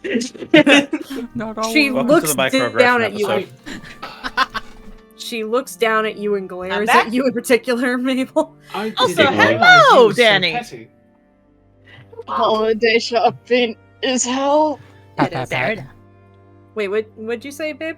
In I didn't particular? realize you were so petty. I'm not being petty. I've had to do you rituals come for. from somewhere that worships patrons. You just suddenly are singling out warlocks. Oh, Oh my god. I've had to do dark ritual bullshit. Then for why are you patrons asking before. me? I'm asking if you've had to do it. He's like stereotyping to me. Yeah. Both of you can At which kiss my point, you have all got into a small farm. Sure enough, there's about 60-ish sheep, but they all look somewhat sheared by this point. The guy at the at the front, is an older looking man. He's got some white to his face. He looks over. He's got like this big mustache and goatee kind of stuff, like a big full beard. Think of Heimerdinger. He's got like a big Heimerdinger kind of beard. Oh my god, him. Except he's not a nice person like Heimerdinger. Damn the it. same guy who's voiced by the fucking Dottore from Genshin Impact. What a fucking range. What I will say is he looks to all of you. Finally, you're here. Sorry. Apologies for our delay. Go into the barn and start shearing them. As he walks off. Holding back the lull. Yeah, I'm just gonna go do it. Okay. Do you all head in? Yep. Yep. Yeah. As soon as you all head in, it's not sheep, but as it says, Pecora. They all look to be pretty fluffy looking Pecora. They all look up to you. They all look anxious. There are the shears nearby. And they just sit down. Would I actually be good at this? Because I've definitely sheared fucking You Clover would. before. I've definitely done this with Clover. However, what they look very surprised at is none of you are humanoid. Like, none of you are specifically humanoid. And they all look to each other. And Furries. specifically, one of them comes up to you. Looks like a black sheep Pecora. He looks up. You're not our normal guy. He No. hurt himself. We're gonna try to be as gentle and as safe with this as we can. He's outsourcing this time, and we want to make sure that this isn't gonna hurt any of you. They all look surprised at that. A brown pelted Pecora comes up and actually starts tugging on your hand, Mabel. Okay. Would you mind? And she just taps to her collar. What do you mean? She kind of shows her hoof. I can't, and she kind of shows she can't get under it. There's been an itch for like a week. Oh, yeah, he'll do that. Okay, 1 second. This is. I apologize, Danny, that you come in at this point. I can hop out if need be. No, it's okay. She composes herself. Let's just say to all of you, this girl looked like she might have an orgasm with how happy she is. Oh. I'm very jokingly. Mabel's good with sheep Pecora. What can I say? The Trothar Chronicles is filmed before a live studio audience. What I will say, Mabel, is you are good with sheep Pecora, but you didn't know this part about it. Because you didn't know about, like, they couldn't reach underneath their collar. She finishes up. Oh, sweet Astrid, that's amazing. Thank you. It's okay. Let me tell you this. Any Pecora worth their salt, you scratch them there, you'll get them in the bed in about 5 minutes. Well... You hear like a ding. There's like a ding in the back of his mind, and it's just like Mabel will remember that for later. Well, I think he's going to use that very nicely, considering Actually, for some funny, Shadow, do you want to scratch under Yarrow's neck? No, I don't, because I don't have his consent. Oh, fair enough. Yarrow, I will say you understand this because you can't reach under your collar. Where you're one of the few species that can't because you have hooves. You don't have fingers. Yeah. I will say this, Mabel. Shadow and Ivy, they all start doing it. Even Octavio, they start like leaning their heads down so you can scratch at parts for them. Yeah, scratch. Yeah. Many of them, for the guys, pitching a tent a bit. For the girls, really happy. Shadow. Oh dear God, how flirty do I want Shadow Leap to be in this instance? Probably not, considering they're uncomfortable in their wool. So maybe after. I'm gonna start sharing while you guys are doing that. Yeah, I'll help you share. I've done this before. What I will say is, as all of you start, because I assume all of you are starting. Yeah. It's not Yes. it's not difficult to work. But what you all notice is as you are shearing them, and again, pound after pound of wool is dropped off. The thing all of you are noticing, and Mabel, I will say you know this the most because you shear Clover's wool. First and foremost, as you're cutting the pieces off, they are shaking. Very clearly something happened, and sure enough, when you get down to the bare skin, they have multiple nicks. That's not good. That is indication, Mabel, of a Pakora who did not want to get shorn. Yeah, Mabel frowns at that. She's like, Yeah, I'll say Ivy as you're shearing. The guy looks up. You're, a lot better than the other people. My wife is also sheep Pakora, so I've done this before. Knots looks over at Ivy. Thank you. Don't worry about it. Yeah, one of the girls who you're shearing. It's not like we want to do this, but we have to. Why do you have to? None of us are free citizens, you know? Yeah, the guy looks over. Do you want to get whipped again? No, but if they're not from here, Thornton doesn't have a hand in their pocket. I'm Methuselah's son. You can speak freely around me. Oh yeah, they all perk up at that. Can you get us out? We don't want to give our wool away. My son is sick. If I don't do it, he'll die. And they just keep saying this stuff. Okay. I'll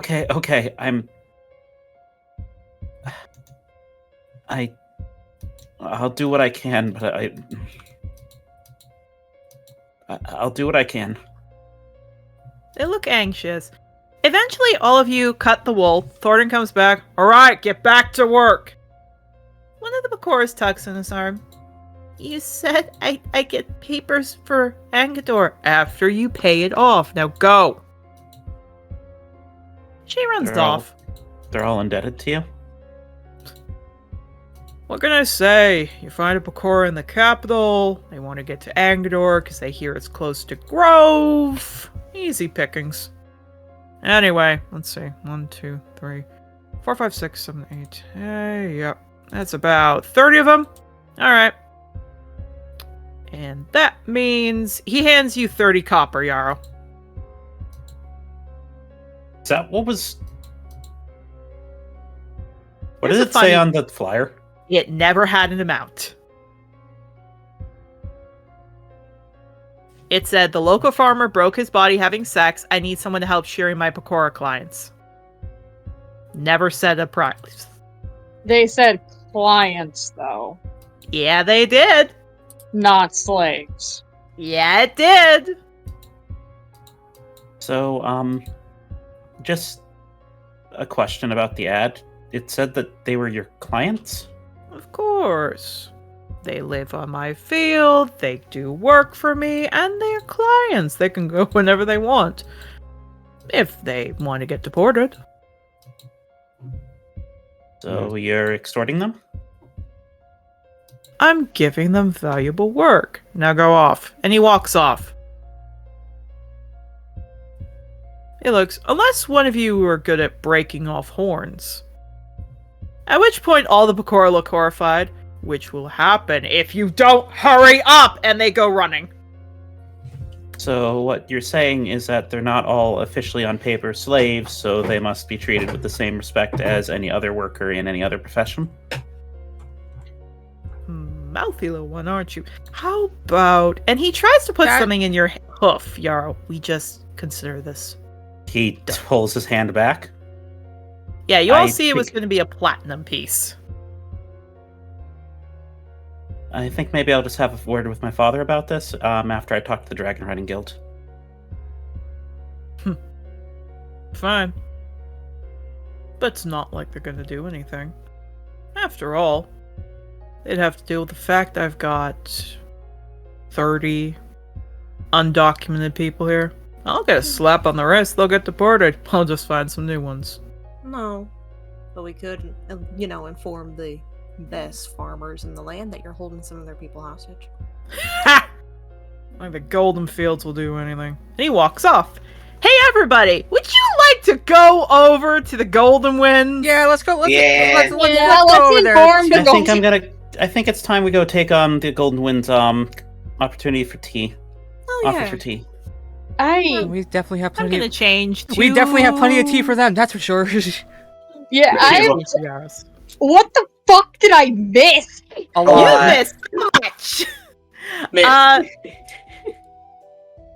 I will say, Ivy, there is actually someone who does run up to you.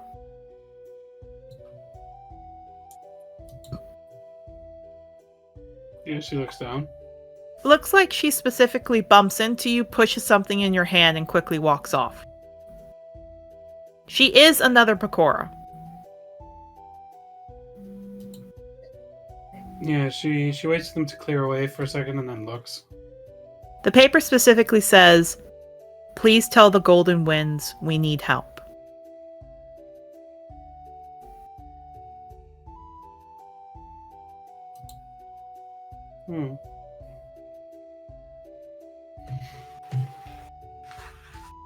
Sort of gives a tiara.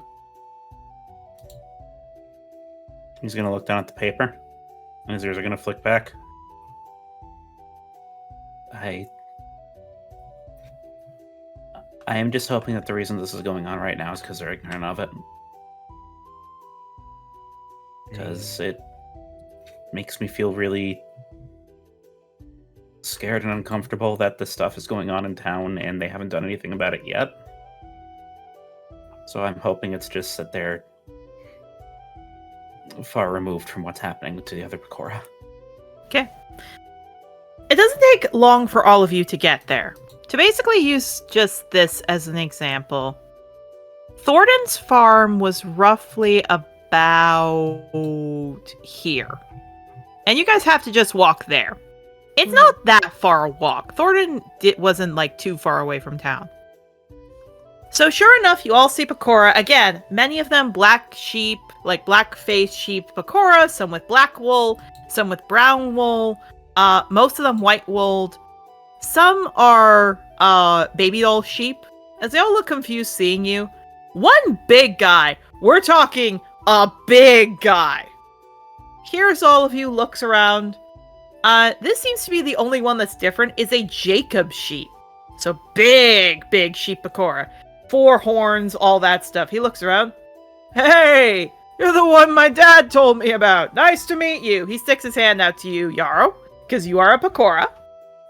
Nice to meet you too. I was actually just coming to accept his invitation for tea and to have a little discussion with him.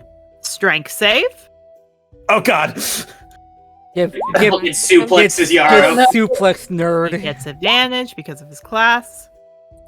My God, you're gonna fucking throw him. Break the boy. Eat the soggy Okay. man. Okay. Oh, shit. Okay. Okay, in this one time, you're able to shake. He looks at it. Hey, that's a good grip. You know, well, you're young. I've got a niece that would do well for you. And he starts walking. God. Come on. Extremely quietly. So very quietly. As soon as this man is far enough away, Mabel leans over to Yara and goes, "Wait till they find out I'm the one in their family, I guess." Oh, he calls out. Also, if you're gay, I've got a lot of nephews who likes to twink like you. He's just pulling Mabel's scarf over his face. Shadowing Hey, you can quietly. keep that for now, man. You can keep that for now. Shadowing quietly. Are any of them down to clown? Rustling just blinks after staring into the void for long hours. Just looks up at Yarrow. Are you okay? Yeah, I'm going to be fine. Do you Mabel? need a moment? Like, do you... Sorry. No, I'll be fine. Mabel, if Clover is okay with it, I would also like one of these. I'll ask her. She'll probably be fine with it. With the comment that With the comment you made there, Nyx, let me explain. Y'all know the Moto Moto meme? No! Oh no! Instead of being a big belly, it's very strong muscles. These guys are taking hay bales and throwing them up. Yeah, she sees that, her tail just starts wagging. Oh my. And for the girls, don't count them out. They basically are able to toss exactly the same amount, but specifically for them, some of them are at trees where they have to get fruit down, and they just kick and the fruit comes down. Yeah, she's wagging her tail faster at this. Oh my, indeed. Mabel is watching with mild disappointment. None of them are as hot as my wife. Leslie's just No, looking at her. Oh, sorry. No, you go. Yeah, if they're making you uncomfortable, we can tell them to stop. No, it's fine. It's fine. Sweet innocent rustling. I'm used to this. That Rustling. I have Fey blood, and that makes this happen. That's just something I have to deal with. They're not even doing anything. They're just working. I think Rustling was referring to him, like, trying to set me up. Yeah. Yeah. I was about to say. That was the comment. That was like Yeah. Rustling, I've seen literal strangers go up and kiss this fucking deer. I feel like he's just cursed at this point. I just don't get it. I just don't get it. I mean, she turns to Yarrow in particular, and she looks at him a little closely. I mean, I can see why people like you other than the Fey charm. I don't get it. No offense to you. I don't get the Fey. What's this I have to? No, you are one of the few group of people that are around my age, kind of, that this doesn't happen to, and I'm gonna assume it probably has to do with the demigod thing. That and also, sorry. I would love to say, as you're all talking, for anything else, you actually see two male, like probably cousins or maybe like uncle, like brothers or that, like uncle technically, are headbutting each other. Shadow, for even more push of this, these two have very, very good leg muscles, if we will, as they are pushing against each other. Yeah, she is wagging her tail more. She's looking at these people like she was midway through conversation with Yarrow, and then she stops upon seeing that. And there she goes. Okay. And on top of that, for everybody here, what I will say is you all actually make it to the house, and you see the older woman, Pear, look up. Oh, there you all are. What a handsome boy that leads the group. And she's just patting your arm, Yarrow. Less leading, more. I was the one that received the invitation. Is it okay if my friends come in too? Of course. Any friend of yours is here. Thank you very much. Yeah, and she just walks in.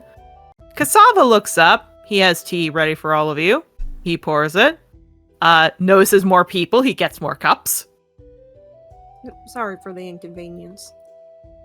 No, it's all right. No. He sits down. Tell me, Yarrow, are you married yet?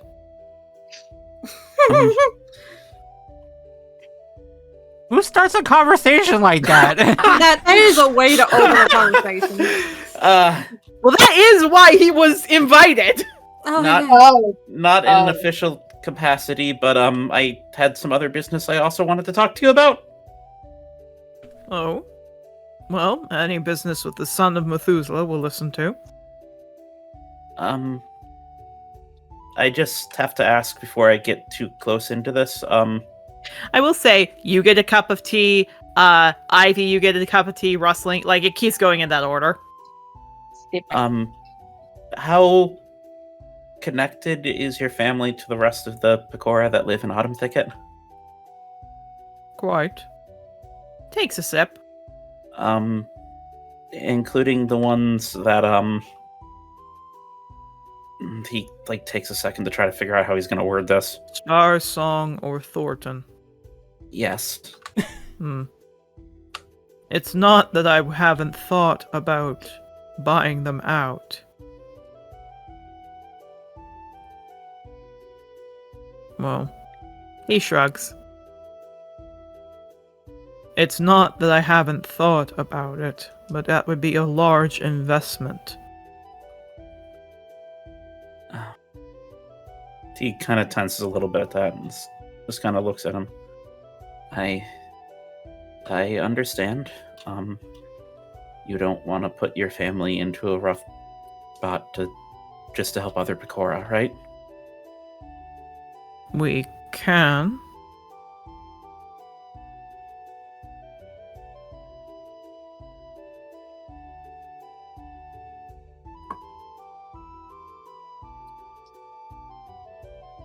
Was there more to that, or is he just ending there? No, he's just ending there. Yeah.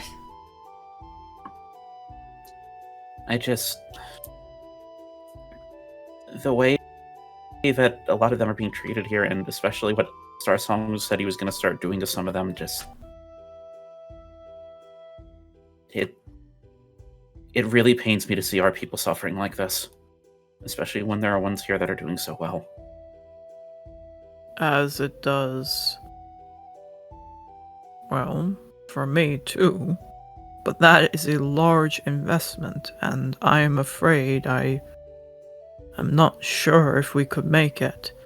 At which point, Pear blinks up. We have already set a large amount of the food that we were to sell to donate it for the rest of the town with what happened, as quite a bit of our funds for recovery efforts.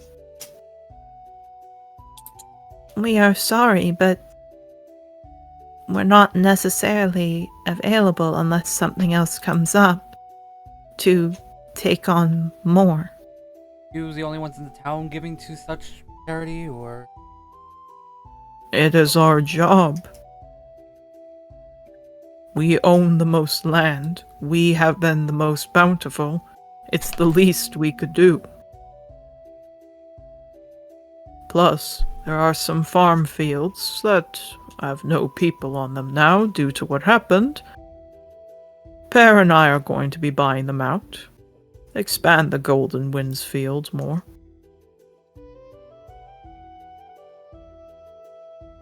I see. But So, none of this sad stuff. Now, let's talk about finding you one of our girls or boys to marry off.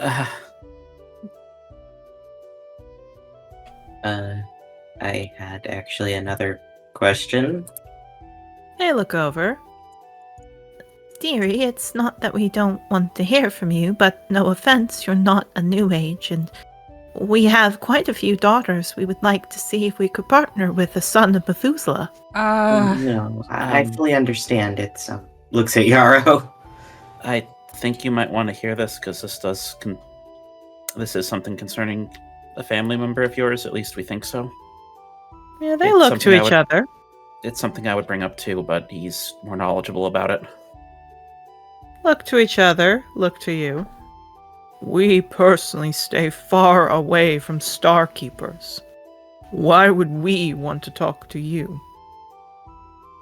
I might be aware of a family member of yours. Kind of scrunch up their noses. Do you know another Pecora named Clover? Who? He's gonna dig around in his bag for the picture that Aldous gave him. Yeah, we would never pick a name that weak to give one of our descendants.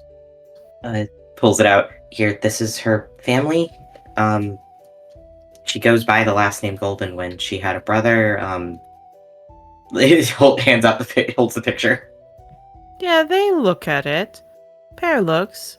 I don't. And she takes it.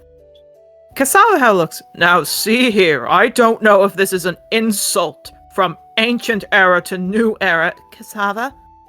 No, I do not know if this is a joke, but we know Cassava. What? He looks. Well, Mabel, you better be good with heart attacks because he's starting to get one. Oh god.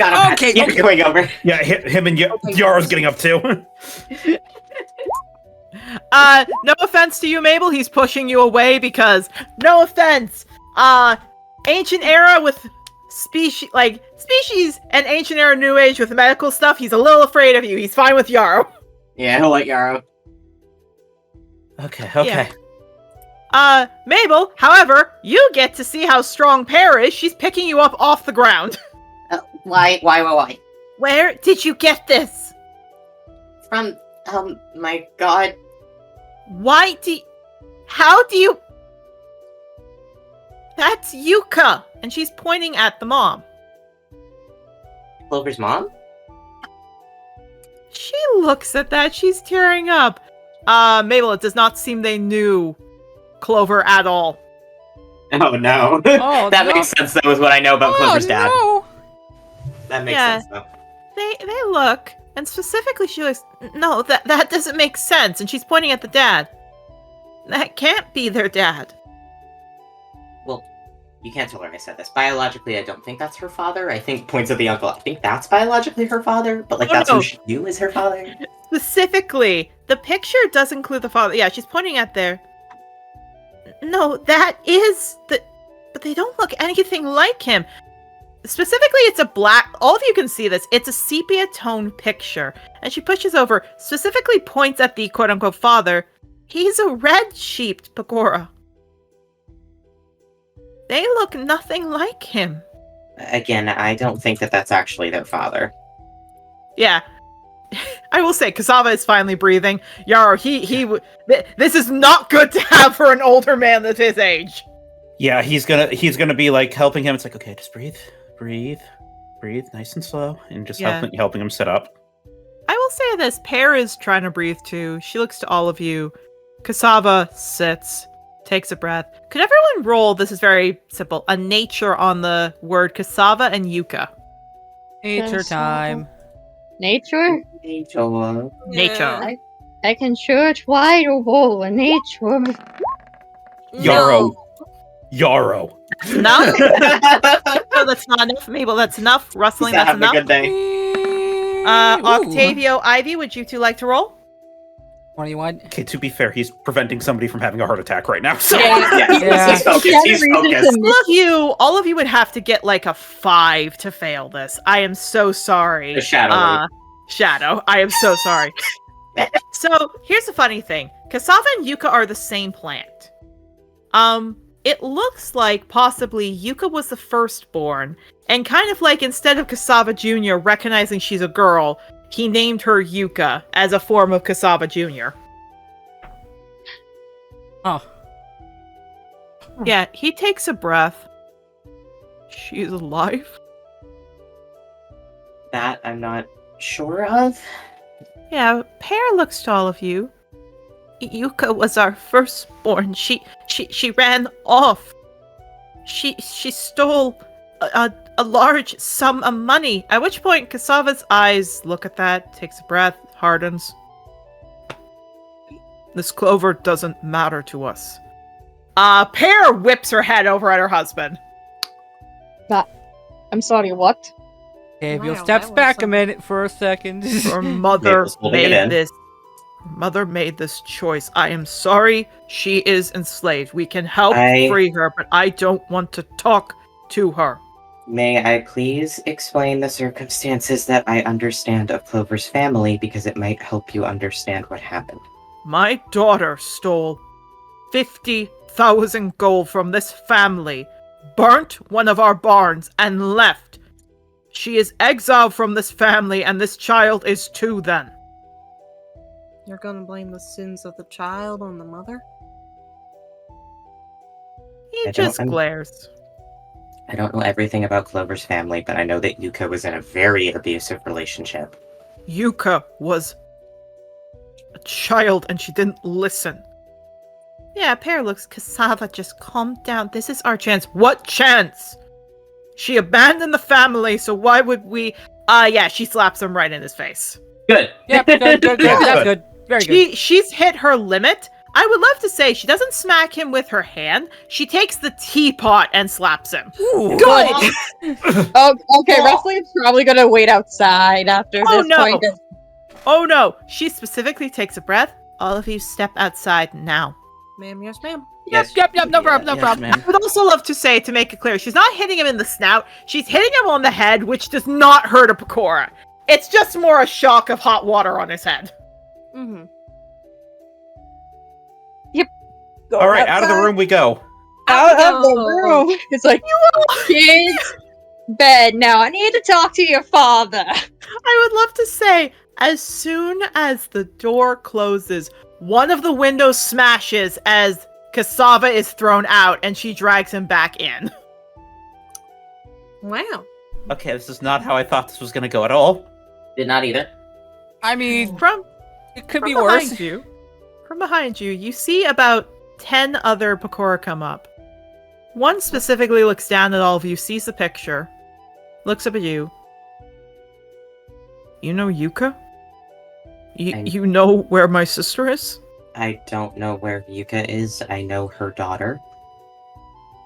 Yeah, he looks at the picture, looks at the kids, looks at the picture, looks at the kids.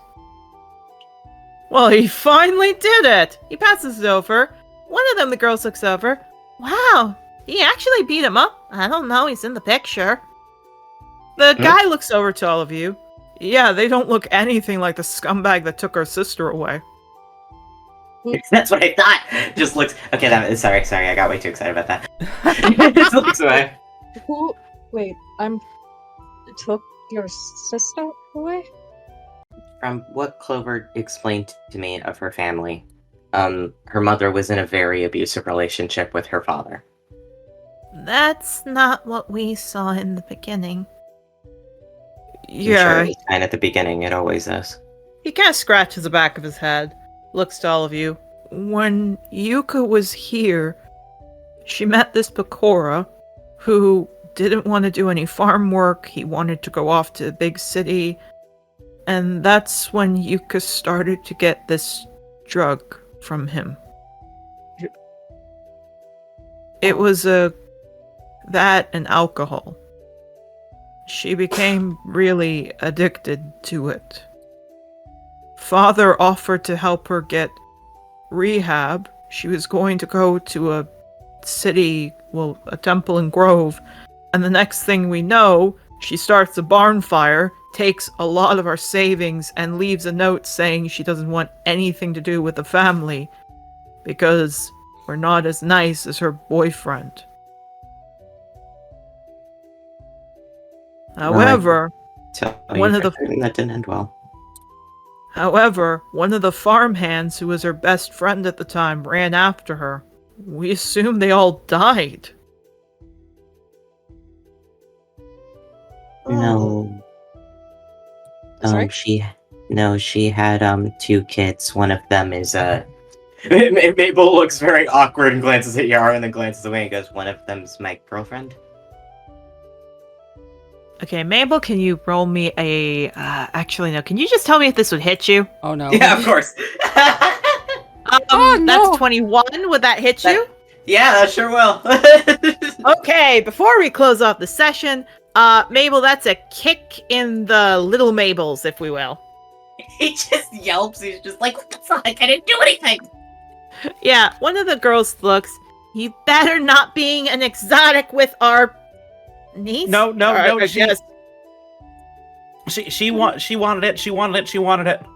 They are looking at you like that's the worst way you can phrase that! She's very much consented to it. She's consented. He's waving his arms around. She wanted the relationship. She wanted to be in a relationship with him. She fell in love with him. It's very much consensual. And trust me, points. Mabel, we've seen the way they interact with each other. Mabel adores her. The guy looks down at you, Mabel. He's just on the ground, like, he looks. If looks he up and loves her, how long have you known her? 8 years. And you knew she was a Golden Wind? I didn't know what that word meant until now. We didn't know the significance of that name or her family until we met Shepard. No offense to you, kiddo. You're not the Keep. one who has been kissing our niece. I've never left Sovereign's Keep for an extended period of time. I had no clue who you were. I just knew that was your last name. You never tried to send a letter to us? You never tried to marry... Have you even married her? I'm trapped in an abusive relationship. I can't. Yeah, they stop. There's a lot to explain with the entire situation. Yeah, one of the younger ones comes up. But I don't understand. If she knows she's a golden wind, why hasn't she sent us a letter? She doesn't. He just said she's a golden wind. She uses it. Up. She knows. I don't think she thinks that she's worthy of all of you. What name does she go by?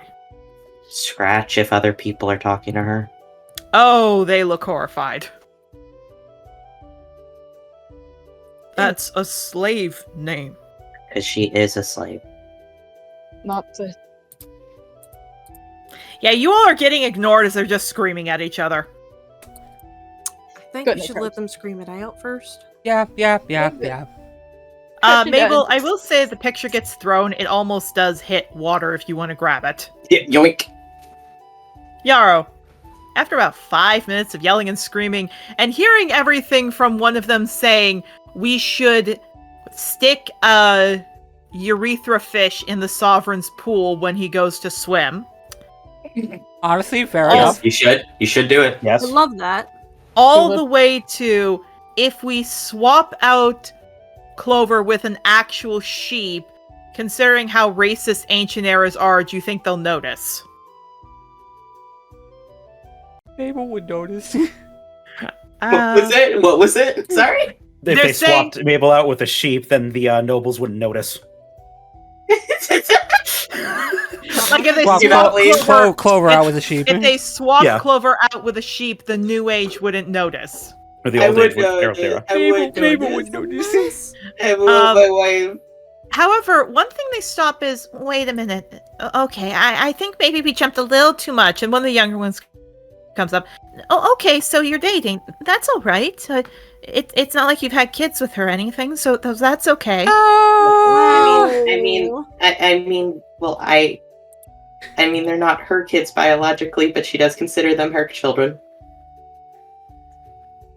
Let me understand what this is right. You have not married her. You have not tried to figure out how to bring her to us. And you have had her carry your kids for her, and this woman has not been engaged to? I have done everything in my power to take care of her. I am not capable of doing a lot. I'm gonna roll something. Mabel, roll a persuasion. Take a bardic. Yarrow, say what you want to say. Let's say this gives advantage. I have been with them the entire time. I saw how she talks about him before I even met him. She's enamored with him, and he has done... I trust, from everything I've seen of him and everything that I've done and the way their kids are and the way their family are, and the circumstance I've seen him in, I promise, anything that he could have done to bring her back and anything he could have done to ease her suffering, he has done. Okay. I will say, Mabel, I forgot how horrible your charisma is. I have nothing. I got nothing. I forgot how horrible your persuasion is. Okay, so... Keep bad at this. They're still looking at you angry. Who has a good persuasion? Hey, Ivy! Would you like to come here? I was about to say, if you want me to do it because I just said that, I have a good persuasion. I have a good persuasion. Oh, I know. What I'm saying is let Ivy do it because it's something particular when Ivy persuades. Hey, Ivy, you want to do it? Oh yeah, doesn't she have the silver tongue feet still? No, something else. I can't tell if Ivy is here or not. I think Ivy maybe walked away for a bit. Let Yarrow do it. Okay, so Volks, if you come back, you can add in some stuff. Yarrow, you may roll. Alright, part of the reason I was fighting for this is because, one of my features naturally gives me, advantage. 23. Okay. So what I was going to say is, before you rolled, you would not have gotten advantage, you would have gotten a flat, because they basically, Mabel failed the first time. It would have been a flat. Still the 23. But thankfully, the 23 is fine. Yeah. They pause for a long time. They all look to each other. And Mabel, the one that kicked you, starts to walk up to you. Yeah, Mabel is in a really bad headspace at this point in time because he's having to talk about all this, so he's like actually fully like hunching up, pinning his ears back, kind of looks more like a feral dog than anything. Yeah, he sticks his hoof out. Just stares at that. Are you trying to fuck with me? If what you're saying is true, and you've kept her safe all this time, then welcome to the family, nephew. It's confused, but we'll take his hand. Like, I don't believe you, but okay. You get 5 seconds before he pulls you into a hug. Strength save, Mabel? Anxious, like, please don't touch me, please don't touch me, please don't touch me, but he will roll. Advantage, get this class. Ooh, that makes sense. You're a squirmy boy, so I will say, yeah, you get out as he hugs your, shirt. So you get out of that. Yeah, he shakes himself off. Sorry, touch first. Well, if that's what you are, I gotta get used to that with my, new nephew. I'm not sure what I am, honestly. Fair enough. Walking out, you all see Pearl looks very fine. Cassava spits out a tooth. He's got a black eye, and he looks annoyed. Oh, fuck. Okay. I'm surprised he's still alive. Oh, better yet, he looks, before I say anything, is any of you a healer? Points at Mabel. Points to Mabel. Good. Good, because I would like if you could get this out. He lifts up his arm. There is a knife stabbed into his arm. Oh my god. Well, the thing is, we actually shouldn't pull it out because it's probably holding, like, your blood vessels together currently. But, Just use magic. Take it out. Yeah, okay. How are you doing on spell slots right now, Mabel? Oh, I'm fine. Okay. I would love to say, he looks over. We already used the health potions on her. She specifically holds up what looks to be a shard of some glass and just chucks it off to the side. So this was a mutually agreed upon fight, which ended in them taking care of the wife first. Got it. Yep. Because traded the golden winds. The boys are simps. Shadowleap is wagging her tail at that notion. Well, Mabel, you fit right in that scenario, so...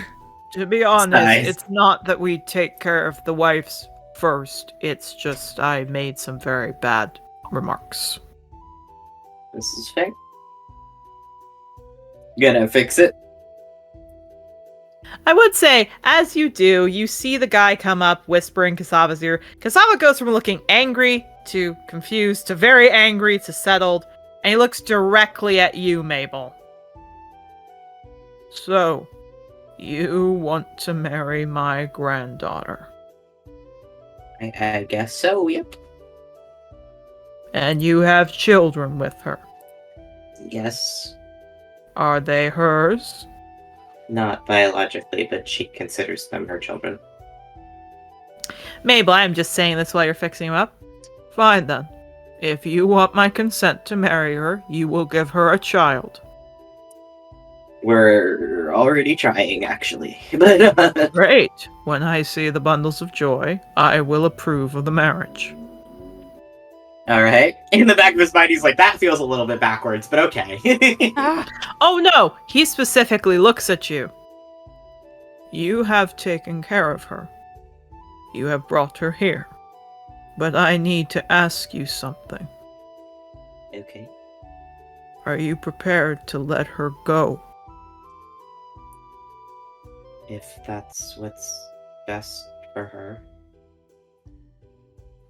He looks you dead in the eye, Mabel.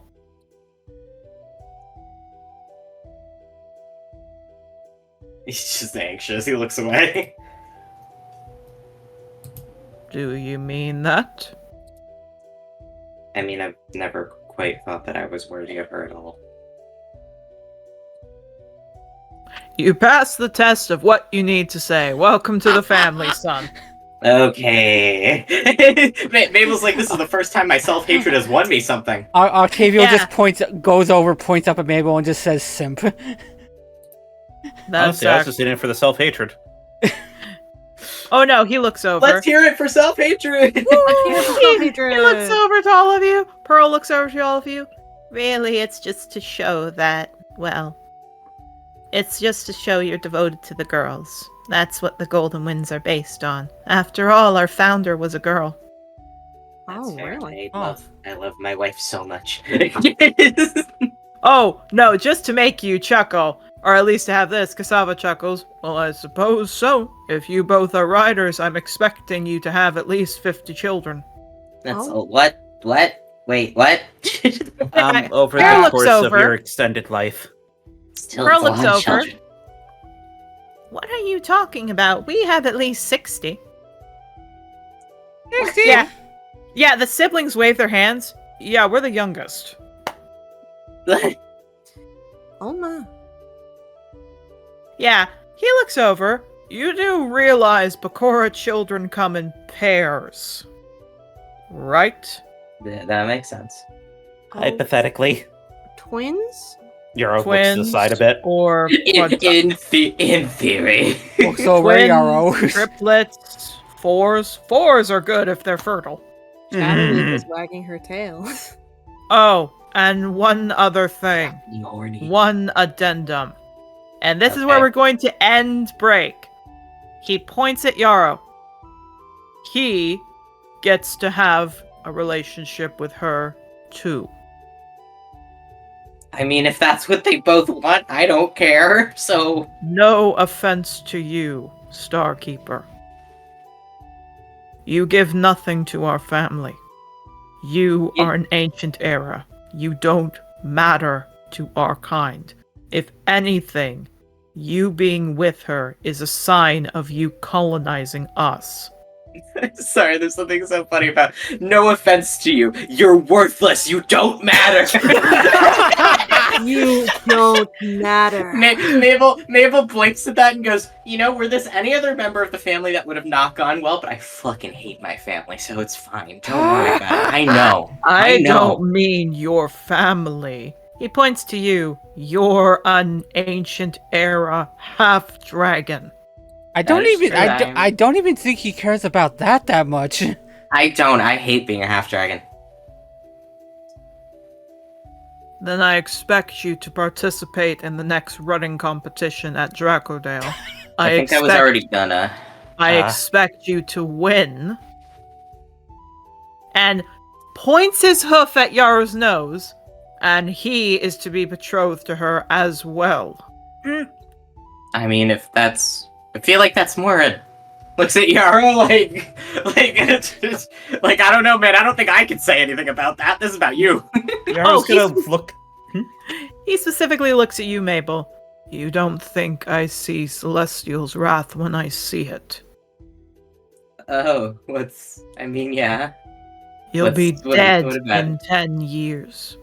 That is very true. I want to make sure she's not alone.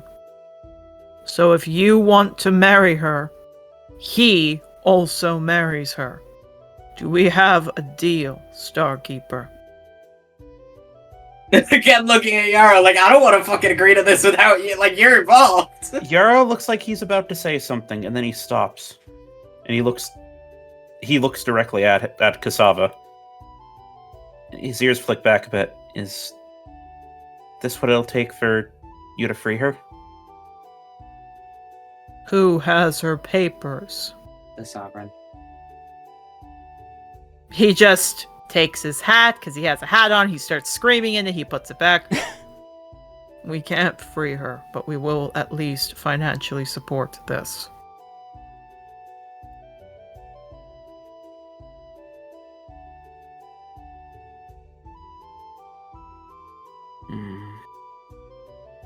He looks at that for a moment. And he looks over to Mabel. And he looks back. Okay. Great. Stands up. Hugs you, Mabel. Welcome to the family, son. Alright. Walks over to Yarrow. Welcome to the family, son. Yeah. Great. Pats your shoulder. Looks at you, Mabel. Pats your shoulder. Now get busy having sex so we can have a great grandchildren. And starts walking back to the house. Don't. And that's where we're gonna cut it today, everybody! I hope you all had fun. I hope you enjoyed yourselves. Welcome to y'all got to meet Clover's relatives. I don't like them. That is noble culture, I'm afraid. Wrestling? I've been... The little bit of time I was here, wrestling in her head's like, so do I need to fight the fucking goat man? I will fucking fight the goat man. I think you're gonna have to fight the goat man at some point. Maybe. What the fucking goat man? What goat men?